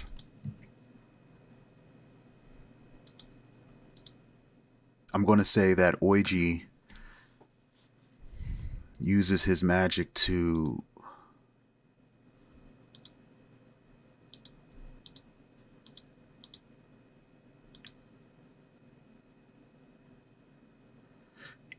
uses unveiled magic, unveiled danger to sense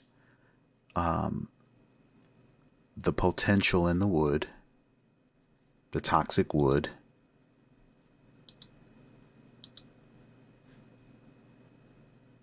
and discovers that the wood can make a cursed toxic flame.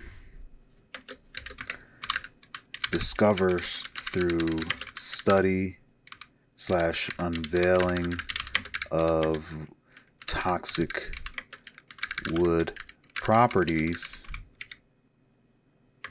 that he can make cursed toxic fire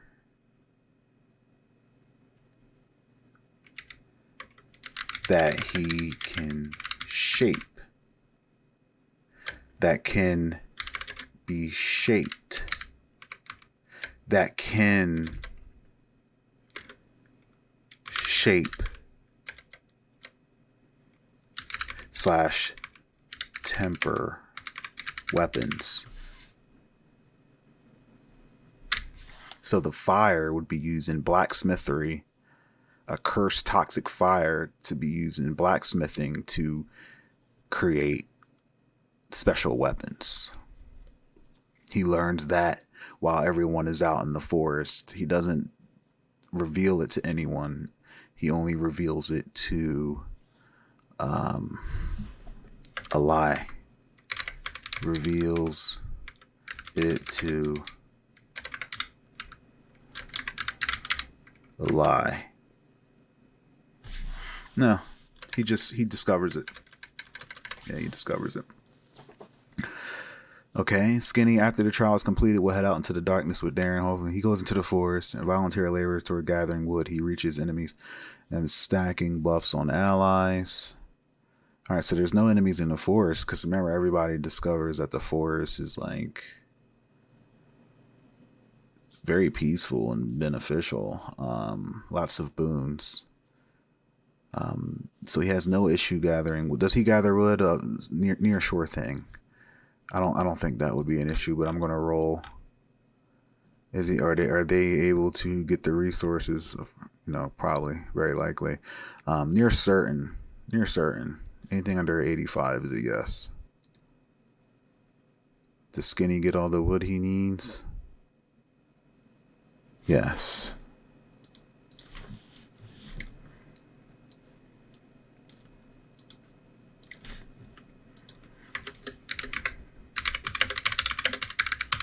Yes, gets wood.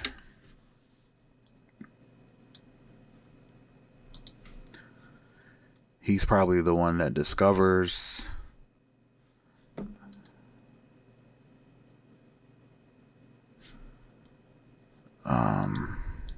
Or maybe Oiji's the one that discovers it. The properties of the wood. Let me see. What abilities does Skinny have? Skinny.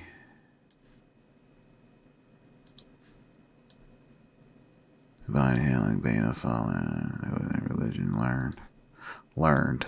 Highly educated in the classical style, medicine, well versed in so not necessarily anything that would, no. Yeah, gets wood. After the trial, she will depart east of the road, protecting the group, She'll be very worried, concerned when she does not recognize the land, but not panic if attacked. Will not be attacked. Healing for anyone. Eden is going to heal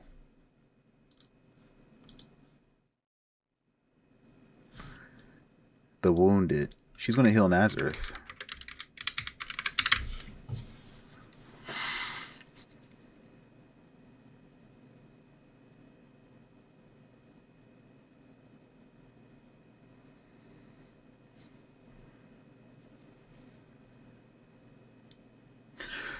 Zanera wants to will travel with Will north. She will ensure she was prepared with any tinctures or potions. She will use Ionga's power to supercharge potions. Zero power outside of the fight. Her exploration covers resources.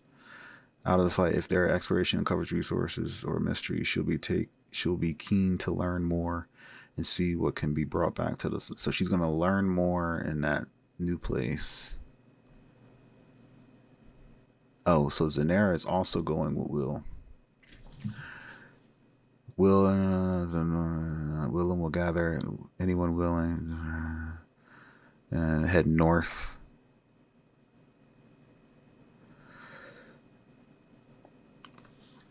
So in this north town, I rolled tension, strange, frantic town / city, escape, strange, laws are different, frantic, unusual place. Why I'm gonna roll? Why is this place unusual? And what is the first law that is like freaking crazy? It's gonna have to be really crazy to kind of set the tone. What's the law that's gonna set the tone? Matter of fact, I'm gonna roll adventure tone too. Yeah.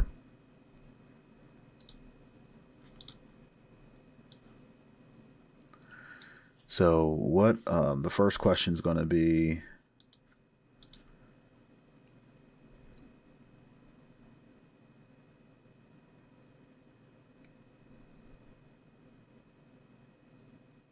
the strange frantic town city escapes strange laws.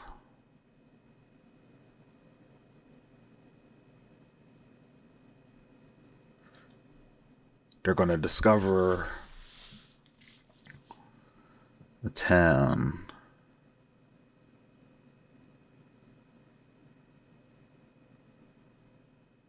They're going to find an immediate resource, right?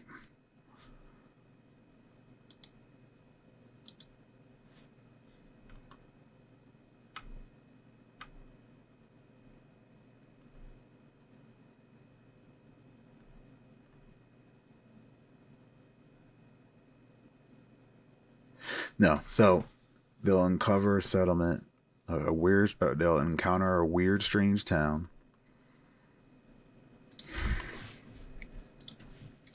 Will Will share what he learned? Doubt it. But he's going to have a newfound motivation to explore.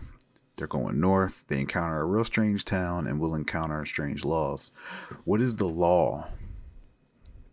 What is the strange law that they encounter?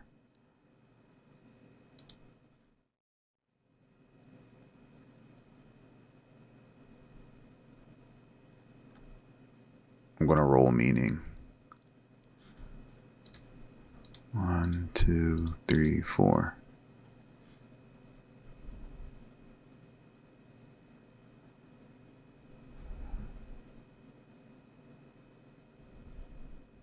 $63, 79, 63.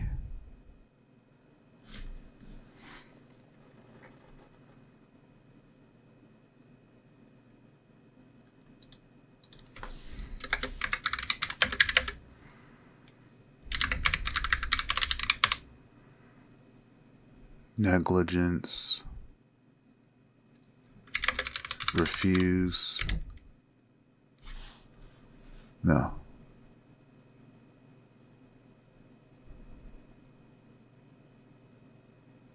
All right, whatever. Negligence, refuse. 2812.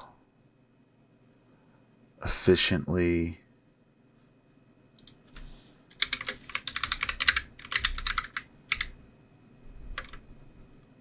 Calmly.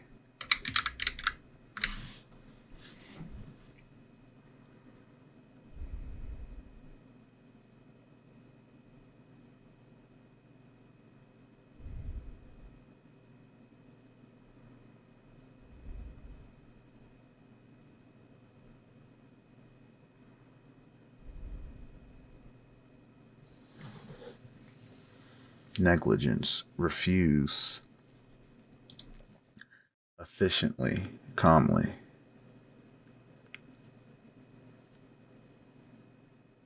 They will be refused entry.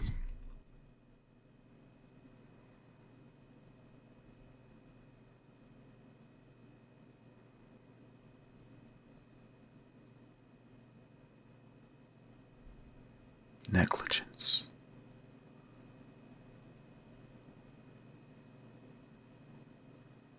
They will be refused entry because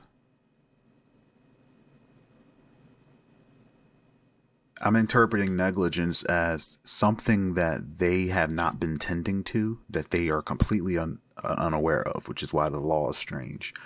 Like you haven't, your photons aren't high enough to enter here. My photons, like something like that. So efficiently, commonly, they will not be allowed in um,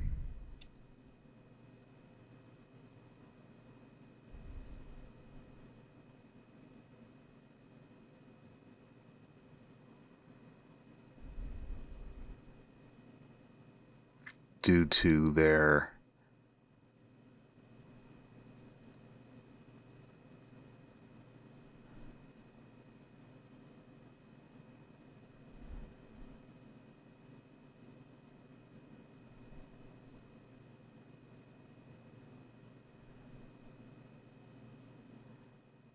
what kind of thing are they missing? I'm gonna roll for it. What are they missing?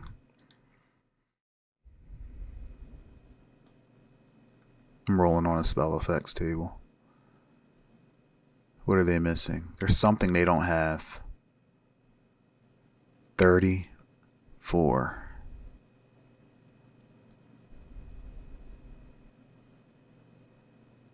Detect. Attack.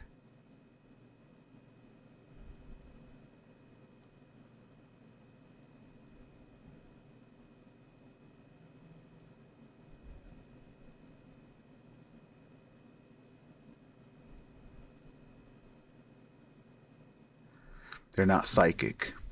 I'm going to interpret detect attack as psychic. Foresight. psychic foresight. You have to have a level of psychic ability to enter the town.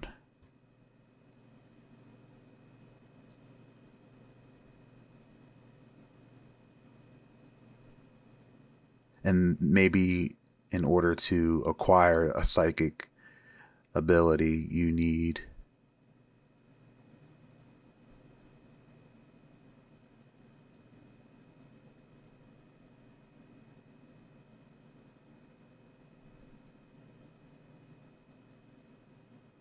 have to acquire psychic power. Is it too can you is it because it's dangerous to enter without it? Right, somewhat likely.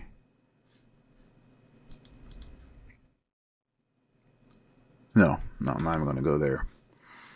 Um,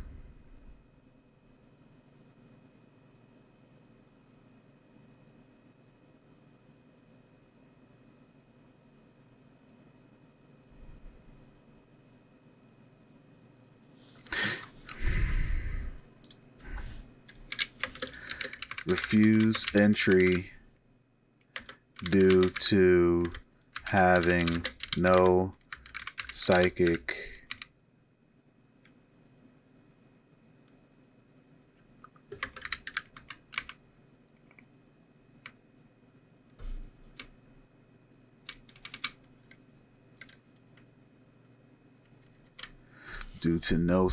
power.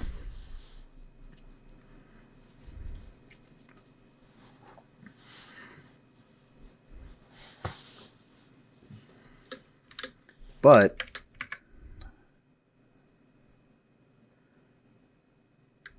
Willem does and can get in.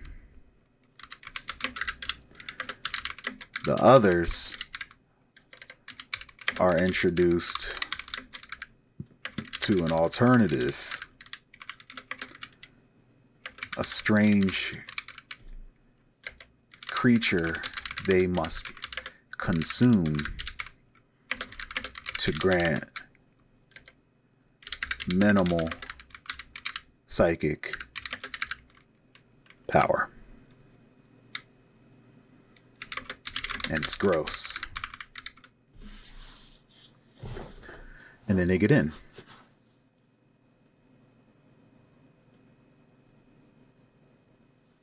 What is this place like? I'm going to roll so we can get an introduction to this place. I'm going to roll on domicile descriptions.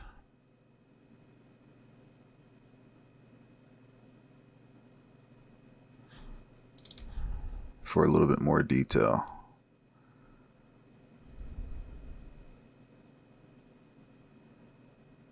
$98.12.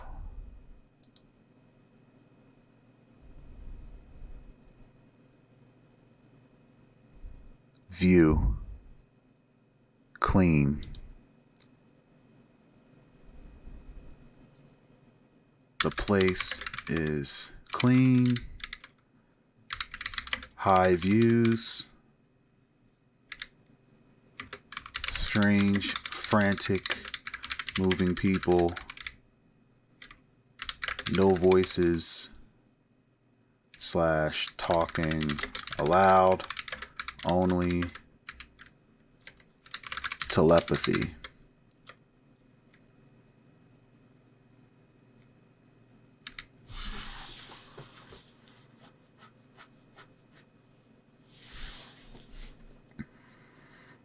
I like it. It's weird. Father Edmund helps other find resources. Merge whisper. Father Edmund helps other resources. So he's helping them gather the wood. He merges into the darkness. He whispers, seeks answers from the wind about the maiden. Is it the same we rolled? It is not. He receives a sign too.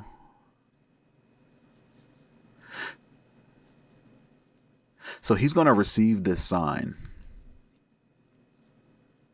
He's going to ask for guidance, right? We're first going to see if And that's when he's going to receive the sign from the maiden in place of the wind. This is going to come before the wind responds. And then we're going to roll to see if he can. Oh, yeah, he does immediately. We already rolled. He immediately detects it's not. And then he asks the wind for guidance. And hopefully this starts the beef between them two, because that would be cool. He asks the wind for guidance on how he should handle it. Is the wind for or against the maiden? Is the wind for the maiden? Very unlikely.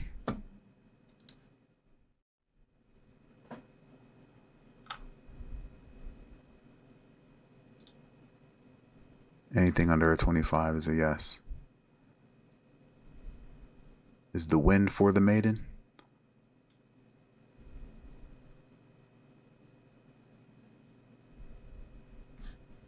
No.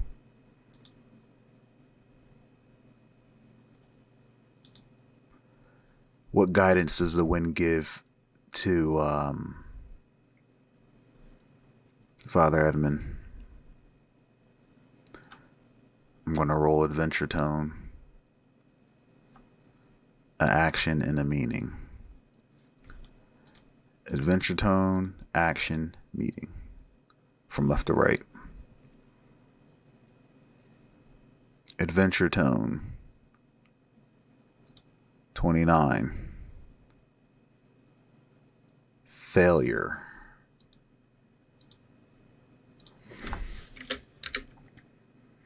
So the wind is not for the maiden.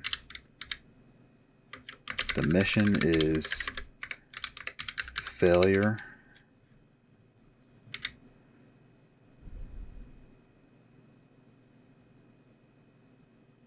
Pursue.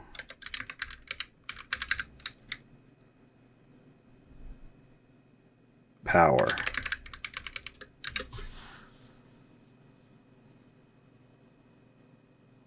He cannot fail to pursue power. He must cause failure for the maiden's pursuit of power.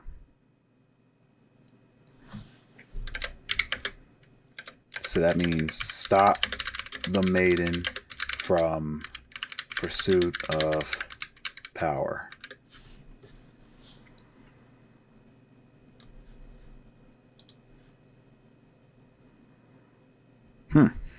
Interesting.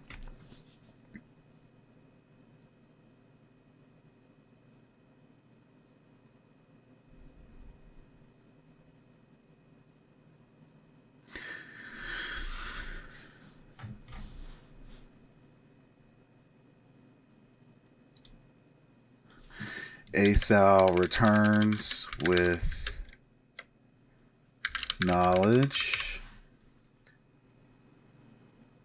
Samuel, what did Samuel say he was doing?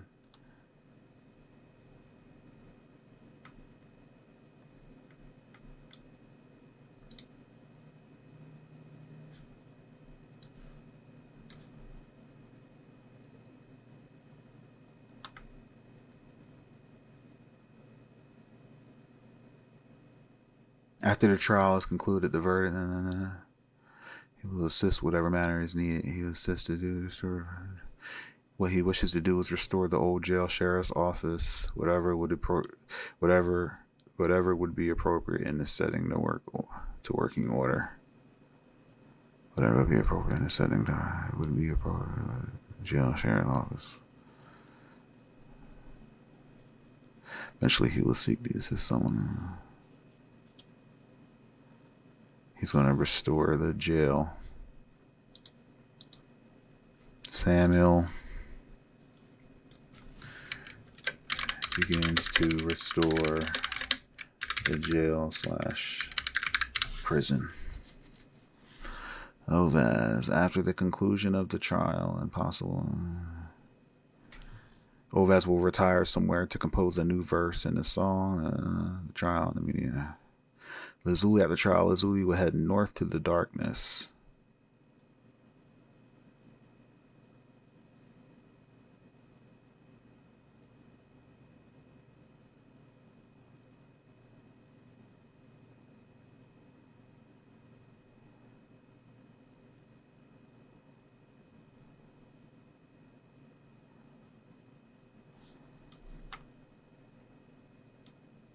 Okay, so Lazuli is going with them.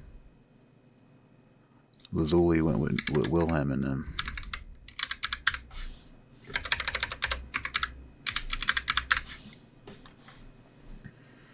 Head north into the darkness. She will use her fire manipulation to light her path, protect her from being.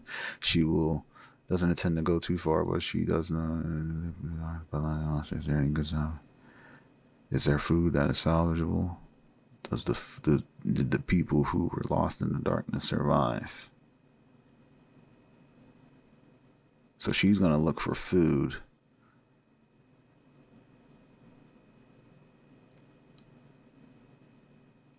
So on her way to while they're walking north, she's going to look for food and resources. I think Zanera is doing the same.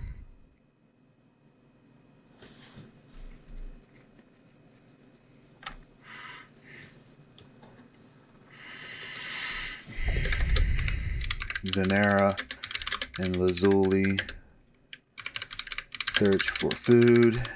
What's a weird food that these individuals find on their way there? Do they find food on the way there? 50-50.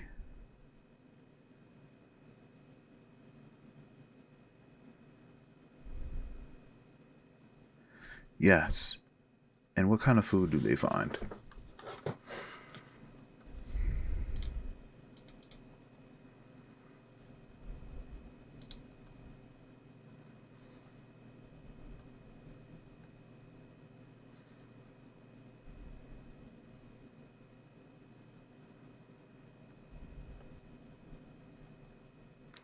$33.72. Fearfully nondescript. Is it good for them? 50-50. How good is it? I mean, is it really good? Wait.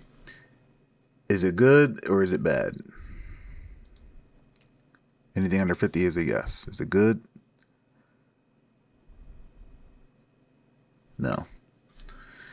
Tastes real bad. Nondescript, disgusting food. Finds nondescript, disgusting food on the way north.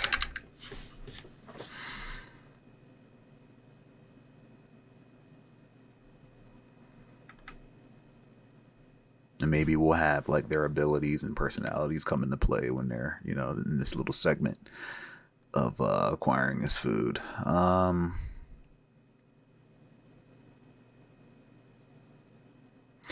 Did the people who were lost in the darkness survive?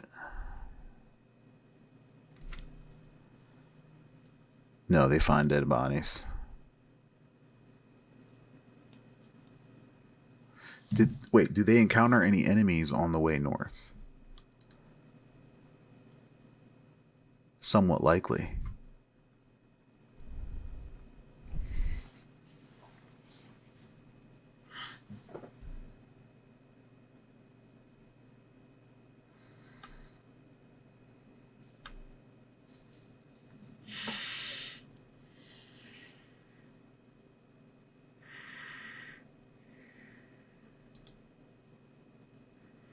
Likely. Anything under 65 is a yes.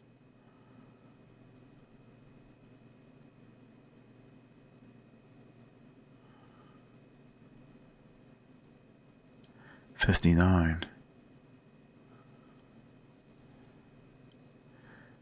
Is it a new enemy? 50-50.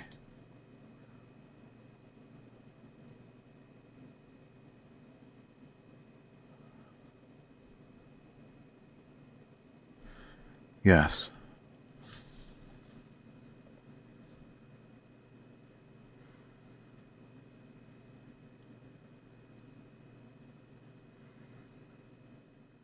Nah, they're not going to discover new enemies. I'm tired. They find food.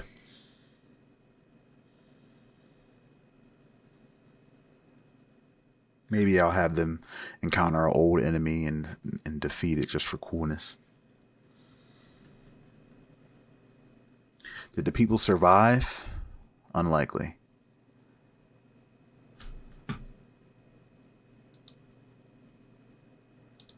Anything under 35 is a yes.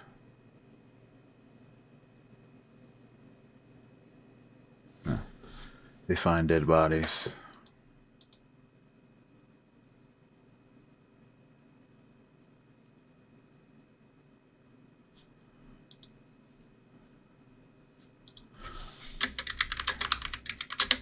And dead people.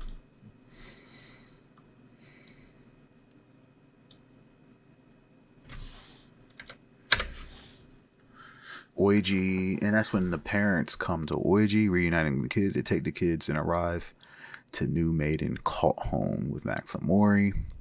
Maximori, they call him a cult wolf flag. Others for Shadow and Maximum Sanctuary. Show Maxim a new look. So Maxim is getting a new location from, wait, where was it supposed to be at?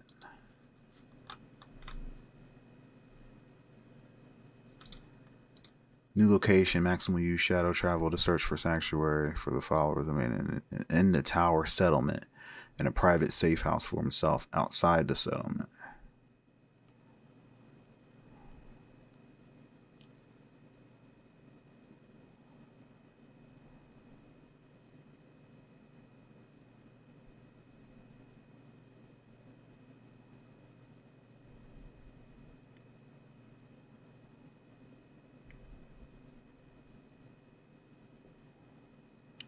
So this inside the settlement, it'll be an undisclosed location, right, in the settlement. And then for out of the settlement, a private safe house for himself outside the settlement. Outside the settlement. New location. Maxim will use shadow travel to search for a sanctuary for the followers of the maiden in the tower settlement and a private safe house. Should I roll a new location?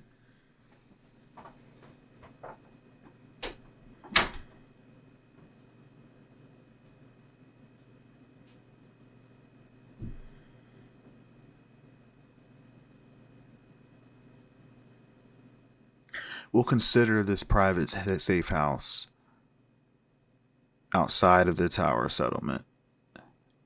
But it'll be like it'll be part of the tower settlement, just like maybe in the outskirts.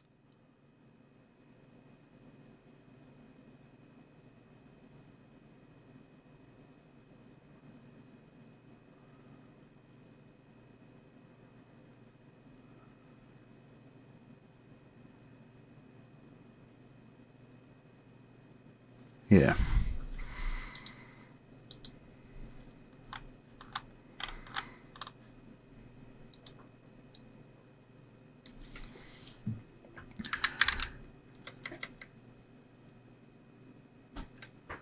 Sanctuary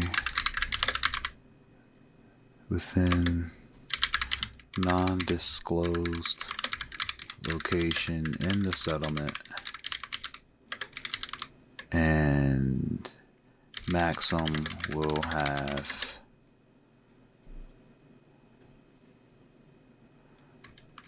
sanctuary outside outskirts settlement.